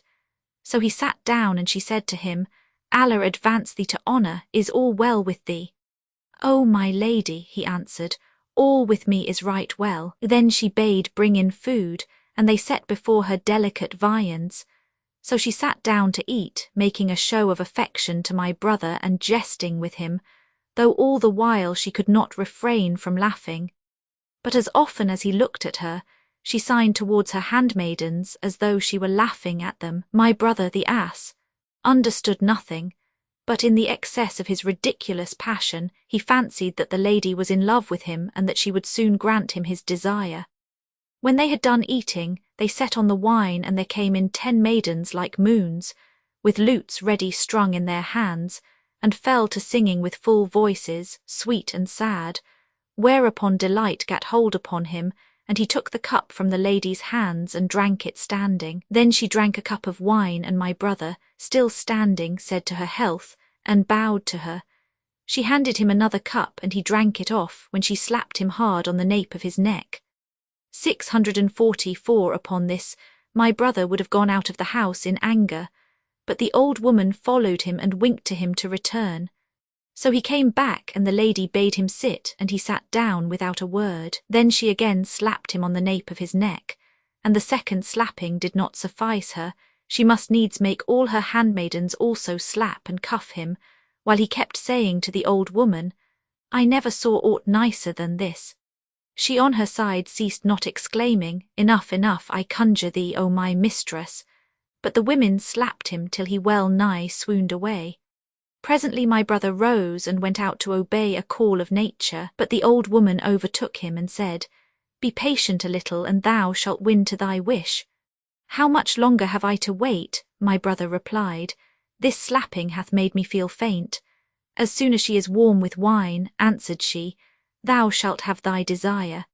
So he returned to his place and sat down, whereupon all the handmaidens stood up, and the lady bade them perfume him with pastiles and besprinkle his face with rose water. Then said she to him, Allah advance thee to honour.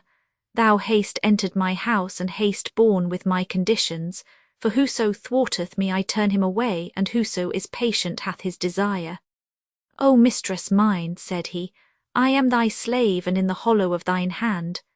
Know then, continued she, that Allah hath made me passionately fond of frolic, and whoso falleth in with my humour cometh by whatso he wisheth. Then she ordered her maidens to sing with loud voices till the whole company was delighted, after which she said to one of them, Take thy lord, and do what is needful for him, and bring him back to me forthright. So the damsel took my brother, and he not knowing what she would do with him. But the old woman overtook him and said, Be patient, there remaineth but little to do. At this his face brightened, and he stood up before the lady, while the old woman kept saying, Be patient, thou wilt now at once win to thy wish, till he said, Tell me what she would have the maiden do with me. Nothing but good, replied she, as I am thy sacrifice. She wisheth only to dye thy eyebrows and pluck out thy mustachios. Quoth he, As for the dyeing of my eyebrows that will come off with washing, 645, but for the plucking out of my mustachios that indeed is a somewhat painful process. Be cautious how thou cross her, cried the old woman, for she hath set her heart on thee. So my brother patiently suffered her to dye his eyebrows and pluck out his mustachios, after which the maiden returned to her mistress and told her. Quoth she, Remaineth now only one other thing to be done. Thou must shave his beard and make him a smooth face. 646. So the maiden went back and told him what her mistress had bidden her do, and my brother, the blockhead, said to her, How shall I do what will disgrace me before the folk? But the old woman said, She would do on this wise only that thou mayst be as a beardless youth, and that no hair be left on thy face to scratch and prick her delicate cheeks. For indeed she is passionately in love with thee. So be patient, and thou shalt attain thine object. My brother was patient and did her bidding and let shave off his beard, and when he was brought back to the lady, lo, he appeared dyed red as to his eyebrows, plucked of both mustachios, shorn of his beard, rouged on both cheeks. At first she was affrighted at him. Then she made mockery of him, and laughing till she fell upon her back, said, O my lord, thou hast indeed won my heart by thy good nature.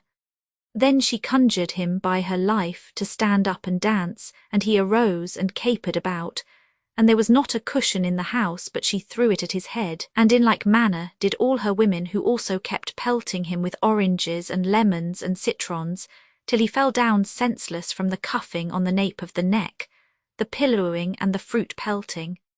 Now thou hast attained thy wish, said the old woman when he came round. There are no more blows in store for thee, and there remaineth but one little thing to do. It is her wont, when she is in her cups, to let no one have her until she put off her dress and trousers, and remain stark naked. 647. Then she will bid thee doff thy clothes and run, and she will run before thee as if she were flying from thee. And do thou follow her from place to place till thy prickle stands at fullest point, when she will yield to thee. 648. Adding, Strip off thy clothes at once. So he rose, well nigh lost in ecstasy, and doffing his raiment, showed himself mother naked. And Shahrazad perceived the dawn of day, and ceased to say her permitted say. Now when it was the 32nd night, she said, It hath reached me, O auspicious king, that when the old woman said to the barber's second brother, Doff thy clothes, he rose, well nigh lost in ecstasy, and stripping off his raiment, showed himself mother naked. Whereupon the lady stripped also, and said to my brother, If thou want anything, run after me till thou catch me. Then she set out at a run, and he ran after her, while she rushed into room after room, and rushed out of room after room, my brother scampering after her in a rage of desire like a veritable madman, with yard standing terribly tall. After much of this kind, she dashed into a darkened place, and he dashed after her. But suddenly he trod upon a yielding spot, which gave way under his weight, and before he was aware where he was, he found himself in the midst of a crowded market, part of the bazaar of the leather sellers who were crying the prices of skins and hides and buying and selling. When they saw him in his plight, naked, with standing yard, shorn of beard and moustachios, with eyebrows dyed red and cheeks ruddled with rouge, they shouted and clapped their hands at him, and set to flogging him with skins upon his bare body till a swoon came over him. Then they threw him on the back of an ass and carried him to the chief of police. Quoth the chief, What is this? Quoth they, This fellow fell suddenly upon us out of the wazir's house 649 in this state.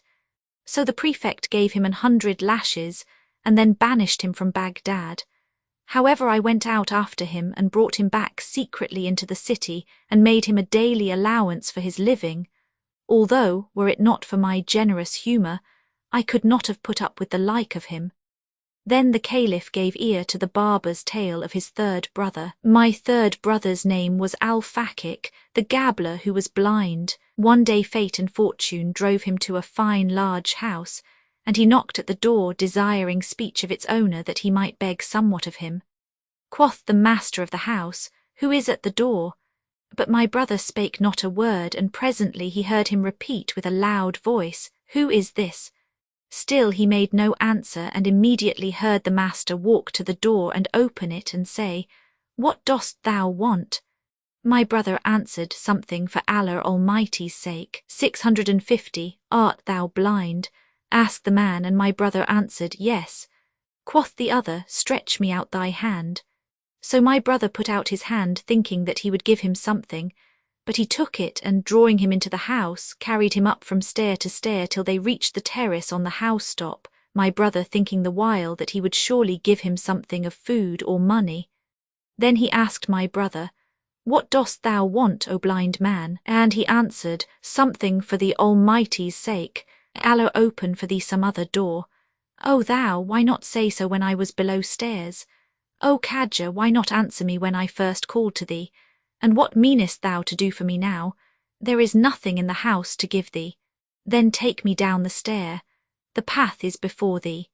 So my brother rose and made his way downstairs till he came within 20 steps of the door, when his foot slipped and he rolled to the bottom and broke his head. Then he went out, unknowing whither to turn, and presently fell in with 2 other blind men, companions of his, who said to him, "What didst thou gain today?" He told them what had befallen him and added, "O my brothers, I wish to take some of the money in my hands and provide myself with it."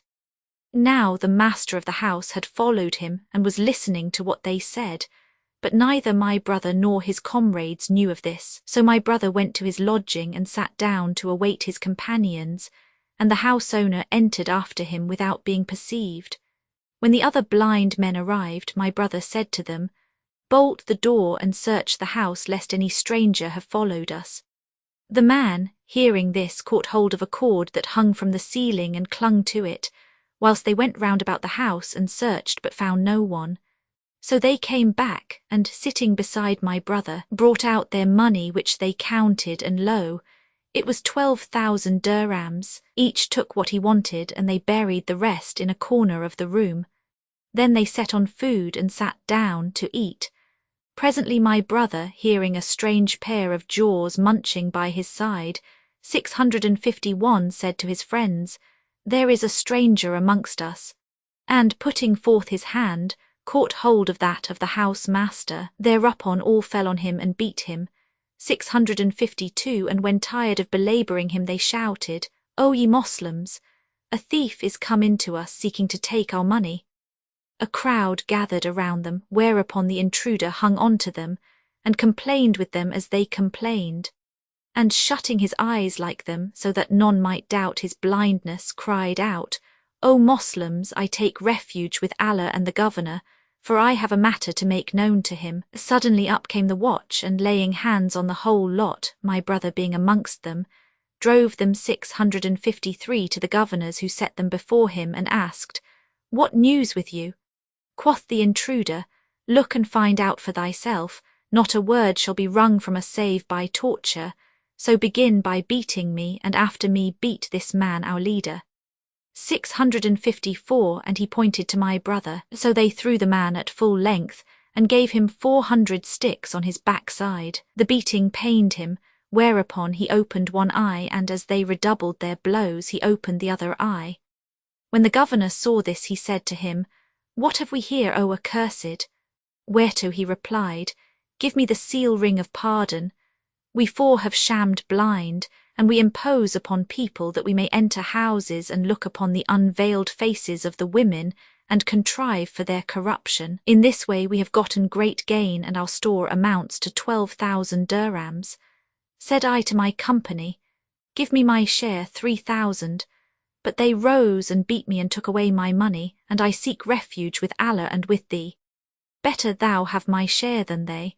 So if thou wouldst know the truth of my words, beat one and every of the others more than thou hast beaten me, and he will surely open his eyes. The governor gave orders for the question to begin with my brother, and they bound him to the whipping post, 655, and the governor said, O scum of the earth, do ye abuse the gracious gifts of Allah and make as if ye were blind?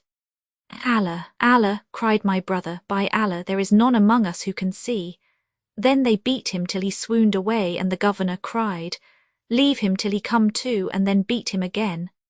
After this he caused each of the companions to receive more than 300 sticks, whilst the sham Abraham kept saying to them, Open your eyes, or you will be beaten afresh. At last the man said to the governor, Dispatch someone with me to bring thee the money, for these fellows will not open their eyes, lest they incur disgrace before the folk. So the governor sent to fetch the money and gave the man his pretended share, 3,000 dirhams, and keeping the rest for himself, banished the 3 blind men from the city. But I, O commander of the faithful, went out and overtaking my brother questioned him of his case. Whereupon he told me of what I have told thee. So I brought him secretly into the city and appointed him, in the strictest privacy, an allowance for meat and drink. The caliph laughed at my story and said, Give him a gift and let him go. But I said, By Allah, I will take naught till I have made known to the commander of the faithful what came to pass with the rest of my brothers. For truly I am a man of few words and spare of speech. Then the caliph gave ear to the barber's tale of his 4th brother. Now as for my 4th brother, O commander of the faithful, Al-Qaz al-Aswani, or the long-necked Guglet height, from his brimming over with words, the same who was blind of one eye, he became a butcher in Baghdad, and he sold flesh and fattened rams, and great men and rich bought their meat of him, so that he amassed much wealth and got him cattle and houses. He fared thus a long while, till one day as he was sitting in his shop, there came up an old man and long o' the beard, who laid down some silver and said, Give me meat for this. He gave him his money's worth of flesh, and the oldster went his ways. My brother examined the sheikh's silver, and seeing that the dirhams were white and bright, he set them in a place apart. The greybeard continued to return to the shop regularly for 5 months, and my brother ceased not to lay up all the coin he received from him in its own box. At last he thought to take out the money to buy sheep, so he opened the box and found in it nothing, save bits of white paper cut round to look like coin 656. So he buffeted his face and cried aloud till the folk gathered about him. Whereupon he told them his tale, which made them marvel exceedingly. Then he rose as was his wont, and slaughtering a ram hung it up inside his shop, after which he cut off some of the flesh, and hanging it outside kept saying to himself, O Allah, would the ill-omened old fellow but come. And an hour had not passed before the sheikh came with his silver in hand, whereupon my brother rose and caught hold of him, calling out, Come aid me, O Moslems, and learn my story with this villain. When the old man heard this, he quietly said to him, Which will be the better for thee, to let go of me or to be disgraced by me amidst the folk? In what wilt thou disgrace me? In that thou sellest man's flesh for mutton? Thou least, thou accursed. Nay, he is the accursed who hath a man hanging up by way of meat in his shop. If the matter be as thou sayest, I give thee lawful leave to take my money and my life. Then the old man cried out aloud, Ho, ye people, if you would prove the truth of my words, enter this man's shop. The folk rushed in and found that the ram was become a dead man, 657 hung up for sale. So they set upon my brother, crying out, O infidel, O villain!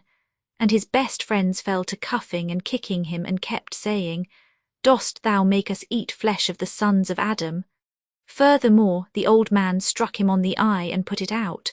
Then they carried the carcass with the throat cut before the chief of the city watch, to whom the old man said, O Emir, this fellow butchers men and sells their flesh for mutton, and we have brought him to thee.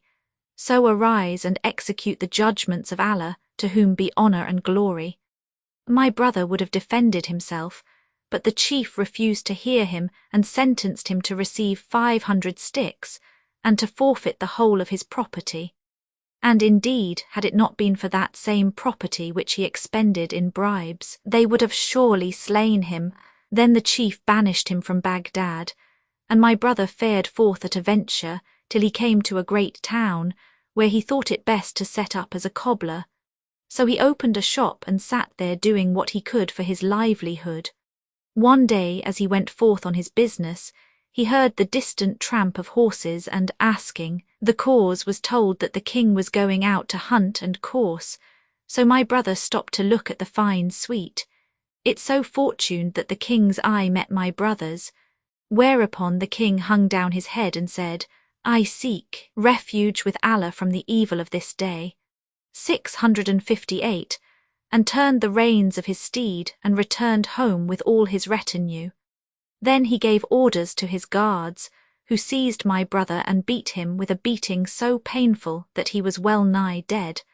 And my brother knew not what could be the cause of his maltreatment, after which he returned to his place in sorriest plight. Soon afterwards he went to one of the king's household and related what had happened to him, and the man laughed till he fell upon his back and cried, O brother mine, know that the king cannot bear to look at a monocular, especially if he be blind of the right eye, in which case he doth not let him go without killing him. When my brother heard this, he resolved to fly from that city, so he went forth from it to another wherein none knew him, and there he abode a long while.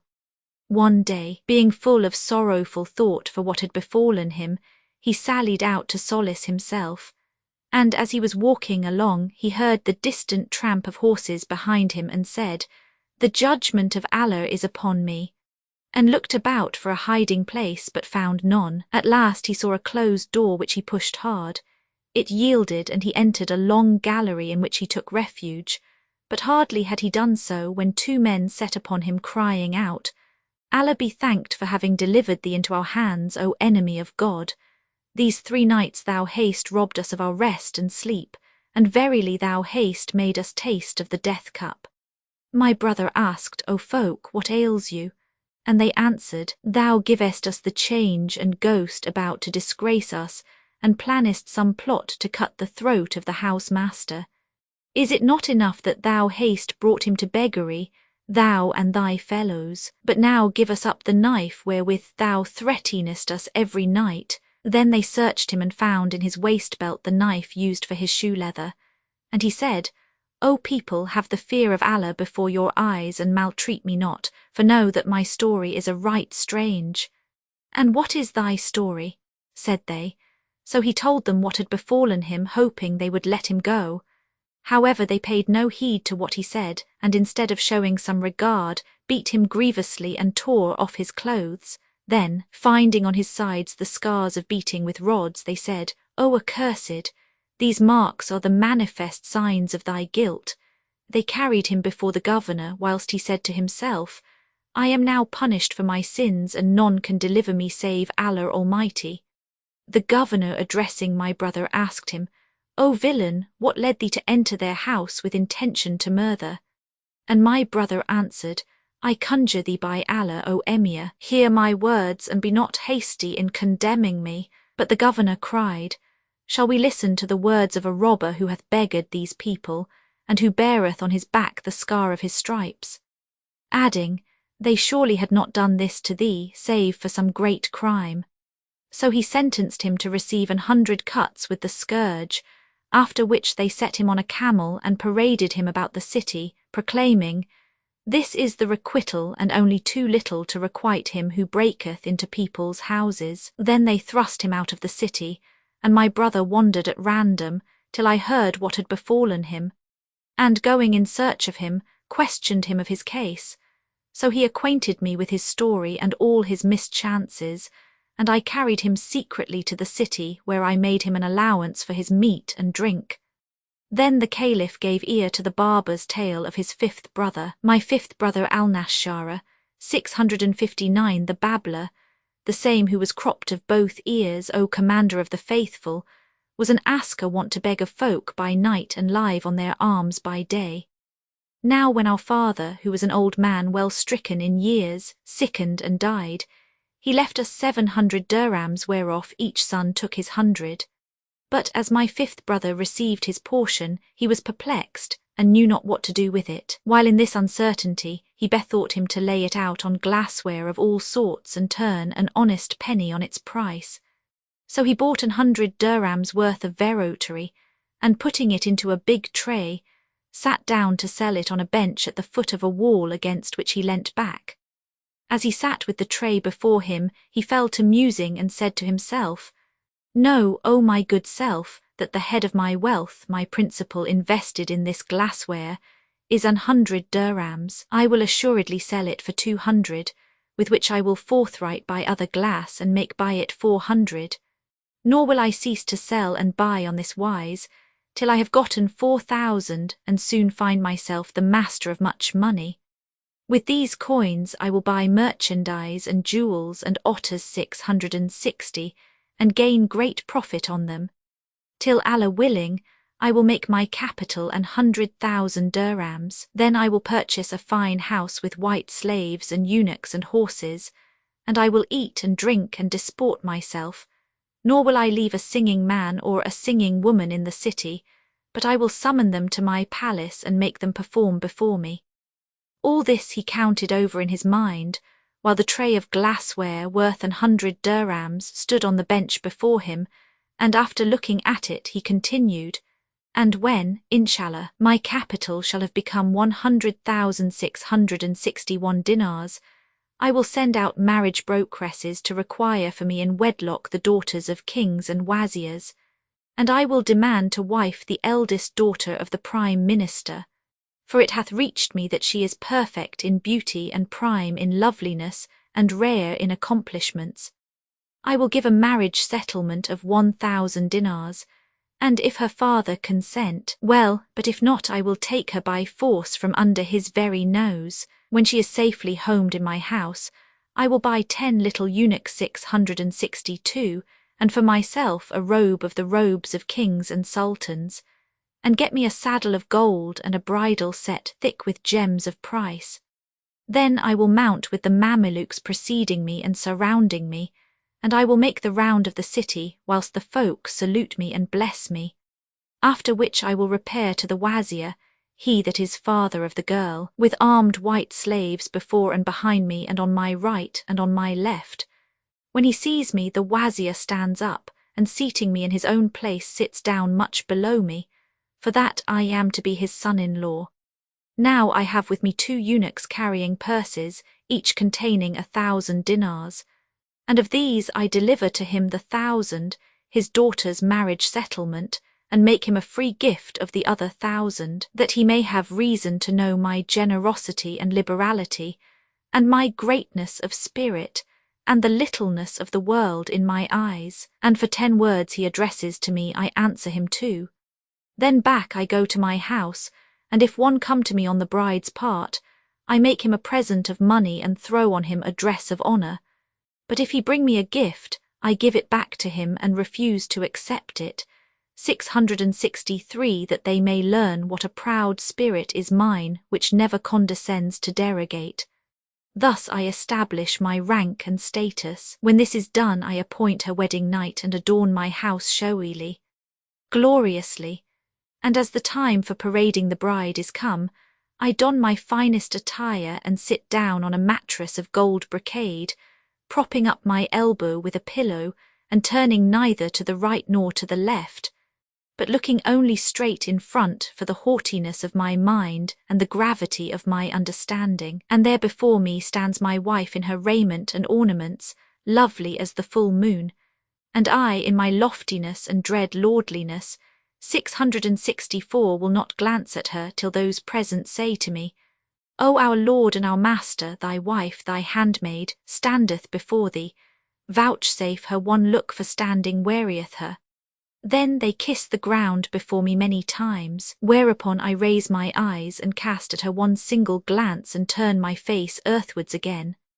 Then they bear her off to the bride chamber, 665, and I arise and change my clothes for a far finer suit. And when they bring in the bride a second time, I deign not to throw her a look till they have begged me many times. after which I glance at her out of the corner of one eye, and then bend down my head. I continue acting after this fashion till the parading and displaying are completed. 666. And Shahrazad perceived the dawn of day and ceased saying her permitted say. Now when it was the 33rd night, she said, It hath reached me, O auspicious king, that the barber's 5th brother proceeded. Then I bend down my head, and continue acting after this fashion till her parading and displaying are completed. Thereupon I order one of my eunuchs to bring me a bag of 500 dinars, which I give as largesse to the tire women present, and bid them one and all lead me to the bride's chamber. When they leave me alone with her, I neither look at her nor speak to her, but lie 667 by her side, with my face to the wall showing my contempt, that each and every may again remark how high and haughty I am. Presently her mother comes in to me, and kissing 668 my head and hand, says to me, O my lord, look upon thine handmaid who longs for thy favour, so heal her broken spirit. I give her no answer, and when she sees this she rises and busses my feet many times and says, O my lord, in very sooth my daughter is a beautiful maid, who hath never known man, and if thou show her this backwardness and aversion, her heart will break. So do thou incline to her and speak to her and soothe her mind and spirit. Then she rises and fetches a cup of wine, and says to her daughter, Take it and hand it to thy lord.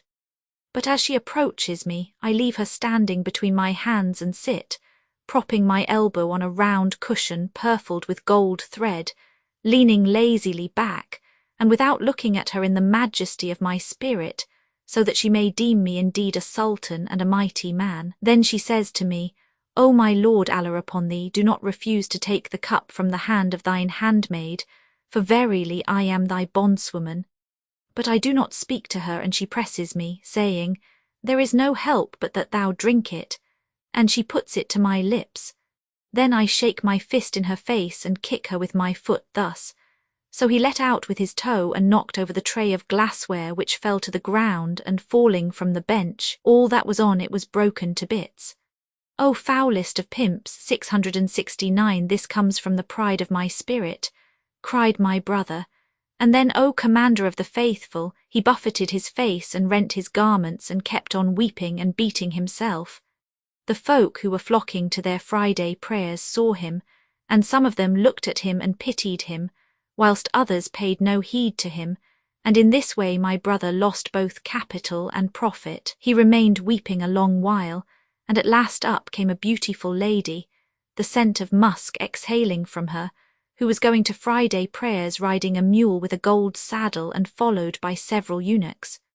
When she saw the broken glass and my brother weeping, her kind heart was moved to pity for him, and she asked what ailed him and was told that he had a tray full of glassware by the sale of which he hoped to gain his living, but it was broken, and, said they, there befell him what thou seest. Thereupon she called up one of her eunuchs and said to him, Give what thou hast with thee to this poor fellow. And he gave my brother a purse in which he found 500 dinars, and when it touched his hand he was well nigh dying for excess of joy, and he offered up blessings for her. Then he returned to his abode a substantial man, and as he sat considering, someone rapped at the door. So he rose and opened and saw an old woman whom he had never seen. O my son, said she, know that prayer tide is near, and I have not yet made my wuzu ablution 670, so kindly allow me the use of thy lodging for the purpose. My brother answered, To hear is to comply, and going in bade her follow him.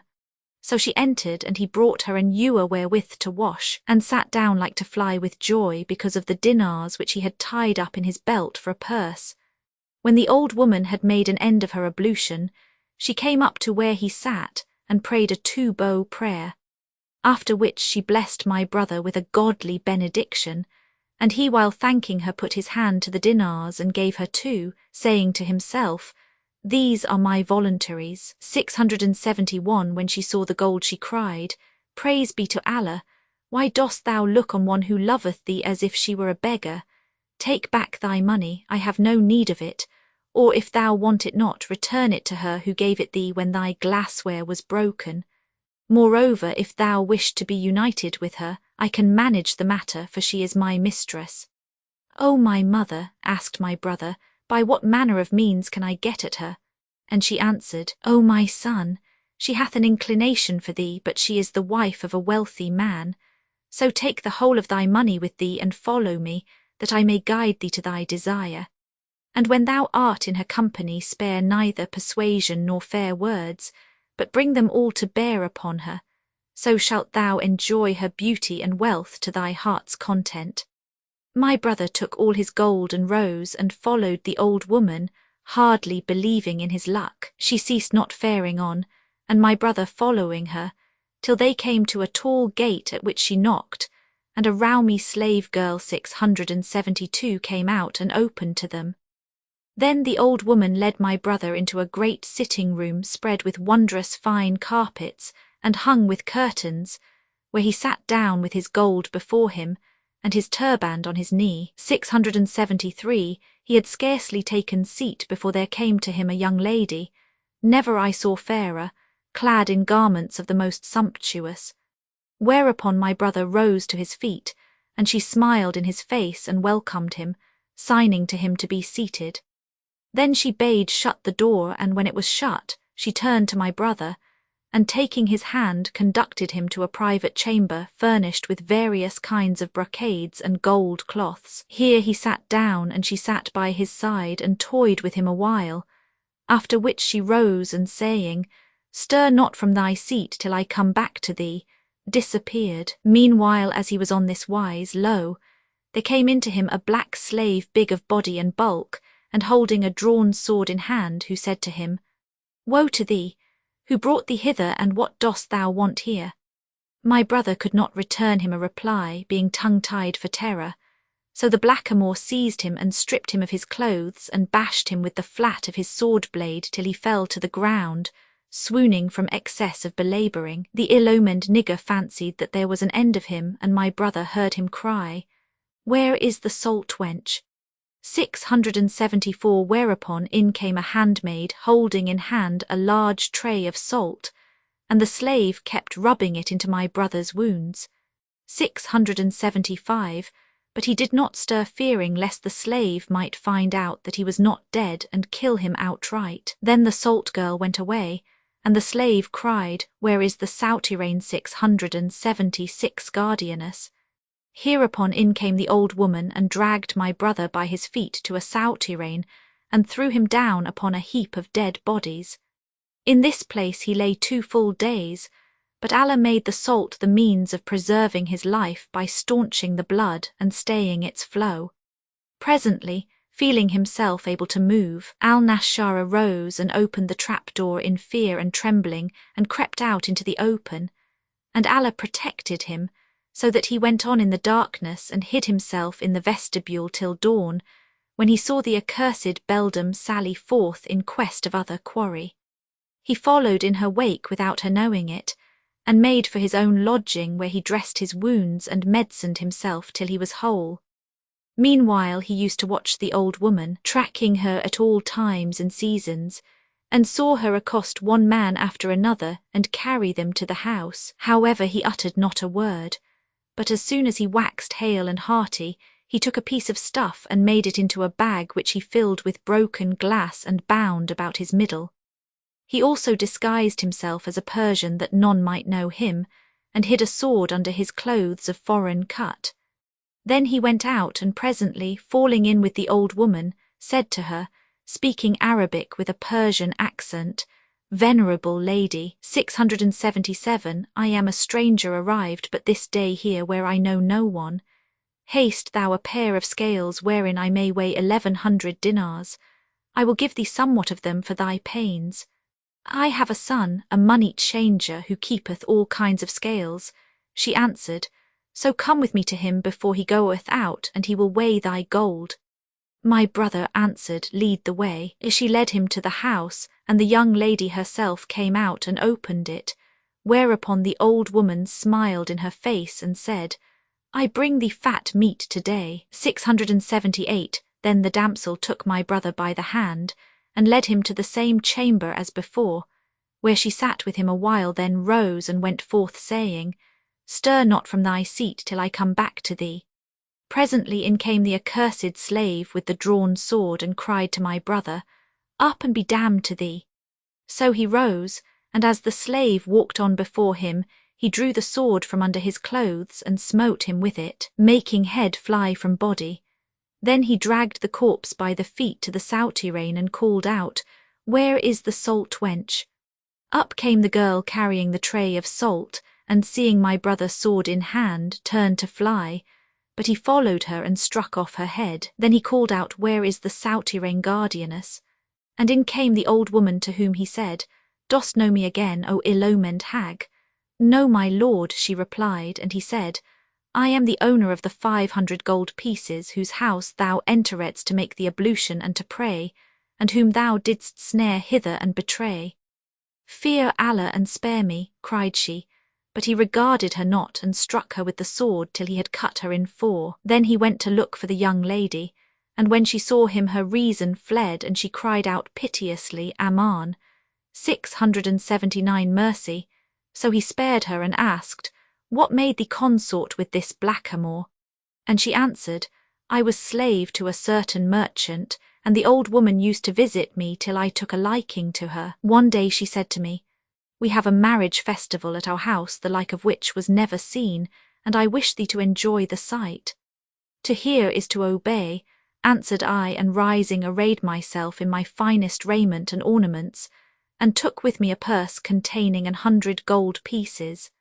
Then she brought me hither, and hardly had I entered the house when the black seized on me, and I have remained in this case 3 whole years through the perfidy of the accursed beldam. Then my brother asked her, Is there anything of his in the house? Whereto she answered, Great store of wealth, and if thou art able to carry it away, do so, and Allah give thee good of it. My brother went with her, and she opened to him sundry chests wherein were money bags, at which he was astounded.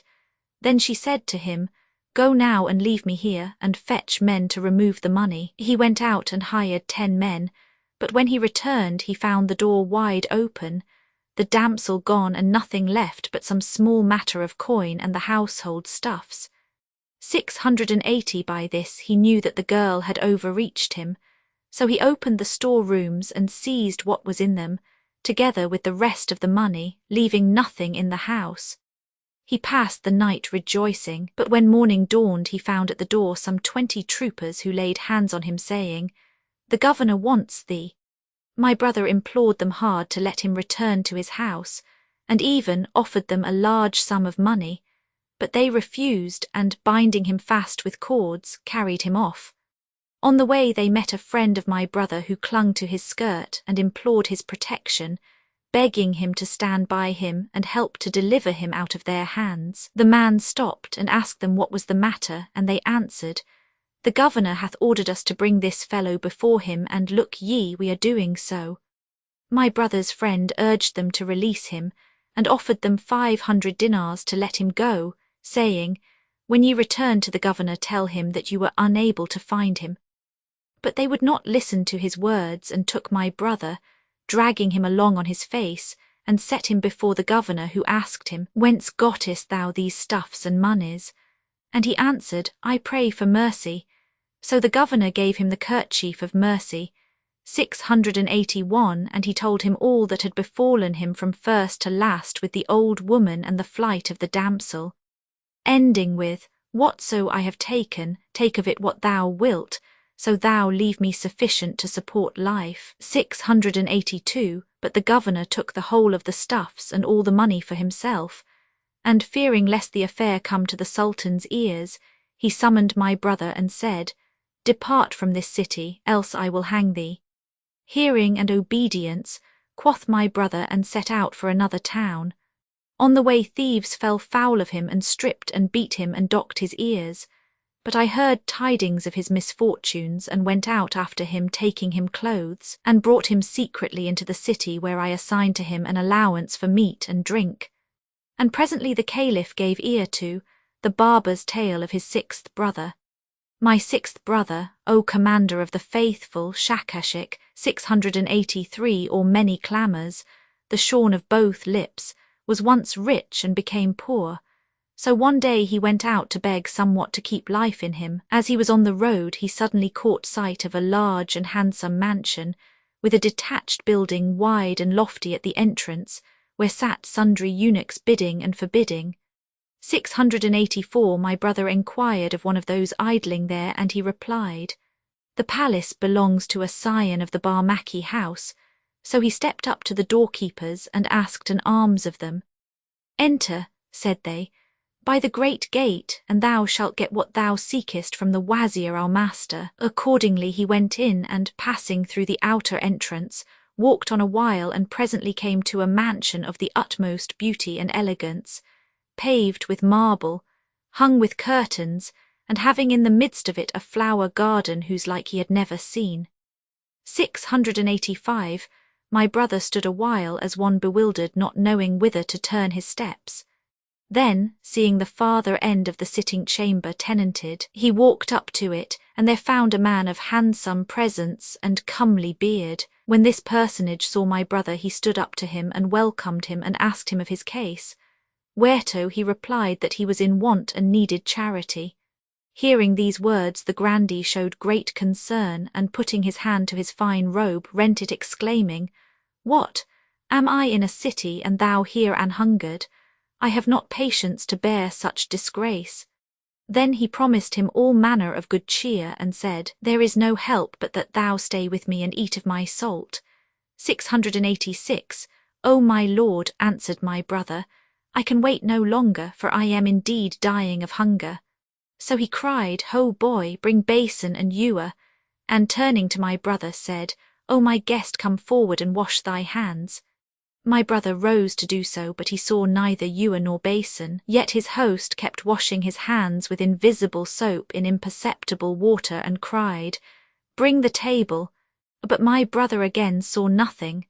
Then said the host, "Honour me by eating of this meat, and be not ashamed." And he kept moving his hand to and fro as if he ate, and saying to my brother, "I wonder to see thee eating thus sparely.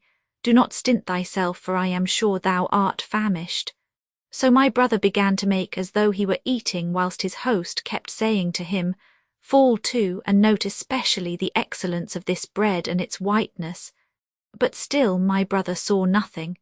Then said he to himself, "This man is fond of poking fun at people," and replied, "O my lord, in all my days I never knew aught more winsome than its whiteness, or sweeter than its savour."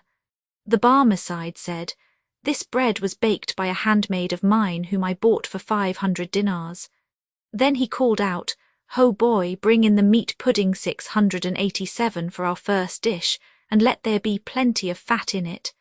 And turning to my brother said, "O my guest, Allah upon thee, hast ever seen anything better than this meat pudding? Now by my life, eat and be not abashed." Presently he cried out again, "Ho boy, serve up the marinated stew 688 with the fatted sand grouse in it." And he said to my brother, "Up and eat, O my guest, for truly thou art hungry and needest food." So my brother began wagging his jaws and made as if champing and chewing, 689, whilst the host continued calling for one dish after another, and yet produced nothing save orders to eat. Presently he cried out, "Ho boy, bring us the chickens stuffed with pistachio nuts," and said to my brother, "By thy life, O my guest, I have fattened these chickens upon pistachios. Eat, for thou hast never eaten their like." "O my lord," replied my brother, "they are indeed first-rate." Then the host began motioning with his hand as though he were giving my brother a mouthful, and ceased not to enumerate and expatiate upon the various dishes to the hungry man, whose hunger waxed still more violent, so that his soul lusted after a bit of bread, even a barley scone. 690 quoth the Barmecide, "Didst thou ever taste anything more delicious than the seasoning of these dishes?" And quoth my brother, "Never, O my lord." "Eat heartily and be not ashamed," said the host and the guest. "I have eaten my fill of meat." So the entertainer cried, "Take away and bring in the sweets," and turning to my brother said, Eat of this almond conserve, for it is prime, and of these honey fritters. Take this one, by my life, the syrup runs out of it. May I never be bereaved of thee, O my lord, replied the hungry one, and began to ask him about the abundance of musk in the fritters. Such is my custom, he answered. They put me a dinar weight of musk in every honey fritter and half that quantity of ambergris. All this time my brother kept wagging head and jaws till the master cried, Enough of this, bring us the dessert. Then said he to him, Eat of these almonds and walnuts and raisins, and of this and that, naming divers kinds of dried fruits, and be not abashed. But my brother replied, O my lord, indeed I am full, I can eat no more. O my guest, repeated the host, if thou have a mind to these good things eat. Allah, Allah, 691 do not remain hungry. But my brother rejoined, O my lord, he who hath eaten of all these dishes, how can he be hungry? Then he considered and said to himself, I will do that shall make him repent of these pranks. Presently the entertainer called out, Bring me the wine.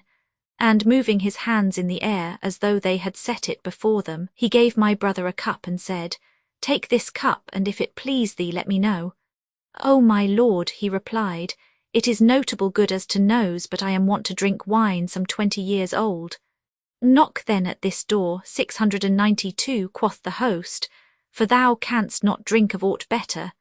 By thy kindness, said my brother, motioning with his hand as though he were drinking, health and joy to thee, exclaimed the housemaster, and feigned to fill a cup and drink it off. Then he handed another to my brother, who quaffed it, and made as if he were drunken. Presently he took the host unawares, and raising his arm till the white of his armpit appeared, dealt him such a cuff on the nape of his neck that the palace echoed to it. Then he came down upon him with a second cuff, and the entertainer cried aloud, What is this, O thou scum of the earth? O my lord, replied my brother, thou hast shown much kindness to thy slave, and admitted him into thine abode, and given him to eat of thy victual. Then thou madest him drink of thine old wine till he became drunken and boisterous. But thou art too noble not to bear with his ignorance and pardon his offence. When the Barmaki heard my brother's words, he laughed his loudest and said, Long have I been wont to make mock of men and play the madcap among my intimates, but never yet have I come across a single one who had the patience and the wit to enter into all my humours save thyself. So I forgive thee, and thou shalt be my boon companion in very sooth, and never leave me. Then he ordered the servants to lay the table in earnest, and they set on all the dishes of which he had spoken in sport. And he and my brother ate till they were satisfied, after which they removed to the drinking chamber, where they found damsels like moons who sang all manner songs and played on all manner instruments. There they remained drinking till their wine got the better of them, and the host treated my brother like a familiar friend, so that he became as it were his brother, and bestowed on him a robe of honour, and loved him with exceeding love. Next morning the two fell again to feasting and carousing, and ceased not to lead this life for a term of 20 years, at the end of which the Barmecide died, and the Sultan took possession of all his wealth and squeezed my brother of his savings, till he was left a pauper without a penny to handle. So he quitted the city and fled forth following his face. 693, but when he was halfway between two towns, the wild Arabs fell on him and bound him and carried him to their camp, where his captor proceeded to torture him, saying, Buy thy life of me with thy money, else I will slay thee. My brother began to weep and replied, By Allah, I have nothing, neither gold nor silver, but I am thy prisoner, so do with me what thou wilt. Then the Badawi drew a knife, broad-bladed and so sharp-grinded, that if plunged into a camel's throat 694, it would sever it clean across from one jugular to the other, and cut off my brother's lips, and waxed more instant in requiring money.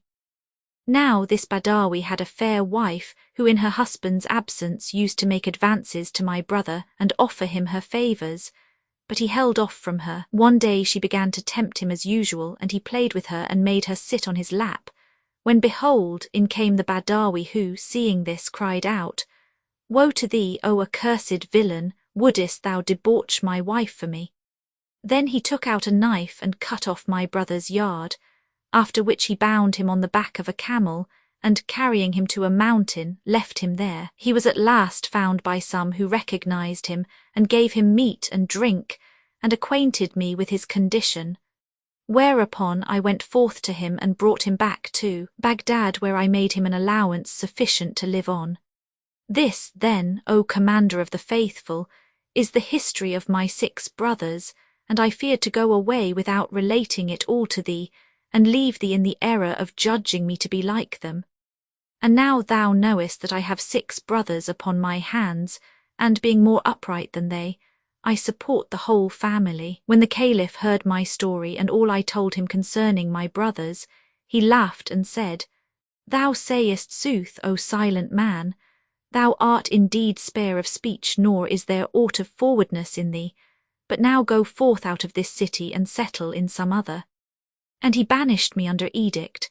I left Baghdad and travelled in foreign parts till I heard of his death and the accession of another to the caliphate. Then I returned to Baghdad, where I found all my brothers dead, and chanced upon this young man, to whom I rendered the kindliest service, for without me he had surely been killed.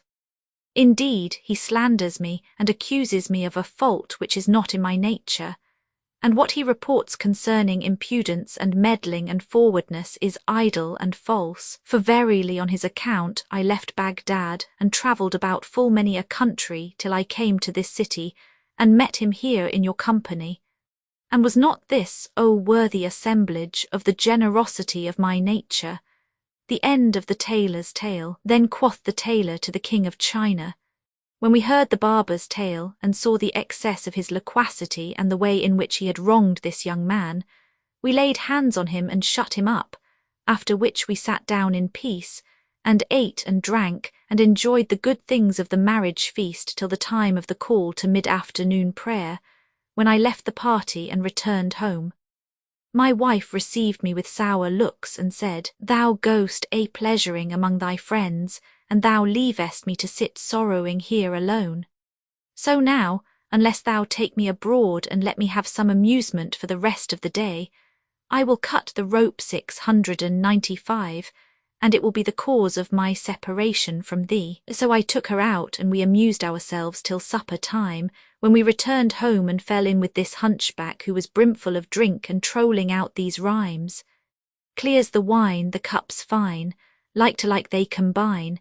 It is wine and not cup, 'tis a cup and not wine.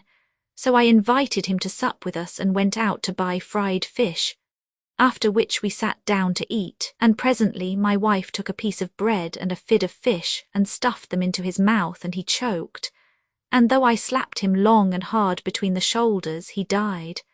Then I carried him off and contrived to throw him into the house of this leech, the Jew, and the leech contrived to throw him into the house of the reeve, and the reeve contrived to throw him on the way of the Nazarene broker. This, then, is my adventure which befell me but yesterday. Is not it more wondrous than the story of the hunchback? When the King of China heard the tailor's tale, he shook his head for pleasure, and, showing great surprise, said, This that passed between the young man and the busybody of a barber is indeed more pleasant and wonderful than the story of my lying knave of a hunchback. Then he bade one of his chamberlains go with the tailor and bring the barber out of jail, saying, I wish to hear the talk of this silent man, and it shall be the cause of your deliverance one and all. Then we will bury the hunchback, for that he is dead since yesterday, and set up a tomb over him. And Shahrazad perceived the dawn of day and ceased to say her permitted say. Now when it was the 34th night, she said, It hath reached me, O auspicious king, that the King of China bade, Bring me the barber who shall be the cause of your deliverance.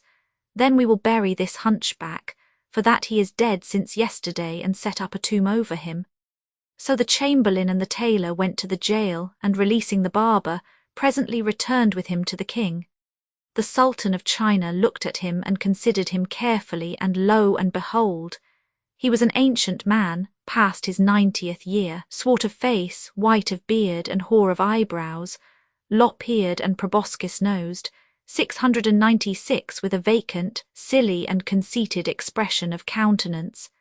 The king laughed at this figure o' fun, and said to him, O silent man, I desire thee to tell me somewhat of thy history. Quoth the barber, O king of the age, allow me first to ask thee what is the tale of this Nazarene, and this Jew, and this Moslem, and this hunchback, the corpse I see among you, and prithee what may be the object of this assemblage?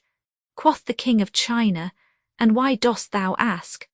I ask, he replied, in order that the king's majesty may know that I am no forward fellow or busybody or impertinent meddler, and that I am innocent of their calumnious charges of overmuch talk, for I am he whose name is the Silent Man, and indeed peculiarly happy is my sobriquet, as saith the poet, when a nickname or little name men design, know that nature with name shall full oft combine. Then said the king, explain to the barber the case of this hunchback and what befell him at supper time. Also repeat to him the stories told by the Nazarene, the Jew, the Reeve, and the tailor, and of no avail to me is a twice told tale. They did his bidding, and the barber shook his head and said, By Allah, this is a marvel of marvels. Now uncover me the corpse of yonder hunchback. They undid the winding sheet, and he sat down, and taking the hunchback's head in his lap, looked at his face, and laughed and guffawed 697 till he fell upon his back and said, There is wonder in every death, 698, but the death of this hunchback is worthy to be written and recorded in letters of liquid gold. The bystanders were astounded at his words, and the king marvelled and said to him, What ails thee, O silent man? Explain to us thy words. O king of the age, said the barber, I swear by thy beneficence that there is still life in this gobbo golightly. Thereupon he pulled out of his waist-belt a barber's budget, whence he took a pot of ointment, and anointed therewith the neck of the hunchback and its arteries. Then he took a pair of iron tweezers, and inserting them into the hunchback's throat, drew out the fid of fish with its bone. And when it came to sight, behold, it was soaked in blood. Thereupon the hunchback sneezed a hearty sneeze, and jumped up as if nothing had happened, and passing his hand over his face, said, I testify that there is no God but the God, and I testify that Mohammed is the apostle of God.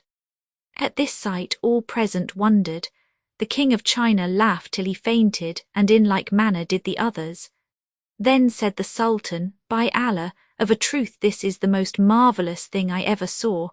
O Moslems, O soldiers all, did you ever in the lives of you see a man die and be quickened again? Verily had not Allah vouchsafed to him this barber, he had been a dead man. Quoth they, By Allah, 'tis a marvel of marvels. Then the king of China bade record this tale, so they recorded it and placed it in the royal muniment-rooms, after which he bestowed costly robes of honour upon the Jew, the Nazarene and the Reeve, and bade them depart in all esteem. Then he gave the tailor a sumptuous dress, and appointed him his own tailor, with suitable pay and allowances, and made peace between him and the hunchback, to whom also he presented a splendid and expensive suit with a suitable stipend. He did as generously with the barber, giving him a gift and a dress of honour. Moreover, he settled on him a handsome solde, and created him barber-surgeon 699 of state, and made him one of his cup companions. So they ceased not to live the most pleasurable life and the most delectable, till there came to them the destroyer of all delights and the sunderer of all societies, the depopulator of palaces and the garnerer for graves. Yet, O most auspicious king, continued Shahrazad, this tale is by no means more wonderful than that of the two Wazirs and Anis al-Jalis. Quoth her sister Dunyazad, And what may that be? Whereupon she began to relate the following tale of 496. Other editions read, At Bassora and the Bressel, Roman 2, 123, At Bassora and Kashgara, somewhat like in Dover and Sebastopol. I prefer China because further off and making the improbabilities more notable. 497. Arab, Judri, lit. Small stones from the hard gravelly feeling of the pustules, Rodwell, p. 20. The disease is generally supposed to be the growth of Central Africa, where it is still a plague and passed over to Arabia about the birth time of Mohammed. Thus is usually explained the War of the Elephant, Quran chapt. CV. When the Abyssinian army of Abraha, the Christian, was destroyed by swallows, a Babil, which Major Price makes the plural of Abila equals a vesicle, which dropped upon them stones of baked clay, like vetches, pilgrimage, Roman 2. 175. See for details Sale in Loco, who seems to accept the miraculous defense of the Kaaba. For the horrors of smallpox in central intertropical Africa, the inoculation, known also to the Bedouin of Al-Hijaz, and other details, readers will consult the lake regions of Central Africa, Roman 2, 318. The Hindus take the bull by the horns and boldly make Sitla smallpox a goddess, an incarnation of Bhawani, deess of destruction reproduction. In China, smallpox is believed to date from B.C. 1200, but the chronology of the Middle Kingdom still awaits the skeptic. 498. In Europe we should add, and all fled, especially the women. But the fatalism inherent in the Eastern mind makes the great difference. 499. Arab, Uzziah. Esdras was a manner of Rip Van Winkle. He was riding over the ruins of Jerusalem when it had been destroyed by the Chaldeans, and he doubted by what means Allah would restore it. Whereupon he died, and at the end of 100 years he revived. He found his basket of figs and cruse of wine as they were, but of his ass only the bones remained. These were raised to life as Ezra looked on, and the ass began at once to bray, which was a lesson to Esdras. Quran chapt. Roman 2. The oath by the ass's hoofs is to ridicule the Jew. Mohammed seems to have had an idée fixe that the Jews say, Ezra is the son of God, Quran Roman 9. It may have arisen from the heterodox Jewish belief that Ezra, when the law was utterly lost, dictated the whole anew to the scribes of his own memory. His tomb with the huge green dome is still visited by the Jews of Baghdad. 500. Arab, Badhanj, the Purs barred wind gur catcher, a wooden penthouse on the terrace roof universal in the Nearer East. 501. The hunchback in Arabia, as in southern Europe, is looked upon by the vulgar with fear and aversion. The reason is that he is usually sharper-witted than his neighbours. 502. Arab, Ya Satara equals thou who veilest the discreditable secrets of thy creatures. 503. Arab, Nasrani, a follower of him of Nazareth and an older name than Christian, which, Acts Roman 11, 26 was first given at Antioch about AD 43. The cry in Alexandria used to be Ya Nasrani Kalb Awani, equals O Nazaren, O dog obscene, pilgrimage 160. Christian in Arabic can be expressed only by Masihi equals follower of the Messiah. 504. Arab, Tasbih equals saluting in the sub-morning. 505. In the East, women stand on minor occasions while men squat on their hunkers in a way hardly possible to an untrained European. The custom is old. Herodotus, Roman 2, 35 says, the women stand up when they make water, but the men sit down.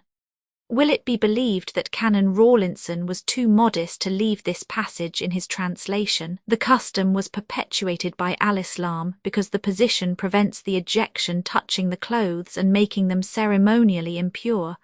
Possibly they borrowed it from the Gebers. Dabistan, Gate Roman 16, says, it is improper, whilst in an erect posture, to make water. It is therefore necessary to sit at squat and force it to some distance, repeating the Avesta mentally. 506. This is still a popular form of the Kinchin lay, and as the turbans are often of fine stuff, the petite industry pays well. 507.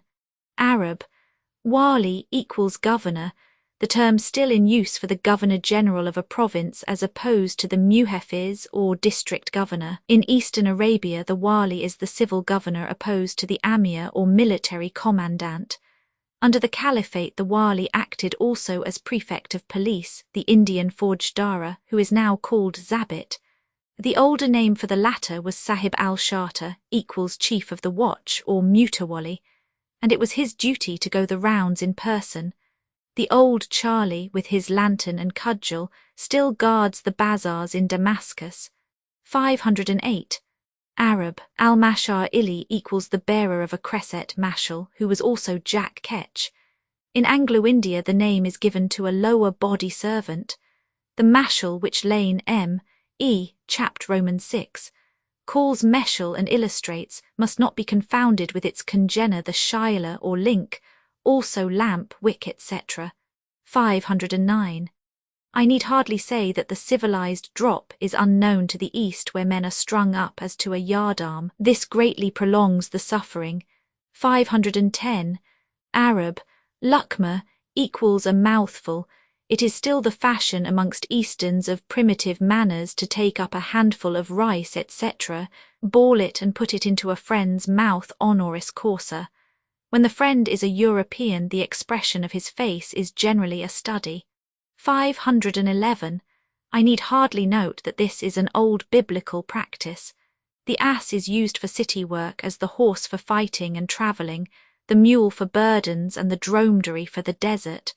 But the Badawi, like the Indian, despises the monture and sings. The back of the steed is a noble place, but the mule's dishonour, the ass disgrace. The fine white asses, often 13 hands high, sold by the Banu Salib and other Badawi tribes, will fetch £100 and more. I rode a little brute from Mecca to Jeddah, 42 miles in one night, and it came in with me cantering. 512. A dry measure of about 5 bushels Cairo. The classical pronunciation is Erdab, and it measured 24 sa gallons, each filling 4 outstretched hands. 513. Al-Jawali should be Al-Jawali al-Makrizi, and the Bab al-Nasser gate of victory is that leading to Suez. I lived in that quarter as shown by my pilgrimage. 62. 514. Arab, al-Ajala, referring to a saying in every Moslem mouth, patience is from the protector Allah, hurry is from hell. That and Inshallah Bakra, please God tomorrow, are the traveller's bêtes noirs. 515. Here it is a polite equivalent for fall to. 516. The left hand is used throughout the East for purposes of ablution and is considered unclean. To offer the left hand would be most insulting, and no man ever strokes his beard with it or eats with it. Hence, probably, one never sees a left-handed man throughout the Moslem East. In the Brazil, for the same reason, old-fashioned people will not take snuff with the right hand, and it is related of the Carthaeans that they prefer the left hand, because the heart, which is the sultan of the city of the body, hath his mansion on that side. Rawzat al-Safar. 517. 2 feminine names, as we might say Mary and Martha. 518. It was near the Caliph's 2 palaces, al-Kasrain, and was famous in the 15th century AD. The Qazi's Mahkama courthouse now occupies the place of the 2 palaces. 519. A Kaysariya is a superior kind of bazaar, a Bezestein, that in the text stood to the east of the principal street in Cairo, and was built in A.H. 502 equals 1108-9 by a Circassian emir known as Fakhr al-Din Jaharkas, a corruption of the Persian. Cheharakas equals 4 persons. Lane I. 422 from al-Makrizi and Ibn Khalakhan. For Jaharkas the Mak, edit, has Girgis George, a common Christian name. I once lodged in a Wakala, the modern Khan Girgis. Pilgrimage I. 255, 520. Arab. Second day, i.e., after Saturday, the true Sabbath, so marvellously ignored by Christendom. 521. Readers who wish to know how a traveller is lodged in a wakala, khan or caravanserai will consult my pilgrimage I. 60. 522. The original occupation of the family had given it a name, as amongst us. 523. the usual chaff or banter allowed even to modest women when shopping, and many a true word is spoken in jest. 524. La Adamnarch equals heaven deprive us not of thee, i.e. grant I see thee often. 525. This is a somewhat cavalier style of advance, but Easterns under such circumstances go straight to the point, hating to filer the parfait amour. 526. The peremptory formula of a slave delivering such a message. 527. This would be our Thursday night, preceding the day of public prayers, which can be performed only when in a state of ceremonial purity. Hence many Moslems go to the hammam on Thursday and have no connection with their wives till Friday night. 528. Lane I. 423 gives ample details concerning the Habbaniyah, or grain sellers' quarter in the southern part of Cairo, and shows that when this tale was written or transcribed, the city was almost as extensive as it is now. 529. Nakib is a caravan leader, a chief, a syndic, and Abu Shama equals father of a cheek mole, while Abu Shama equals father of a smeller, a nose, a snout. The kunya, by name, patronymic or matronymic, is necessary amongst Moslems whose list of names, all connected more or less with religion, is so scanty. Hence Buckingham the traveller was known as Abu Kidda, the father of a cooking pot, and Hajj Abdullah as Abu Shawarib, father of mustachios, pilgrimage, Roman 3, 263, 530, more correctly Bab Zawala from the name of a tribe in northern Africa. This gate dates from the same age as the eastern or desert gate Bab al-Nasser, A.D. 1087, and is still much admired. M. Jomard describes it, description, etc. Roman 2, 670, and lately my good friend Yaqub Artin Pasha has drawn attention to it in the Bulletin der Inst. Egypt, Duxim Sayeri No. 4, 1883, 531. This ornament is still seen in the older saloons of Damascus. The inscriptions are usually religious sentences, extracts from the Quran, etc. in uncial characters. They take the place of our frescoes, and as a work of art are generally far superior. 532. Arab, Bayaz al-Sultani, the best kind of gypsum which shines like polished marble. The stucco on the walls of Alexandria, built by Alexander of the Two Horns, was so exquisitely tempered and beautifully polished that men had to wear masks for fear of blindness. 533. This iklil, a complicated affair, is now obsolete, its place having been taken by the kurs, a gold plate, some 5 inches in diameter, set with jewels, etc. Lane M. E. Appendix A figures it. 534. The woman artist who applies the dye is called munakisha. 535. Kissing with th in a lip, as Shakespeare calls it, the French langue fourrée and Sanskrit samputa. The subject of kissing is extensive in the East. 10 different varieties are duly enumerated in the Anangaranga, or the Hindu art of love, ars amoris indica, translated from the Sanskrit, and annotated by A.F.F. and B.F.R. It is also connected with unguiculation or impressing the nails, of which there are 7 kinds, morsication 7 kinds, handling the hair and tappings or pattings with the fingers and palm 8 kinds. 536. Arab, Azel Nal, to distinguish it from honey, i.e. syrup of sugar cane and fruits. 537. The lines have occurred in Knight Roman 12. By way of variety I give Torrens version p. 273, 538. The way of carrying money in the corner of a pocket handkerchief is still common. 539.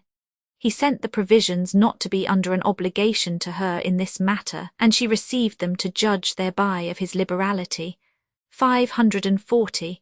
Those who have seen the process of wine-making in the Libanus will readily understand why it is always strained. 541.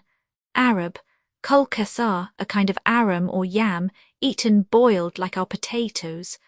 542. At first he slipped the money into the bedclothes. Now he gives it openly and she accepts it for a reason. 543. Arab, al-Zalama, lit. Equals tyrants, oppressors applied to the police and generally to the employees of government. It is a word which tells a history. 544. Moslem law is never completely satisfied till the criminal confess. It also utterly ignores circumstantial evidence, and for the best of reasons. Amongst so sharp-witted a people the admission would lead to endless abuses. I greatly surprised a certain Governor-General of India by giving him this simple information. 545. Cutting off the right hand is the Quranic punishment, chapt.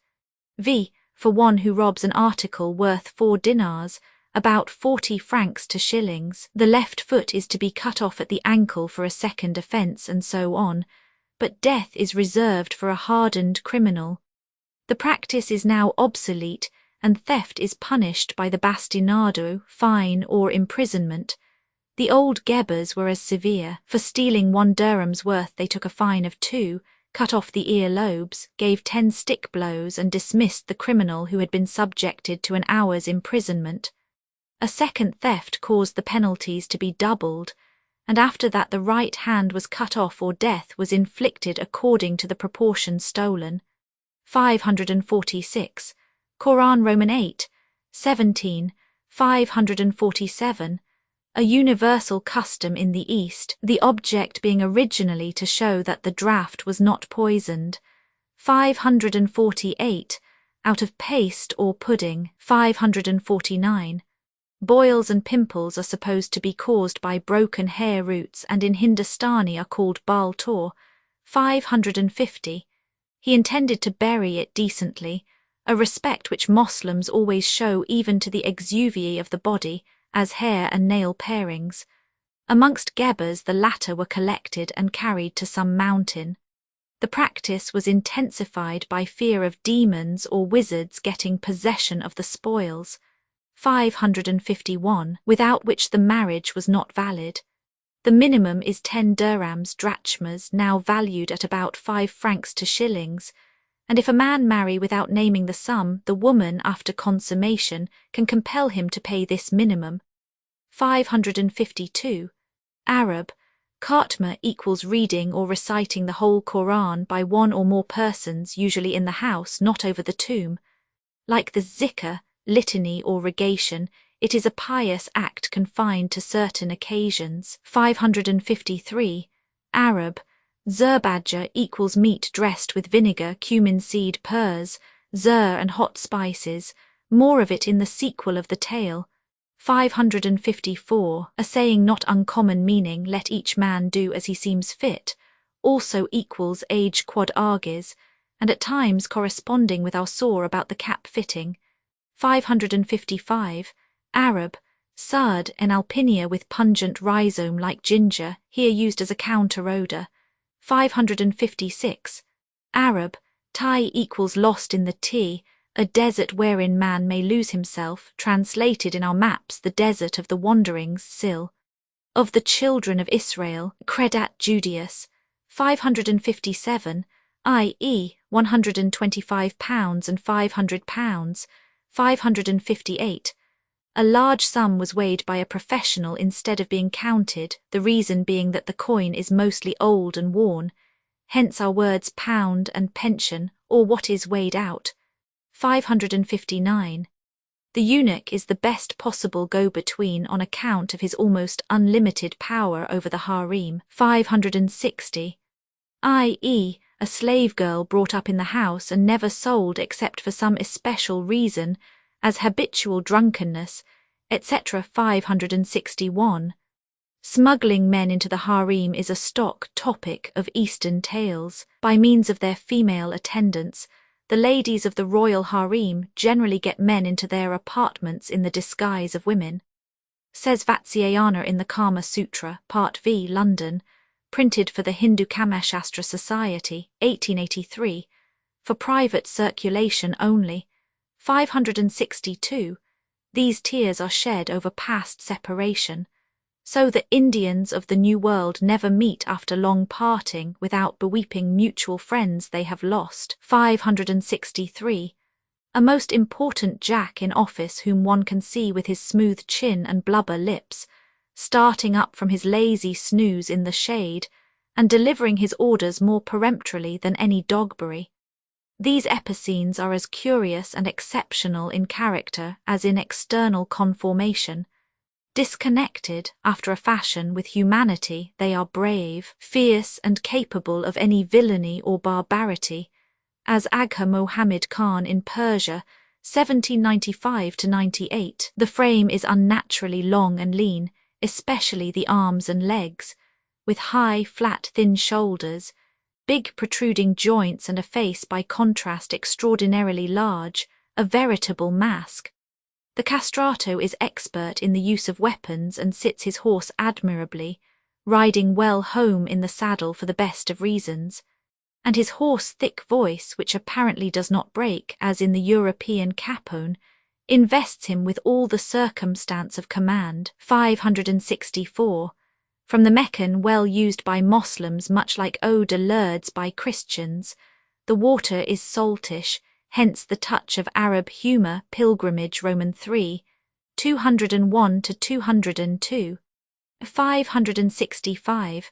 Such articles would be sacred from Moslem eyes. 566. Physiologically true but not generally mentioned in describing the emotions. 567. Properly, euter, the different rooms, each odalisque or concubine having her own.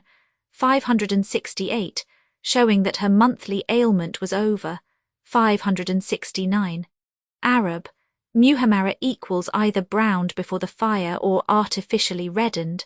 570. The insolence and license of these palace girls was, and is, unlimited, especially when, as in the present case, they have to deal with a softy. On this subject numberless stories are current throughout the East. 571. i.e. blackened by the fires of Jehannam. 572. Arab, bil salama equals in safety to avert the evil eye. When visiting the sick it is usual to say something civil. The Lord heal thee, no evil befall thee, etc. 573. Washing during sickness is held dangerous by Arabs, and going to the hammam is, I have said, equivalent to convalescence. 574. Arab, Maristan pronounced Muristan, a corruption of the Purs.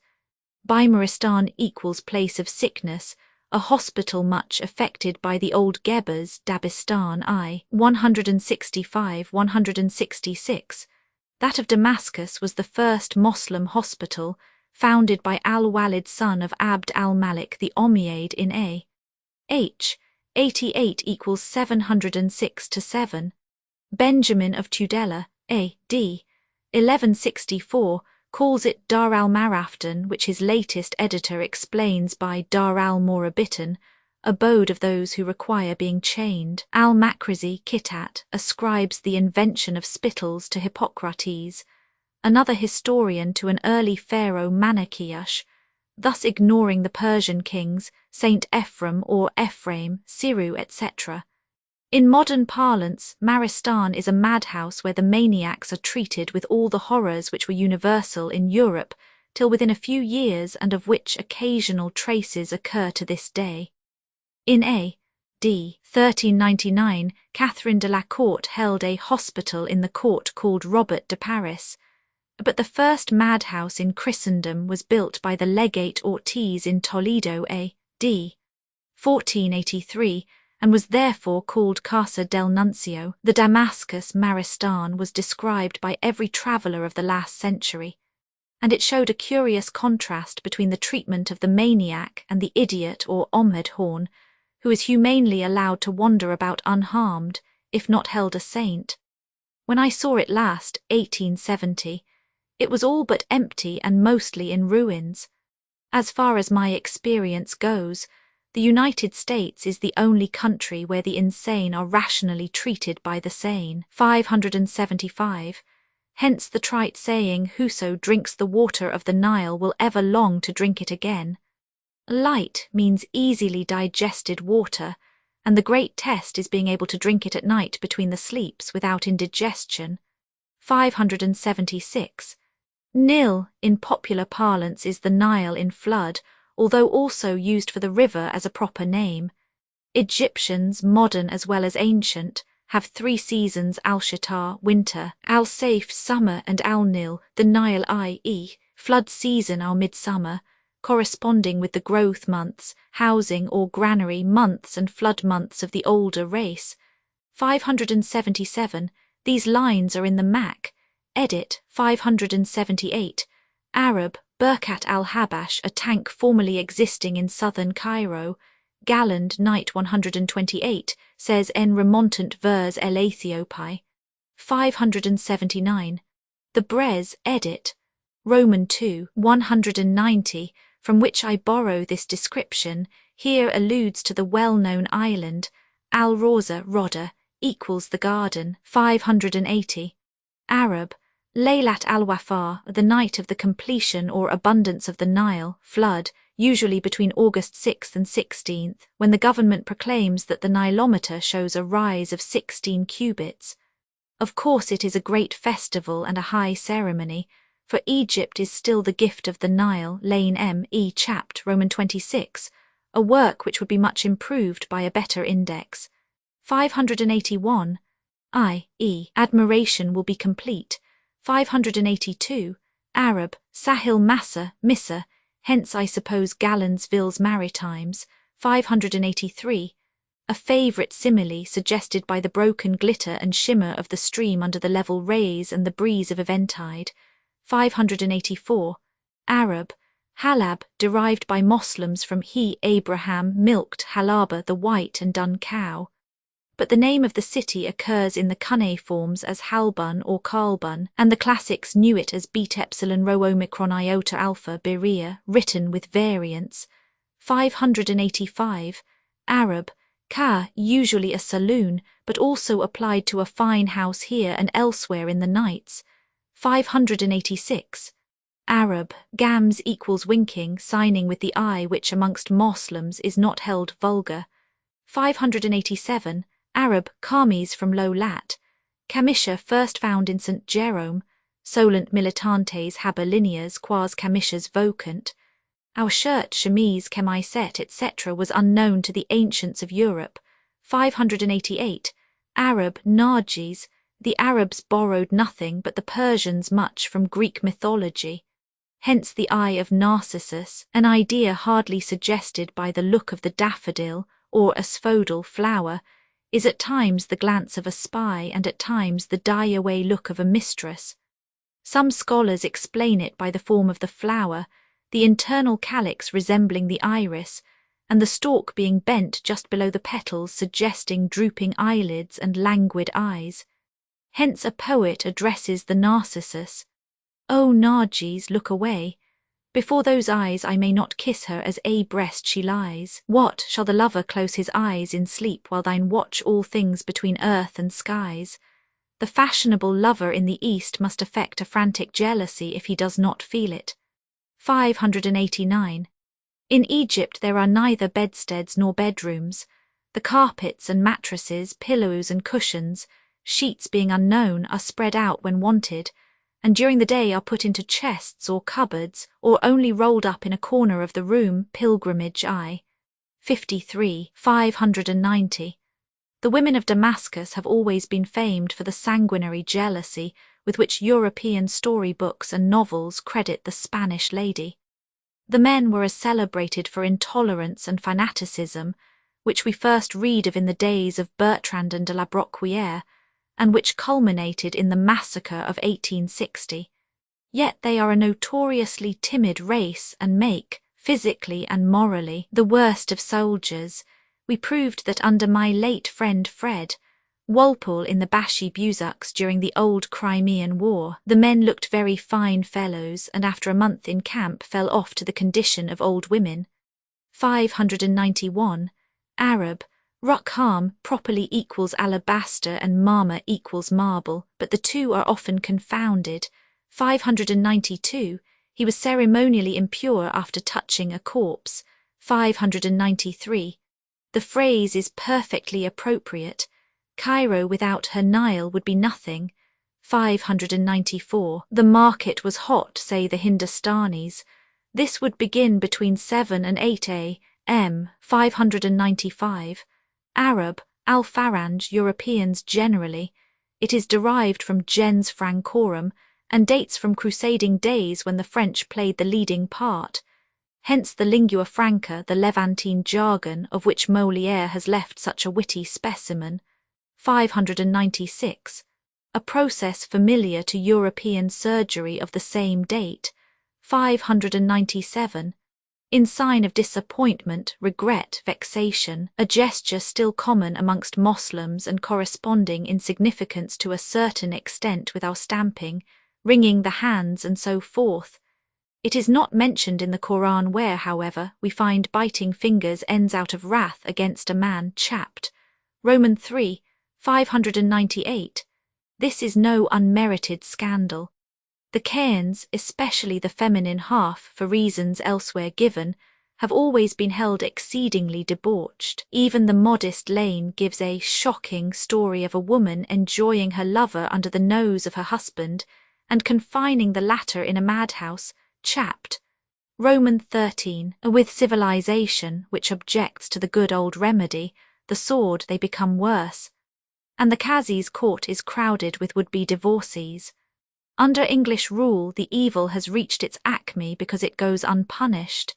In the avenues of the New Ismailia quarter, inhabited by Europeans, women, even young women, will threaten to expose their persons unless they receive bakshish. It was the same in Sind when husbands were assured that they would be hanged for cutting down adulterous wives.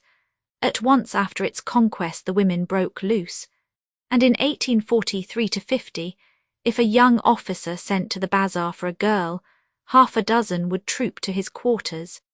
Indeed, more than once the professional prostitutes threatened to memorialize Sir Charles Napier because the modest women, the ladies, were taking the bread out of their mouths. The same was the case at Kabul of Afghanistan in the old war of 1840, and here the women had more excuse, the husbands being notable sodomites as the song has it. The worth of slit the Afghan knows, the worth of hole the Kabul man. 599, so that he might not have to do with three sisters German. Moreover, amongst Moslems a girl's conduct is presaged by that of her mother, and if one sister go wrong, the other is expected to follow suit. Practically the rule applies everywhere. Like mother, like daughter. 600, in sign of dissent, as opposed to nodding the head which signifies assent.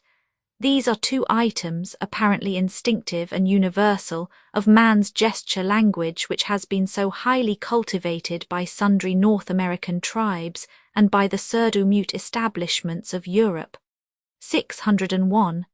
This futur is the real breakfast of the East, the Chhoti Hazri, petit déjeuner of India, a bit of bread, a cup of coffee or tea and a pipe on rising. In the text, however, it is a ceremonious affair. 602. Arab, Nars, a word of many meanings, a sinister aspect of the stars as in Heb, and Aram, or adjectively sinister of ill omen. Vulgarly it is used as the reverse of nice and corresponds after a fashion with our nasty. 603. Window gardening, new in England, is an old practice in the East. 604. Her pimping instinct at once revealed the case to her. 605. The usual panda dodge to get more money. 606. The writer means that the old woman's account was all false, to increase apparent difficulties and poor see fair valoir. 607. Arab, Ya Khalati equals mother's sister, a familiar address to the old as uncle or nuncle, father's brother to a man. The Arabs also hold that as a girl resembles her mother, so a boy follows his uncle, mother's brother. Hence the address Yatayyib al-Khal, equals O thou nephew of a good uncle. I have noted that physically this is often fact. 608. I.W. Allahi, contracted popularly to Iwa, a word in every Moslem mouth and shunned by Christians, because against orders Hebrew and Christian. The better educated Turks now eschew that eternal reference to Allah which appears in the Nights, and which is still the custom of the vulgar throughout the world of Al-Islam. 609. The Muzayin or barber in the East brings his basin and budget under his arm. He is not content only to shave. He must scrape the forehead, trim the eyebrows, pass the blade lightly over the nose, and correct the upper and lower lines of the mustachios, opening the central parting, and so forth. He is not a whit less a tattler and a scandalmonger than the old Roman tonsure or Figaro his confrere in southern Europe. The whole scene of the barber is admirable, an excellent specimen of Arab humour and not over-caricatured. We all have met him. 610. Abdullah ibn Abbas was a cousin and a companion of the Apostle, also a well-known commentator on the Quran and conserver of the traditions of Mohammed. 611. I have noticed the antiquity of this father of our sextant, a fragment of which was found in the palace of Sennacherib. More concerning the Astable, as Chaucer calls it, is given in my Camoens, his life and his Lusiads p. 381, 612. Arab, Simiyar to rhyme with Kimiyar alchemy proper.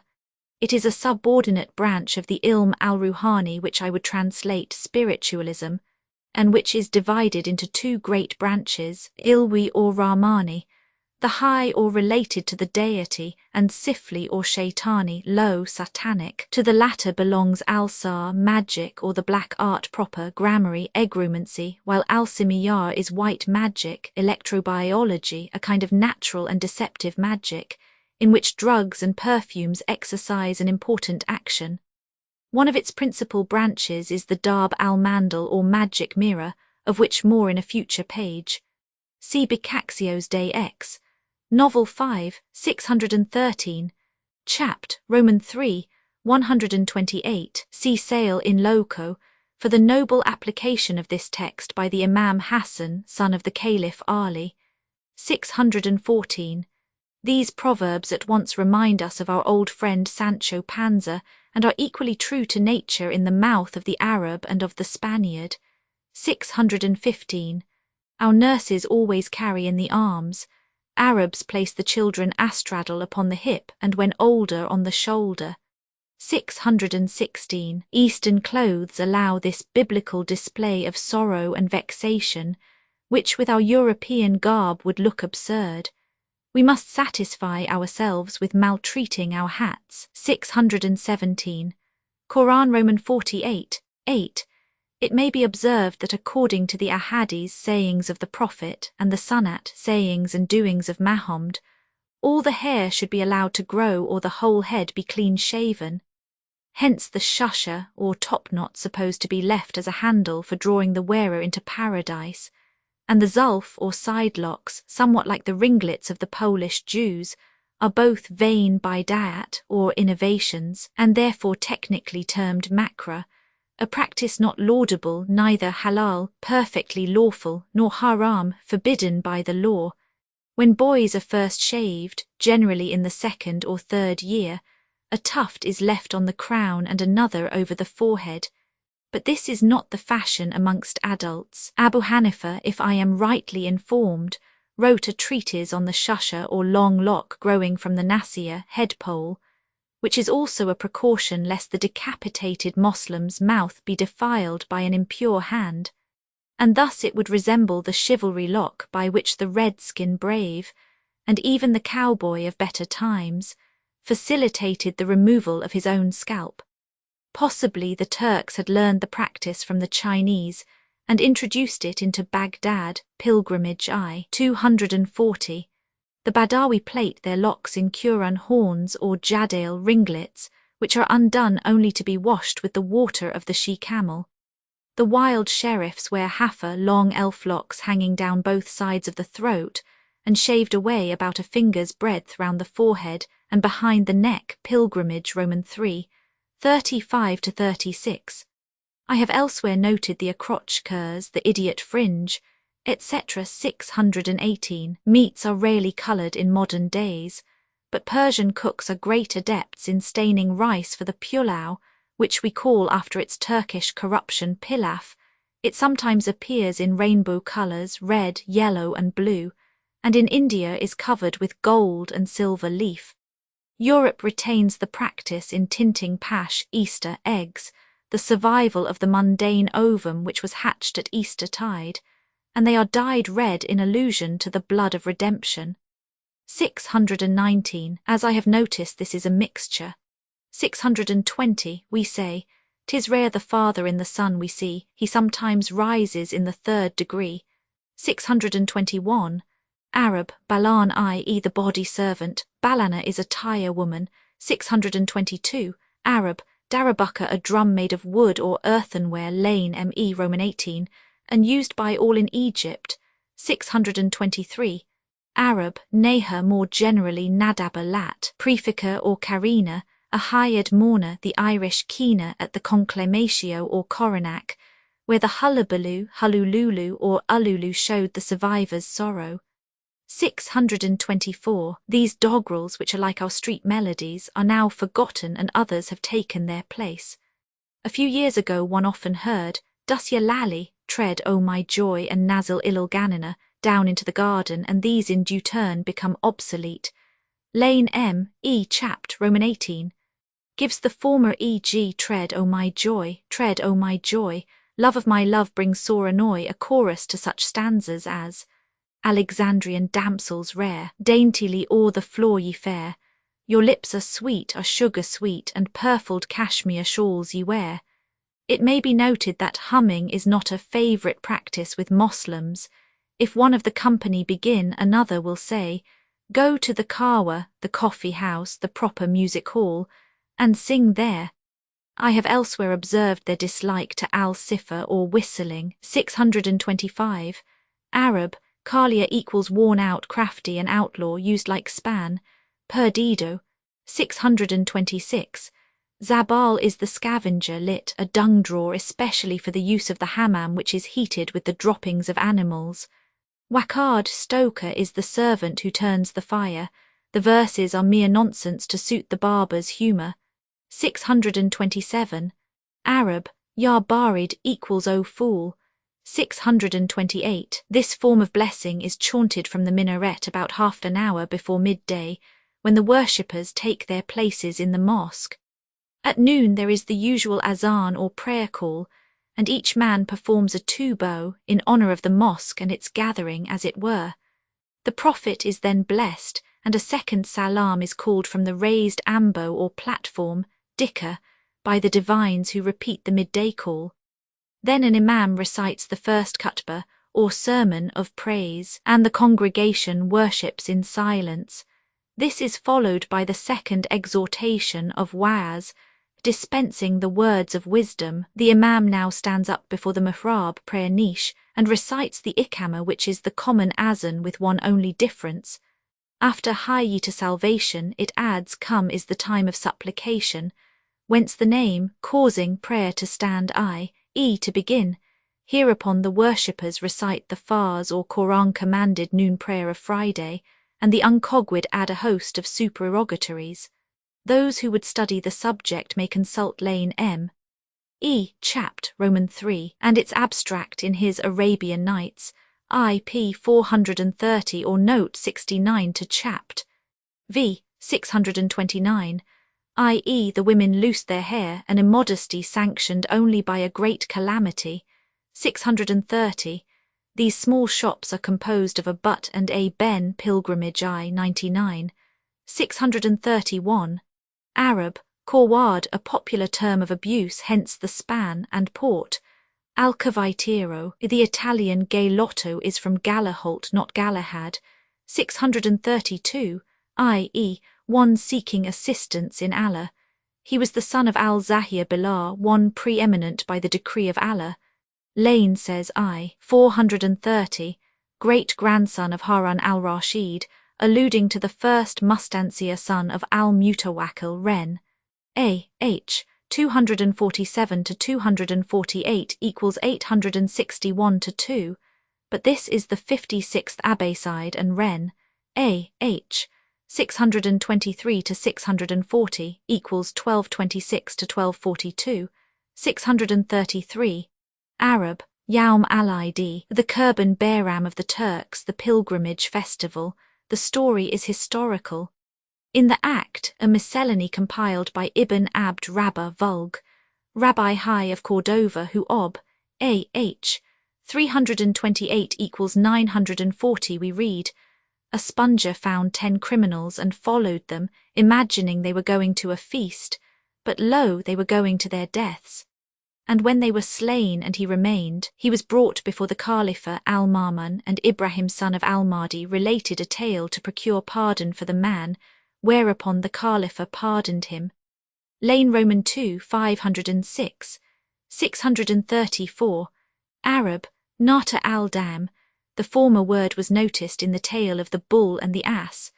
The leather of blood was not unlike the suffra, and could be folded into a bag by a string running through rings round the edges. Moslem executioners were very expert, and seldom failed to strike off the head with a single blow of the thin narrow blade with razor edge, hard as diamond withal, which contrasted so strongly with the great coarse chopper of the European headsman. 635. The ground floor, which in all hot countries is held, and rightly so, unwholesome during sleep, is usually let for shops. This is also the case throughout southern Europe, and extends to the Canary Islands and the Brazil. 636. This serious contemplation of street scenery is one of the pleasures of the harems. 637. We should say smiled at him. The laugh was not intended as an affront. 638. Arab, fowl's armour. Fowls is a fish scale, also the smaller coin, and the plural fulus is the vulgar term for money equals ital. Quattrini without specifying the coin. It must not be confounded with the faza, alias nus, alias para Turk, the latter being made not of red copper but of a vile alloy containing, like the Greek a spur, some silver, and representing when at par the 40th of a piaster, the latter being equals 2d, ths. 639. Arab, farajia, a long-sleeved robe. Lane's farajay, me, chapped, I. 640. The tailor in the East, as in southern Europe, is made to cut out the cloth in presence of its owner to prevent cabbaging. 641. Expecting a present. 642. Alluding to the saying, kiss is the key to kitty. 643. The panel dodge is fatally common throughout the East, where a man found in the house of another is helpless. 644. This was the beginning of horseplay, which often ends in a bastinado. 645. Hair dyes in the East are all of vegetable matter, henna, indigo leaves, galls, etc. Our mineral dyes are, happily for them, unknown. Herklots will supply a host of recipes. The Egyptian mixture which I quoted in Pilgrimage, Roman 2, 274, is sulfate of iron and ammonium of iron 1 part and gall nuts 2 parts, infused in 8 parts of distilled water. It is innocuous but very poor as a dye. 646. Arab, amrad, etymologically beardless and handsome, but often used in a bad sense to denote and effeminate a catamite. 647. The Hindus prefer having the cardinal points as her sole garment. Vertu de climat, says Madame de Staël. In Paris, nude statues are draped in cerulean blue. Rabelais, Roman 4, 29. Robes King Shrovetide in grey and gold of a comical cut, nothing before, nothing behind, with sleeves of the same. 648. This scene used to be enacted a few years ago in Paris for the benefit of concealed spectators, a young American being the victim. It was put down when one of the lookers-on lost his eye by a penknife thrust into the crevice. 649, meaning that the trick had been played by the wazir's wife or daughter. I could mention sundry names at Cairo whose charming owners have done worse things than this unseemly frolic. 650. Arab, Shayyan lillahi, a beggar's formula equals per ama di Dio. 651. Noting how sharp-eared the blind become. 652. The blind in Egypt are notorious for insolence and violence, fanaticism and rapacity. Not a few foreigners have suffered from them. Pilgrimage eye. 148. In former times many were blinded in infancy by their mothers, and others blinded themselves to escape conscription or honest hard work. They could always obtain food, especially as muezzins, and were preferred because they could not take advantage of the minaret by spying into their neighbours' households. The Egyptian race is chronically weak-eyed, the effect of the damp hot climate of the valley, where ophthalmia prevailed even during the pre-pharaonic days. The great Sesostris died stone-blind and his successor lost his sight for 10 years, Pilgrimage Roman II. 176. That the fellahs are now congenitally weak-eyed may be seen by comparing them with Negroes imported from Central Africa. Ophthalmia rages especially during the damp season in the lower Nile Valley, and the best cure for it is a fortnight's trip to the desert where, despite glare, sand and wind, the eye readily recovers tone. 653, i.e. with kicks and cuffs and blows as is the custom. Pilgrimage eye. 174. 654, Arab kaid whence alkaid, a word still much used in northwestern Africa.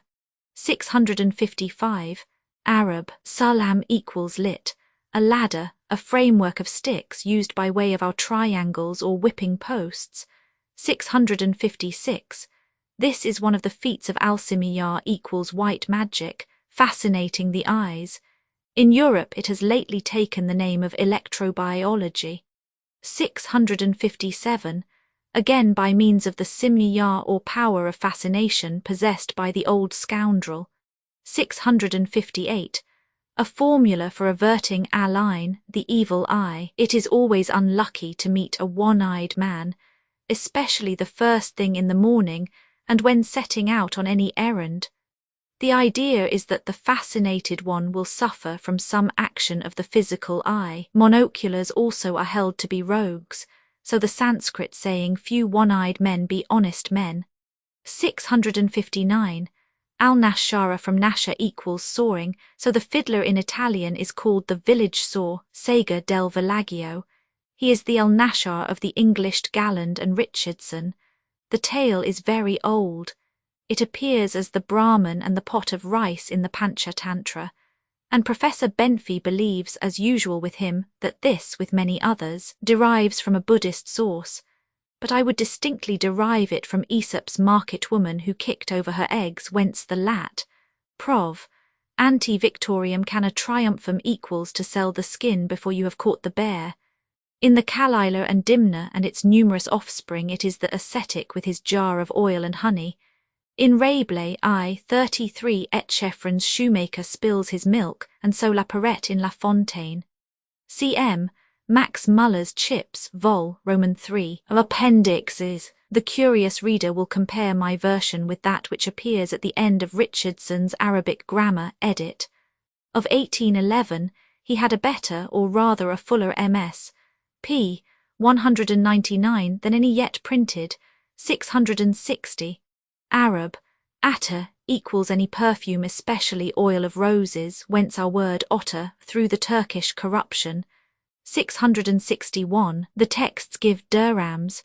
100,000 equals 5,000 dinars for dinars, a clerical error as the sequel shows. 662. Young slaves, says Richardson, losing colour. 663. Nothing more calculated to give affront than such a refusal. Richardson, p. 204, who, however, doubts his own version, p. 208, here translates, and I will not give liberty to my sole spouse, but in her apartments. The Arabic, or rather Kayan, is wa la akhali ruhai, equals I will not let myself go be my everyday self, etc. 664, whilst she is in astonishment and terror. Richardson, 665, Chamber of Robes, Richardson, whose text has nam for manam. 666, till I complete her distress, Richardson, whose text is corrupt. 667. Sleep by her side, the word Nama bearing both senses. 668. Will take my hand, takabul being also ambiguous. 669. Arab, Myras, one who brings about marriages, etc. So the germ. Couplerin, a couplerus. It is one of the many synonyms for a pimp and a word in general use. Pilgrimage. 276. The most insulting term, like Deus, insinuates that the man panders for his own wife. 670. Of hands and face, etc. See Knight, CCCCL Ziv. 671. Arab, sadaka, sincerity, voluntary or supererogatory alms, opposed to zakat, purification, legal alms which are indispensable. Prayer carries us halfway to Allah. Fasting brings us to the door of his palace, and alms deeds, sadaka, causes us to enter. For zakat no especial rate is fixed, but it should not be less than 1/40 of property or 2.5%. Thus Al-Islam is, as far as I know, the only faith which makes a poor rate zakat obligatory and which has invented a property tax, as opposed to the unjust and unfair income tax upon which England prides herself. 672. A Greek girl. 673. This was making himself very easy, and the idea is that the gold in pouch caused him to be so bold. Lane's explanation in Loco is all wrong. The pride engendered by sudden possession of money is a lieu commune amongst Eastern storytellers. Even in the beast fables, the mouse which has stolen a few gold pieces becomes confident and stout-hearted. 674. Arab, al-Maliha also means the beautiful femme, from mil equals salt, splendor, etc. The Mac, edit, has Mumeliha equals a salt vessel. 675, i.e. to see if he felt the smart. 676. Arab, Sardebe, Persian, equals an underground room used for coolness in the hot season.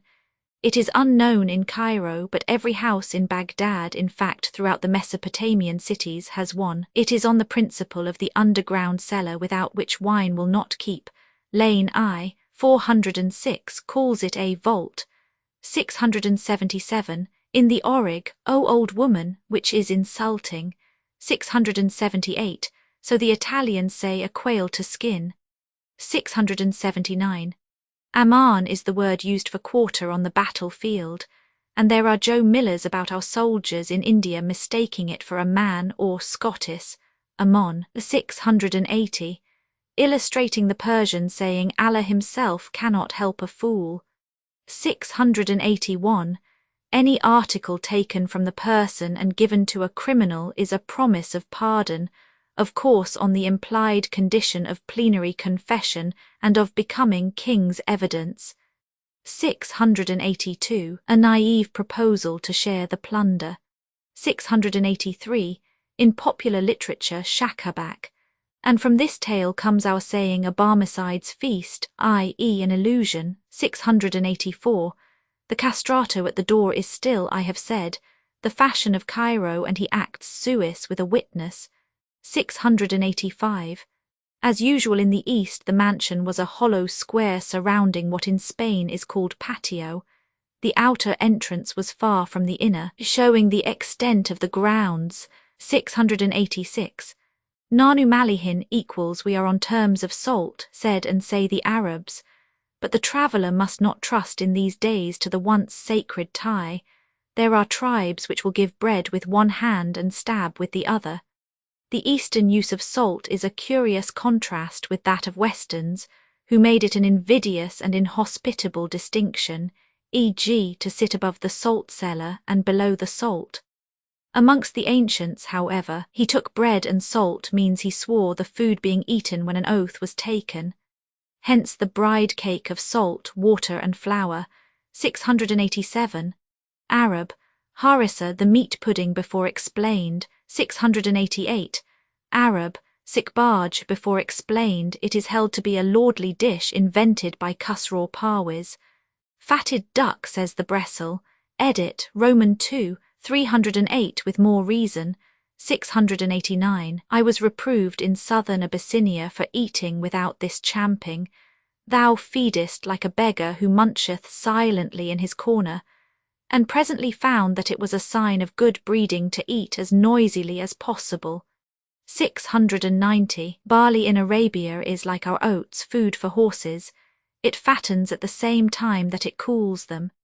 Had this been known to our cavalry when we first occupied Egypt in 1883, our losses in horseflesh would have been far less, but official ignorance persisted in feeding the cattle upon heated oats and the riders upon beef, which is indigestible, instead of mutton, which is wholesome.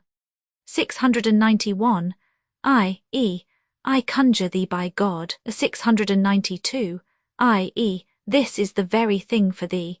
693 at random. 694 This is the way of slaughtering the camel whose throat is never cut on account of the thickness of the muscles. Egorger un chamau is a mistake often made in French books. 695 I will break bounds. 696 The Arabs have a saying corresponding with the dictum of the Salonitan school.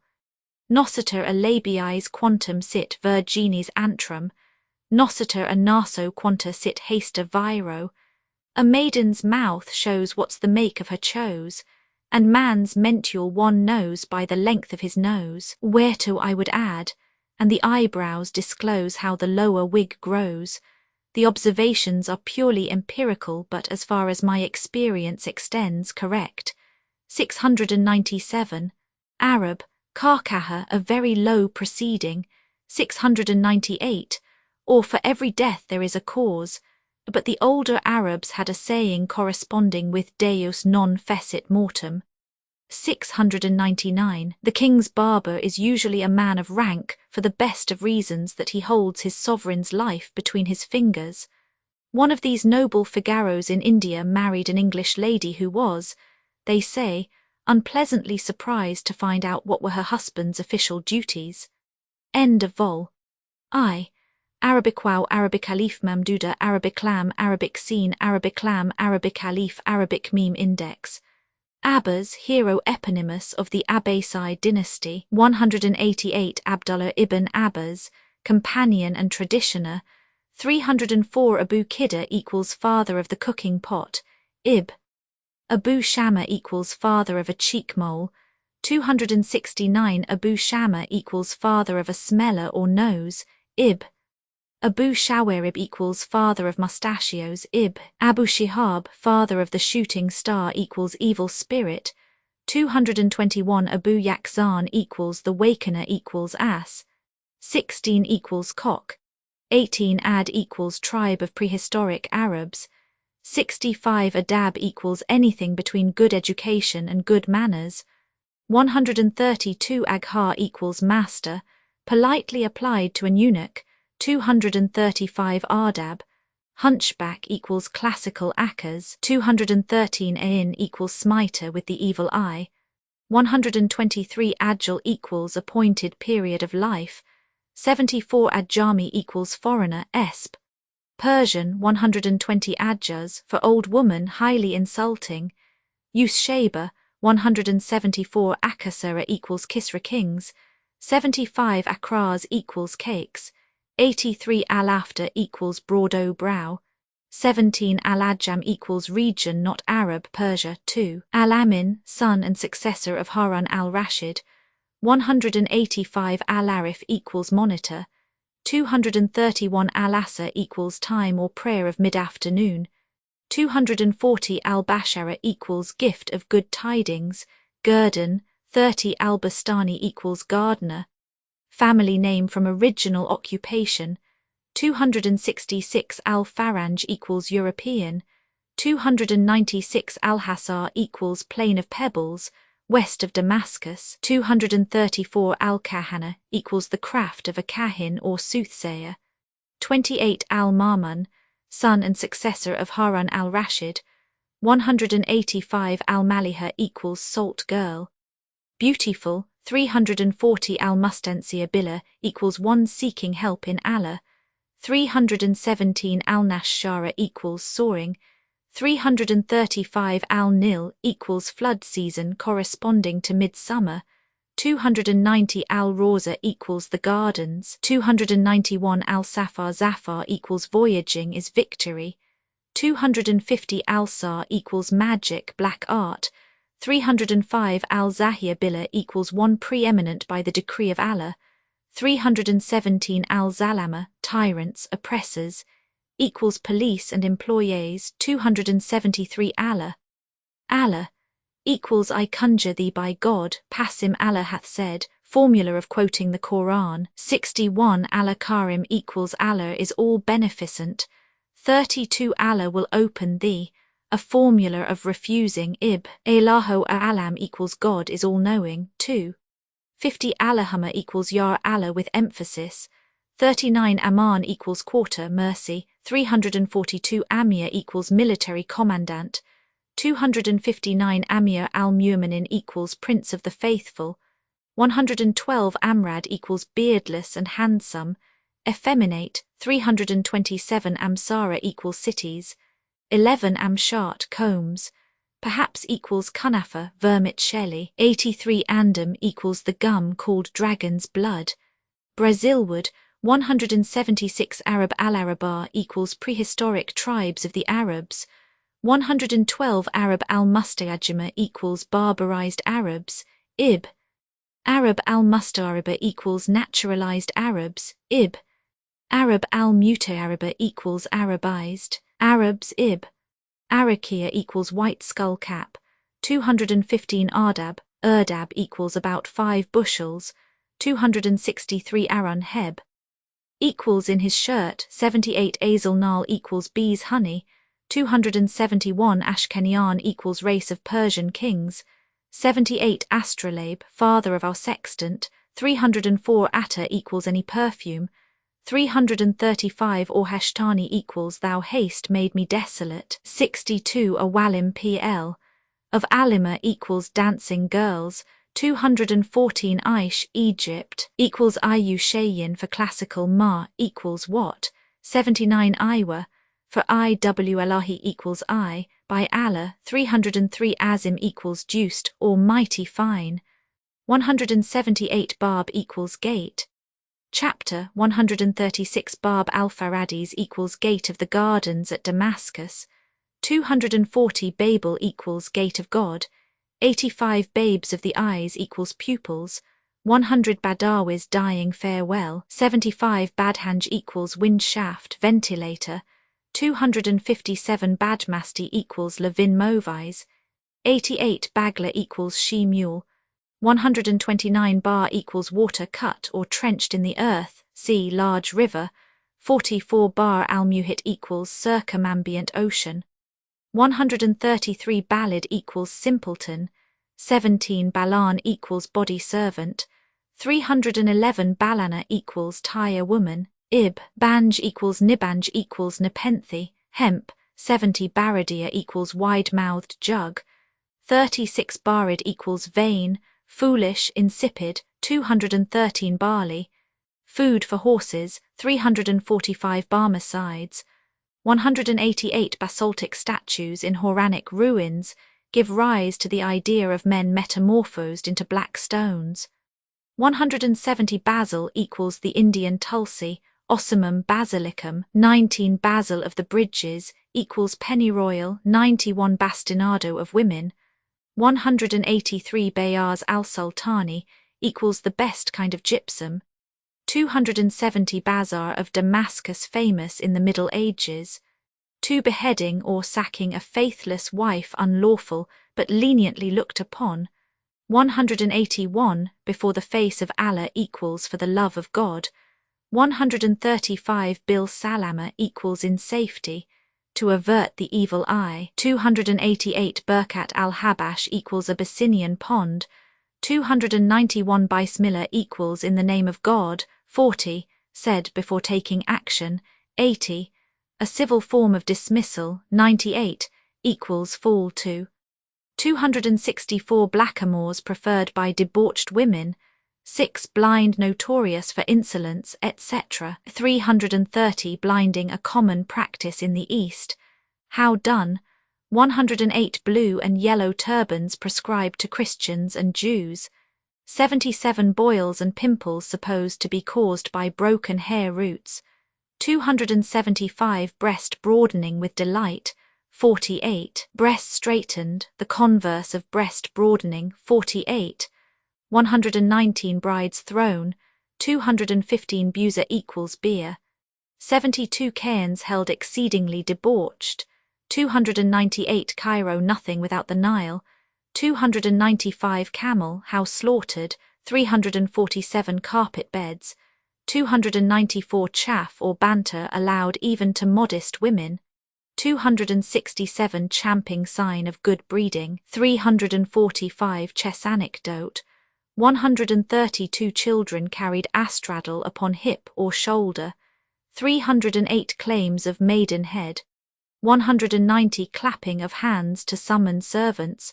177 clever young ladies dangerous in the East. 15 conception on the bride night rare. 227 confession after concealment, a characteristic of the servile class. 53 confession on the criminal's part required by Moslem law. 274 confusion of metaphors characteristic of the nights.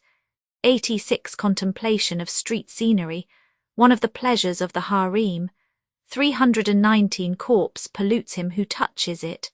295 cutting off the right hand Quranic punishment for theft. 274 cutting of the navel string preliminary to naming the babe. 231 cutting the rope equals breaking bounds. 349 Dajla equals Tigris Heb. Hiddekel 180 Dakhilak equals under thy protection. 61 Damascus women famed for sanguinary jealousy. 295 Darabuka equals Tom-Tom. 311 Darbar equals public audience. 29 Dasta equals leave, permission. 66 Daughter of my uncle equals my wife. 69 Dorak equals narrow-mouthed jug. 36 Despite his nose equals against his will. 26 Destiny blindeth human sight. 67 Dinara equals gold piece, Darik Miskal. 32 Dirham equals silver piece. 33 Dog and hog popular terms of abuse.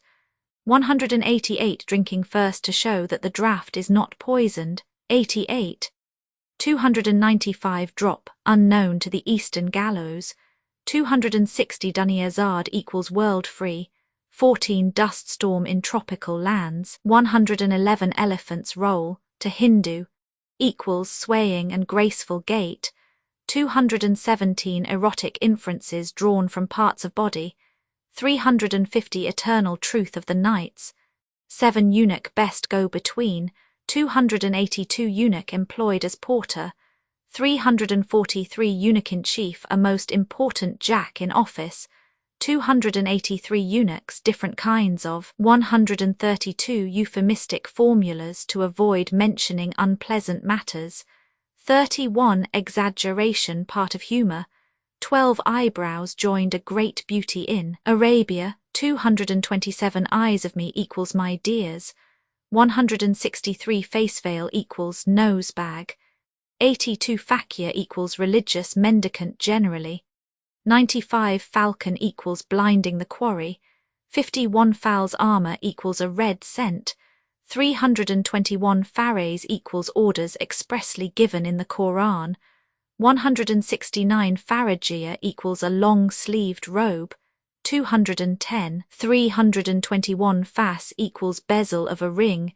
Gem cut en kabotchen, contenant for contenu. 165 farter equals a youth, generous man, etc. 67 favors foreshadowing downfall. 48 female depravity going hand in hand with perversity of taste. 73 fiat injustitia ruat coelum. 253 first personal pronoun placed first for respect. 237 fitna equals revolt, seduction, mischief. Beautiful girl. Aphrodisiac perfume. 219 following one's face equals at random, 347 Friday night equals our Thursday night, 269 Friday service described, 313 frolics of highborn ladies, 328 fun equals practical jokes of the largest, 20 future equals breakfast, 300 gall bladder and liver allusions, 219 Gadia equals a place where water sinks, lowland, 233 Gams equals winking, signing with the eye, 292 Garib equals foreigner, 95 Gawazi equals singing girls, 214 Ghazal al-Banat, spinning of girls, equals vermicelli, 83 Gilman equals Waldan, the beautiful youths of paradise, 211 Guta equals thickly grown lowland, 115 Gyula equals ogress, 55 going straight to the point preferred to Phyla le parfait amour, 268 gold makes bold, 340 ground floor usually let for shops, 319 hab equals grain of the heart, 250 habania equals grain seller's quarter, 269 Habib, euphemism for lover, 223, 213 horseplay, frequently ending in bastinado, 325 House of Peace equals Baghdad, 139 Houses of Lamentation in Moslem burial grounds, 94 Humming not a favourite practice with Moslems, 311 Hunchback looked upon with fear and aversion, 258 Her align equals with eyes of lively white and black, 90 Her equals gentleman, 254 Hurry is from hell, 264 Iblis equals despairer, 13 Ibn Haram equals son of adultery, abuse not necessarily reflecting on the parent, 231 Ibrat equals needle graver and Ibrat equals warning, a favourite jingle, 104 Ibrik equals ewer, and Tisht equals basin, used for washing the hands, 241 Id al-Kabir equals the great festival, 28 Ifrit divided into two races like mankind, 11 Ifrita equals she-Ifrit, 34 I dark equals encompassing, as the white encloses the black of the eye, 49 Ihtizars equals shaking with delight, 50 Iklil equals diadem, now obsolete, 270 Iklim equals the 7 climates of Ptolemy, 233 Ilm al-Ruhani equals spiritualism, 305 Improvising still common amongst the Bedouin, 39 Incest lawful amongst ancient peoples, 110 Inheritance, law of, settled by the Quran, 174 Inshad equals conjuring by Allah, 11 Insolence and license of palace girls, 286 Intellect of man stronger than a jinni's, 43 Internally wounded equals sick at heart, 5 Inwa equals jerking the date stone, 25 Isha equals the first watch of the night, 175 Izara equals sheet worn as veil, 163 Jafar equals contrasting strongly with his master, 102 Jahakas equals purrs, hey heart onomatopoetic equals hey ho, 76 Hair should be allowed all to grow or be shaven off, 308 Hair dyes all vegetable matter, 326 Halab equals Aleppo, 292 Hammam, going to the equals convalescence, 288, showing that a woman's monthly ailment is over, 286 Harim equals harem, used for the inmate's wife, etc., 165 Harissa, a favourite dish, 131 Hassanta ya Hassan equals Benedetto, 251 Hashish, intoxicant prepared of hemp, 225 Hasty to salvation, part of the Azan, 224 Hatif equals mysterious voice, 142 Hawk equals hee-haw, 221 Head in the poke equals into the noose, 179 High-bosomed damsel a favourite with Arab tale-tellers, 84 Hog, popular term of abuse, 188 Horoscopes, etc. Cheharakas, 4 persons, 266 Janat al-Naim equals the Garden of Delights Heaven, 98 Jazara equals Peninsular Arabia, 2 Jazarat al-Khalidat equals Eternal Isles equals Canaries, 141 Jala equals displaying the bride before the bridegroom, 174 Jinn equals the French Gaini, the Hindu Rakshasa or Yaksha, 10 Joseph of the Quran very different from him of Genesis, 13 Judri equals smallpox, 256 Junan equals madness, 10 Ka equals ground floor hall, 85 Ka, saloon equals fine house, mansion, 292 Kabul men noted for sodomy, 299 Kaf, popularly equals Caucasus, 72, 133 Kaaba equals whore, 70 Kahilat al-Taraf equals having the eyelids lined with kohl, 63 Karkaha equals horse laughter, 350 Kara Manat equals nursery governess, 231 Kaid equals leader, 330 Kalam equals reed pen, 128 Kalam al-Mubar equals the permitted say, 29 Calendar equals mendicant monk, 94 Kamat al-Fiyya equals straight stature, 85 Kamis equals shift, etc. 293 Kata equals bit of leather, 20 Katar equals sand grouse, 131 Katf equals pinioning, 106 Kathar Sarit Sagara equals poetical version of the Vrihat Kathar, 12 Kaus al-Banduk equals pellet bow, 10 Korsar equals a Lu commune of poets, 241 Korwad equals pimp, 316 Kenian race of Persian kings, 75 Kailula equals siesta, 51 Caesarea equals superior kind of bazaar,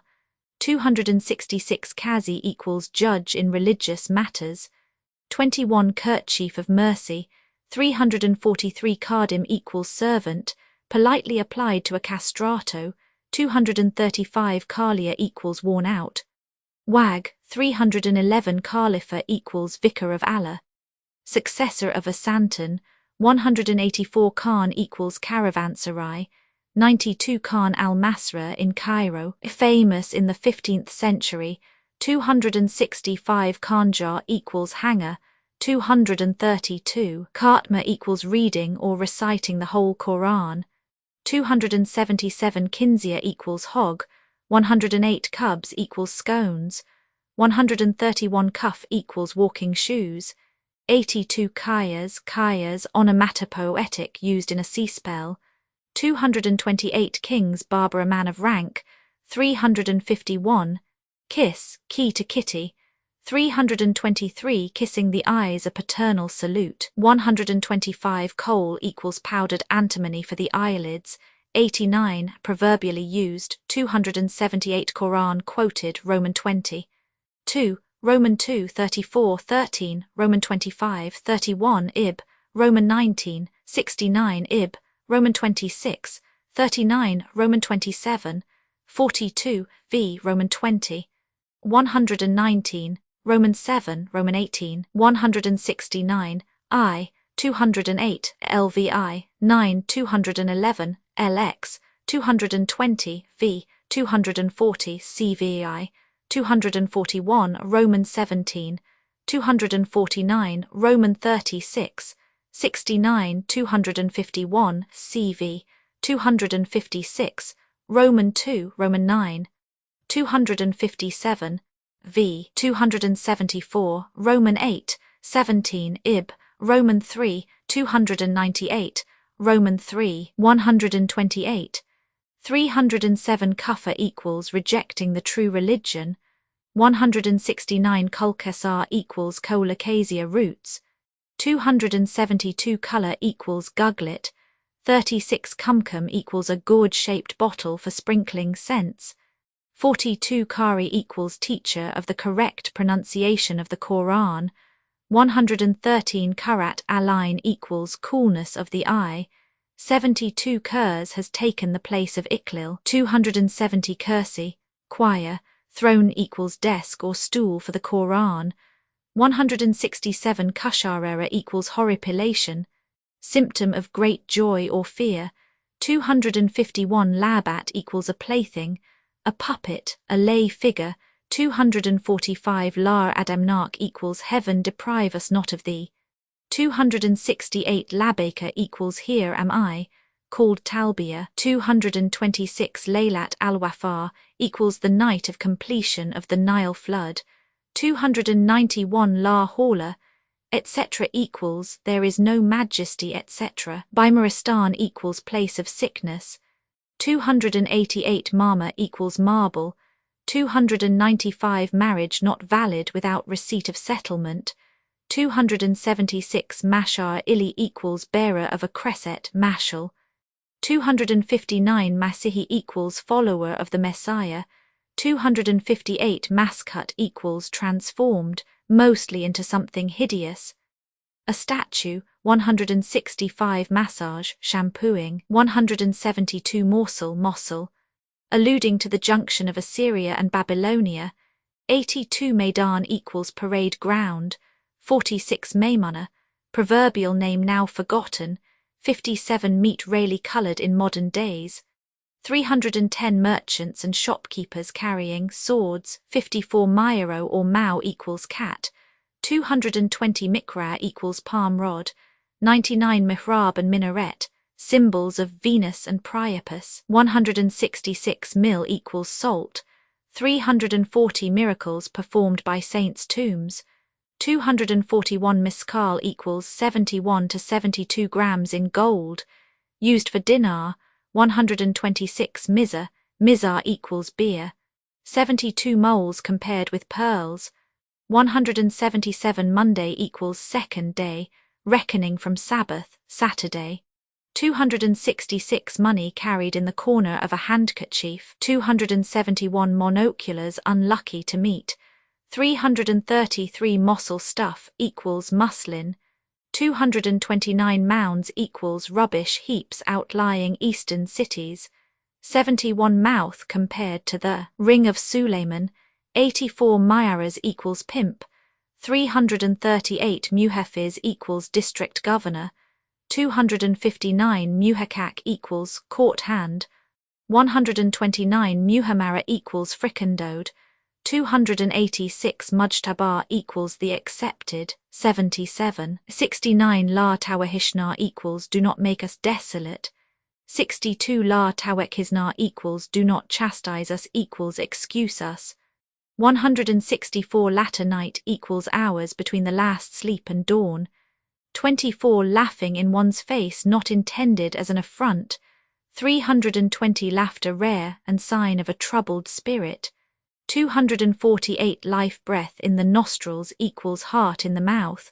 42 Like mother like daughter. 299 Liver equals seat of passion. 27 Logha equals Arabic language. Also a vocabulary dictionary.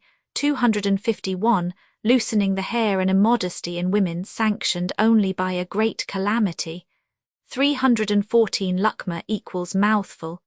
261 Madfa equals cannon, showing modern date. 223 Magnet mountains, fable probably based on the currents. 140 Mailcoat and Habergeon simile for glittering stream.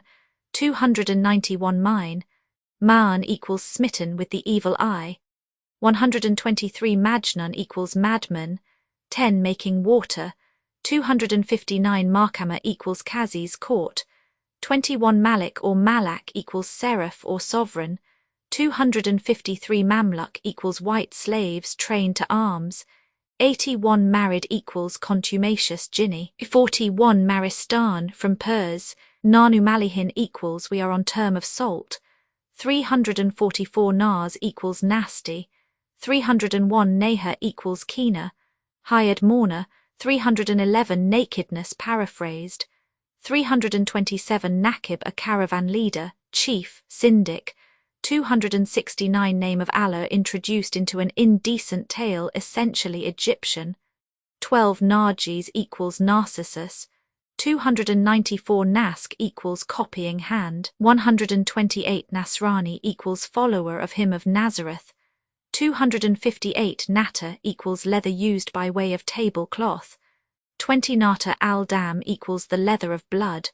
318 navel as to beauty and health. 84 nearness of seat a mark of honor. 250 negroes preferred by debauched women. 6 new moon beginning Ramazan carefully looked for. 84 Nile water sweet and light. 219 the age of an oldish old maid in Egypt. 212 noisy merriment scandalous to Moslem respectability. 95 nothing for nothing a sexual point de henure. 87 oath a serious thing amongst Moslems. 179 Oman equals Eastern Arabia. 83 Oriental orgy different from European. 93 panda dodge to get more money. 302 panel dodge fatally common. 323 Paris Jockey Club scene anticipated. 327 parody on the testification of Allah's unity. 177 parrot story a worldwide folklore. 52 passengers in difficulties take command. 140 pearl supposed to lose 1%. Munakisha equals woman who applies the dye to a face. 270 Murtaza equals the elect. 77 Mustafa equals the chosen, Ib. Mutawalli equals prefect of police.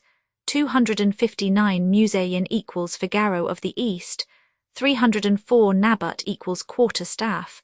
234 Nad, a compound perfume. 310 Nadaba equals morning woman. 311 Nadim equals cup companion. 46 Nafas equals breath. 107 Nafs equals soul, life, Ib. Nahas asfar equals brass. 40 Nahas armor equals copper, Ib, per an. Of its splendor, 165 Peshtadians, race of Persian kings. 75 plain ground. Synonyms for 46 plural mask. Used by way of modesty when a girl addresses her lover. 98 Poetry of the Arabs requires knowledge of the desert to be understood. 230 Pomegranate fruit supposed to contain seed from Eden Garden. 134 Prime Minister carrying fish to the cookmaid. 63 Privy, a slab with slit in front and a round hole behind.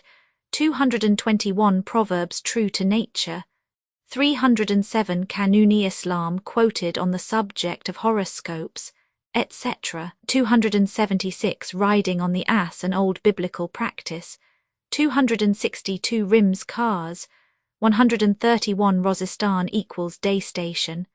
29 Rukai equals correspondence hand. 128 Rukham equals alabaster. 295 Rukatain equals two-bow prayer. 142 Saad equals auspiciousness, prosperity. Derivatives 9 Saba equals patience and aloes, source of puns. 138 Sadaf equals cowrie. 19 Sadaka equals voluntary alms, opposed to zakat. 339 Sad equals wall, dike. 114 Sahib equals companion, used as a wazirial title. 237 Sahib al-Shata equals chief of the watch, prefect of police.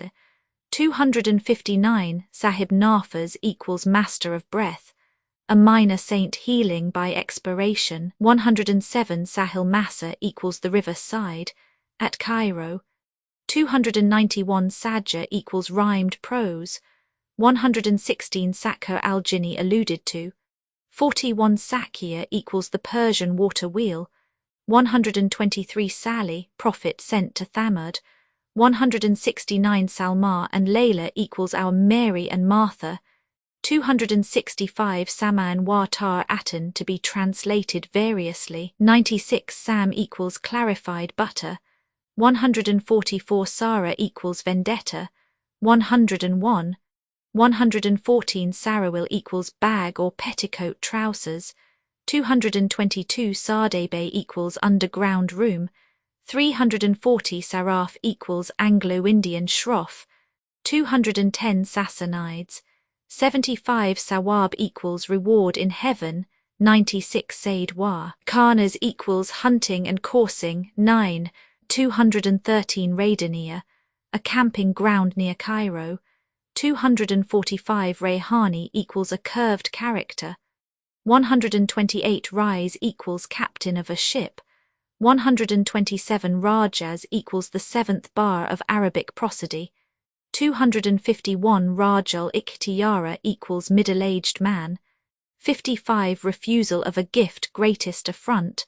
336 Rending of garments as sign of sorrow or vexation. 308 Respect shown to parts of the body, exuvie, etc. 259 Shaking and nodding the head, universal items of gesture language. 300 Sham Syria equals land on the left, opposed to Al-Yaman equals land on the right. 83 Shame, alluded to in cursing parents of an abused person. 227 Shampooing the feet. 117 Sharmuta equals rags, tatters, strumpets. Shreds of meat equals kadid. 163 Shama equals Karl, mole on the cheek. 167 Shart equals a single talbiyah or cry labaka. 226 Shatam equals obscene abuse.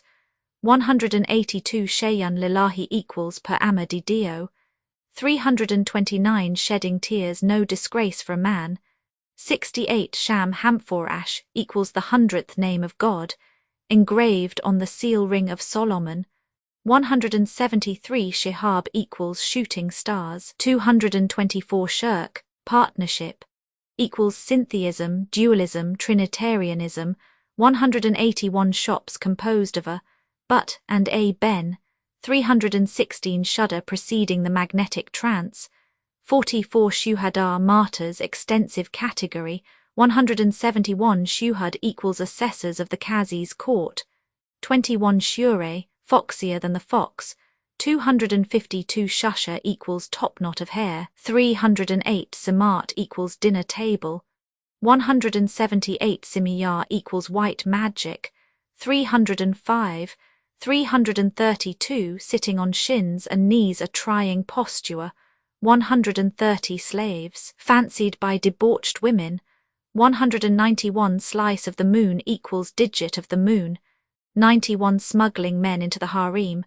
282 Snatching off the turband a paying industry. 259 Soft-sided, attribute of beauty. 168 Solomon's death fixing the date of a tale. 41 Son, used for grandson more affectionate. 243 Son of a century equals 100 years old. 126 Sons of Adam equals men. 130 Sons of Sassan equals Sassanides. 2 Speaker puts himself first. 33 Spittle dried up from fear. 285 Staff broken in the first bout equals failure in the first attempt. 64 Street melodies changing with fashion. 311 Striking the right hand upon the left sign of vexation. 298 Striking with the shoe, the pipe stick, etc. Scalding a stump in oil common surgery practice. 297 Scorpions of the brow equals a crotch curse, etc. 168 Sealing a covered dish a necessary precaution against poison. 244 Seas. The 2 equals the Mediterranean and the Indian Ocean. 173 Sepulchre, erroneously called a little wali. 105 7 Schools or editions of the Quran. 113 Shab equals youth between puberty and 40. 55 Shabistan equals night station. 29 Shakek al-Nayman equals anemone. 175 Shahrazad equals city freer. 14 Shahriara equals city friend. 2 Shah Zaman equals king of the age, Ib. Sheikh equals an old man, elder chief. 26 Sheikh, Sheba equals greybeard, oldster. 55 Shilah equals link, also lamp, wick, etc. Highly insulting. 110 Sabai Kazib equals false dawn. 78 Sabai Sadik equals true dawn, Ib. Sucking the tongue equals kissing with th in a lip. 270 Sufra equals dinner table. 178 Sugar stick equals German Zuckerpupchen. 167 Suha, Star in the Great Bear, Ib, Sulayman and Sakhar al-Jinni, 42 Salam equals ladder. Whipping post, 331 Sulas equals engrossing hand, 128 sums of large amount weighed, 281 Sun greeting Mohammed, 45 superstitious practices not confined to the lower orders, 40 Sariyat equals concubine, 27 Suyuban equals dragon, Cacatris equals tannin, 172 Sard used as a counter, Odor 279 Suwan equals seonite, 238 Tagham a kind of onomatopoetic grunt, 228 Tailor made to cut out the cloth in owner's presence, 321 Takia, Callot worn under the fez, skull cap, 224 Talbiya equals the cry Labbaika, 226 Tammuz equals July, 53 Tamar Hana equals flower of privet, 83 Tara equals tambourine, 215 Tarbush equals purrs.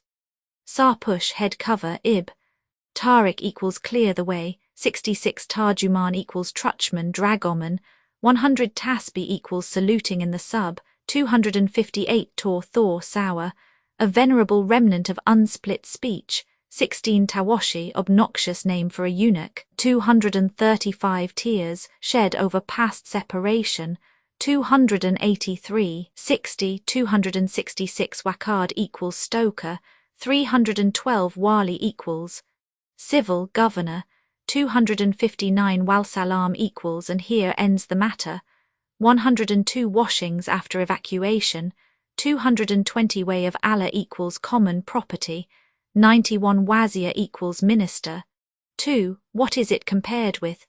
Popular way of expressing great difference. 37 Wife euphemistically spoken of in the masculine. 67 Window gardening, old practice in the East. 301 Wine boiled equals vinum coctum. 132 Wine drinking vitiates the pilgrimage rite. 97 Wine flying to the head, effect of the cold after a heated room. 224 Wine strained. 27 Wiswas equals diabolical temptation or suggestion. 106 Women bastinadoed. 183 Wonder equals cause in every death. 351 Waldan equals Gilman, the beautiful youths of paradise. 211 Wuzu ablution equals lesser ablutions. 142 Yar bide equals O distant one, euphemism for gross abuse. 41 Yar barid equals O fool. 313 Yahoo equals O he. Swift's Yahoo. 240 Yahudi for Jew, less polite than Banu Israel. 210 Yar Karlati equals mother's sister. In addressing the old, 303 Yar Masham equals O unlucky one. 221 Yar Hazar equals O this one, somewhat slightingly. 240 Yar Satara equals thou who veilest the discreditable secrets of thy creatures. 258 Yar Tayyib al-Kal equals O thou nephew of a good uncle. 303 Yaum al-Idi equals the great festival. 317 Youth described in terms applying to women. 144 Zabit equals prefect of police. 259 Zakat equals legal arms. 339 Zamba equals clitoris. 90 Zemzem equals water saltish. 284 Zikr equals litanies. 124 Zerbadger equals meat dressed with cumin seed, etc. 1,000 dirhams and 1,000 dinars equals 125 pounds and 500 pounds respectively. 281 3 days term of hospitality. 3 throwing 1 equals bastinado on the back. 243 Tibbon equals crushed straw. 16 Toba, Himyaritic, equals the great or chief. 216 Tongue of the case equals words suggested by the circumstances. 121 Tughiyan equals kufr, rejection of the true religion. 169 Tumara equals unsile letters. 129 turband not put upon the ground out of respect. 223 Turk, probably a late addition. 52 turning round in despair against an oppressor. 246 Odor, properly Uta equals private room of a concubine. 286 Ultra Shakespearean geography. Fars of Raum. 45 Umama and Attica, tale of two women now forgotten. 61 Amia equals mother of Amia, nickname for the hyena. 43 Urban equals wild Arabs. 112 Usfer equals safflower. 219 Uzea equals Esdras. 257 Varieties of handwriting. 129 Wadi, Anglis Valley. 51 Wash equals wild beast and synonyms. 242 Wakala, described in Pilgrimage I. 278 Ziyarat equals visit to a pious person or place. 125 Zorba equals sandstorm the desert. 114 Zub equals penis. 92 Zabal equals scavenger. 312 Zulf equals sidelock. 308 Zulm, injustice, tyranny. Worst of a monarch's crimes. 190 Zuwela Gate, more correctly Bab Zawila. 269 Transcribers' notes added missing anchors for footnotes on P44, P87, P181, P208, and P218. Corrected footnote numbering on P181 and P182. Corrected footnote anchor numbering on P263 and P272. Added footnote number on P297. Added missing page number 253 to index entry. Malik or Malak equals seraph or sovereign on P358. The dates A, H, 86 to 96 equals 105 to 115. On P208 are probably incorrect as the caliph lived from 691 to 743 CE per Wikipedia. Silently corrected simple spelling, grammar, and typographical errors. Retained anachronistic and non-standard spellings as printed. Updated editions will replace the previous one. The old editions will be renamed, creating the works from print editions not protected by U.S. Copyright law means that no one owns a United States copyright in these works, so the Foundation and you can copy and distribute it in the United States without permission and without paying copyright royalties. Special rules, set forth in the general terms of use part of this license, apply to copying and distributing project, and may not be used if you charge for an e-book, except by following the terms of the trademark license, including paying royalties for use copies of this e-book. Complying with the trademark license is very easy. You may use this e-book for nearly any purpose such as creation of derivative works, reports, performances, and research. Project Gutenberg e-books may be modified and printed and given away. You may do practically anything in the United States with e-books not protected by U.S. copyright law. Redistribution is subject to the trademark license, especially commercial redistribution. Start. Full license. Please read this before you distribute or use this work. Distribution of electronic works by using or distributing this work, or any other work associated in any way with the phrase Project Gutenberg. You agree to comply with all the terms of the full www.gutenberg.org/license. Electronic works. Electronic work. You indicate that you have read, understand, agree to and accept all the terms of this license and intellectual property, trademark/copyright agreement. If you do not agree to abide by all the terms of this agreement, you must cease using and return or possession. If you paid a fee for obtaining a copy of or access to by the terms of this agreement, you may obtain a refund from the person or entity to whom you paid the fee as set forth in paragraph 1. E. 8. Used on or associated in any way with an electronic work by people who agree to be bound by the terms of this agreement. There are a few, even without complying with the full terms of this agreement. See paragraph 1. See below.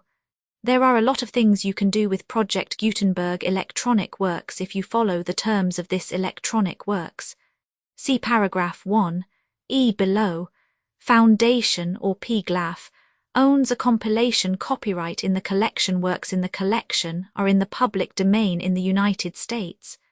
If an individual work is unprotected by copyright law in the United States and you are located in the United States, we do not claim a right to prevent you from copying, distributing, performing, displaying, or creating derivative works based on the work as long as works, in compliance with the terms of this agreement, for keeping the comply with the terms of this agreement by keeping this work in the you share it without charge with others.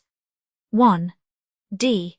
The copyright laws of the place where you are located also govern what you can do with this work. Copyright laws in most countries are in a constant state of change. If you are outside the United States, check the laws of your country in addition to the terms of this agreement before downloading, copying, displaying, performing, distributing, or creating derivative works based on this work, or any representations concerning the copyright status of any work in any country other than the United States. 1. 1. The following sentence with active links to or other performed, viewed, copied, or distributed. This e-book is for the use of anyone anywhere in the United States and most other parts of the world at no cost and with almost no restrictions whatsoever. You may copy it, give it away, or reuse it under the terms at www.gutenberg.org. If you are not located in the United States, you will have to check the laws of the country where you are located before using this e-book. Derived from texts not protected by U.S. copyright law does not contain a notice indicating that it is posted with permission of the copyright holder. The work can be copied and distributed to anyone in the United States without paying any fees or charges. If you are redistributing or providing access to a work with the phrase Project Gutenberg associated with or appearing on the work, you must comply either with the requirements of paragraphs 1. 1 through 1. 7 or trademark as set forth in paragraphs 1. 8 or 1. 9. With the permission of the copyright holder, your use and distribution must comply with both paragraphs 1. 1 through 1. 7 and any additional terms imposed by the copyright holder. Additional terms posted with the permission of the copyright holder found at the beginning of this work. License terms from this work, or any files containing a part of this one. 5. Do not copy, display, perform, distribute, or redistribute this electronic work, or any part of this electronic work, without prominently displaying the sentence set forth in paragraph 1.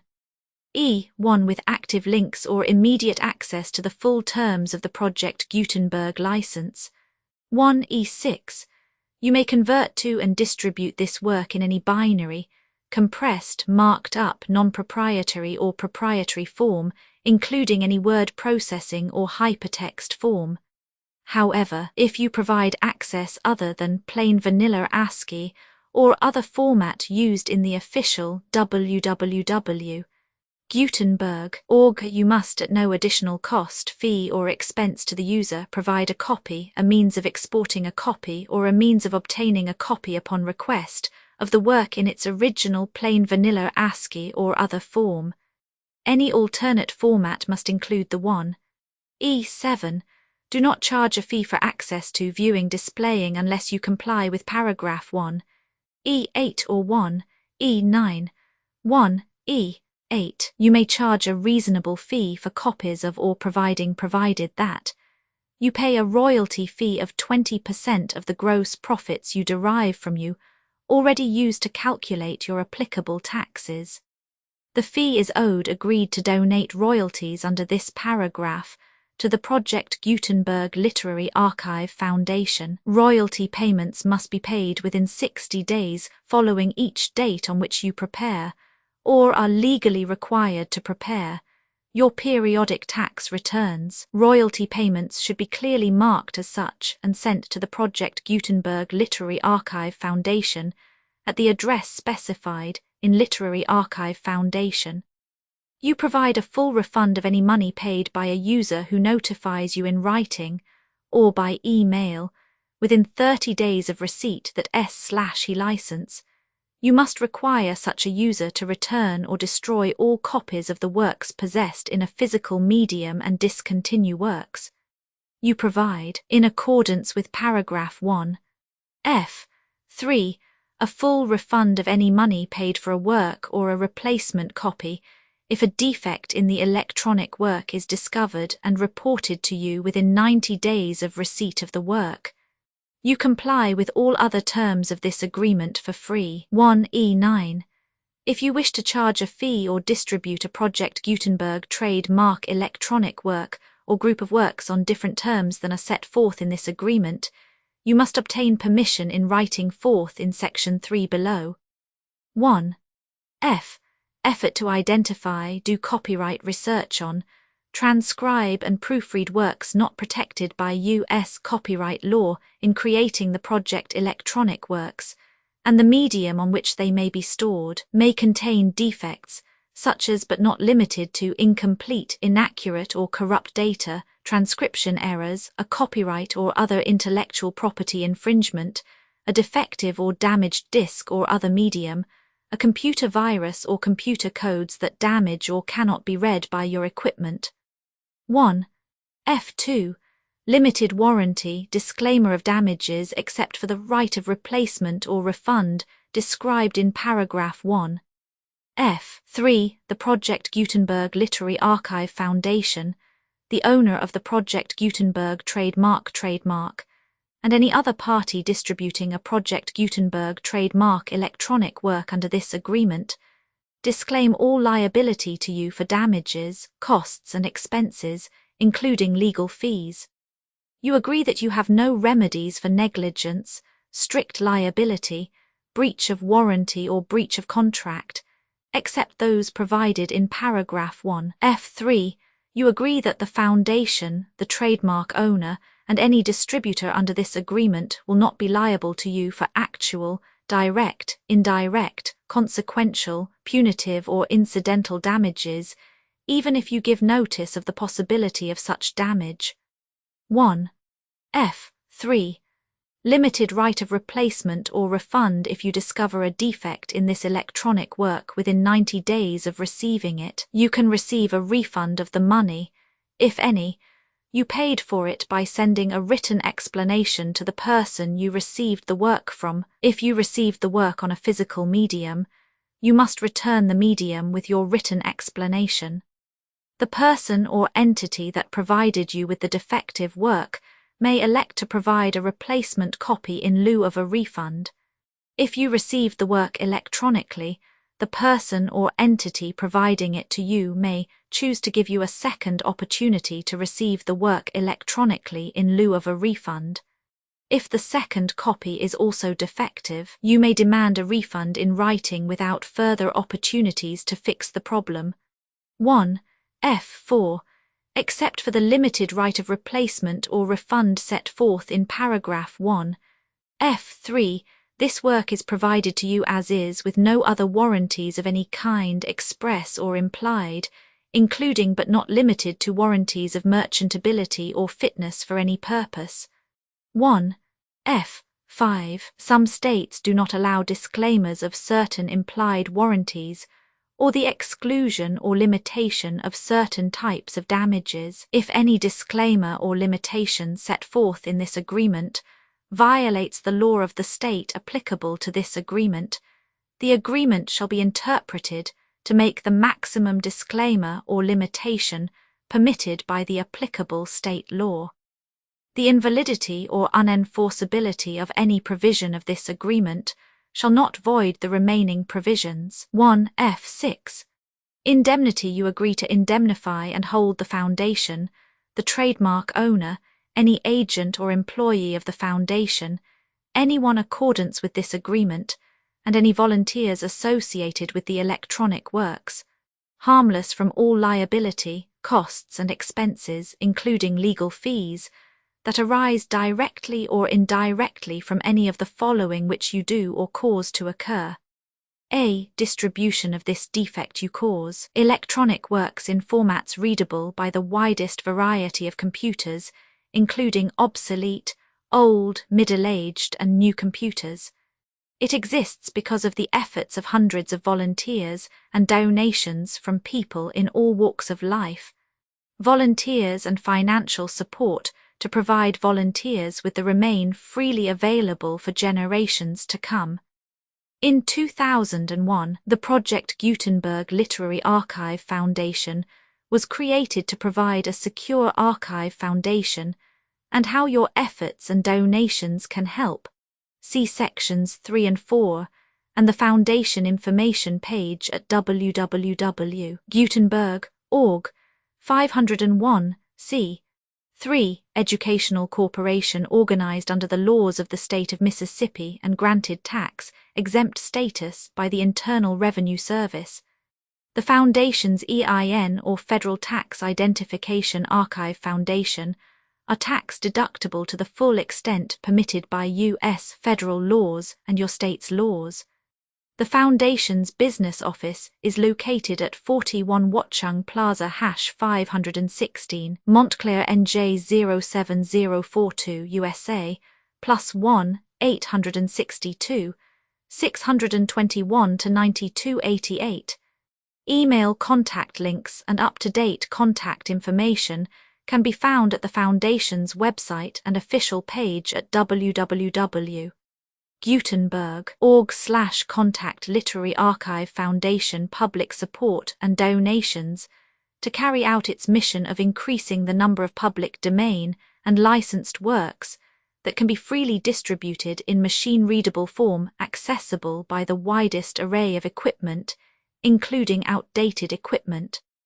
Many small donations, $1 to $5,000, are particularly important to maintaining tax-exempt status with the IRS. The Foundation is committed to complying with the laws regulating charities and charitable donations in all 50 states of the United States. Compliance requirements are not uniform, and it takes a considerable effort, much paperwork and many fees to meet and keep up with these requirements. We do not solicit donations in locations where we have not received written confirmation of compliance. To send donations or determine the status of compliance for any particular state, visit www.gutenberg.org/donate. While we cannot and do not solicit contributions from states where we have not met the solicitation requirements, we know of no prohibition against accepting unsolicited donations from donors in such states who approach us with offers to donate. International donations are gratefully accepted, but we cannot make any statements concerning tax treatment of donations received from outside the United States. U.S. laws alone swamp our small staff. Methods and addresses. Donations are accepted in a number of other ways, including checks, online payments, and credit card donations. To donate, please visit www.gutenberg.org/donate. Professor Michael S. Hart was the originator of the Project Gutenberg concept of a library of electronic works that could be freely shared with anyone. For 40 years he produced and volunteer support editions, all of which are confirmed as not protected by copyright in the U.S. unless a copyright notice is included. Thus, we do not necessarily keep e-books in compliance with any particular paper edition. Most people start at our website, which has the main PG search facility, www.gutenberg.org, Archive Foundation, how to help produce our new e-books, and how to subscribe to our email newsletter to hear about new e-books.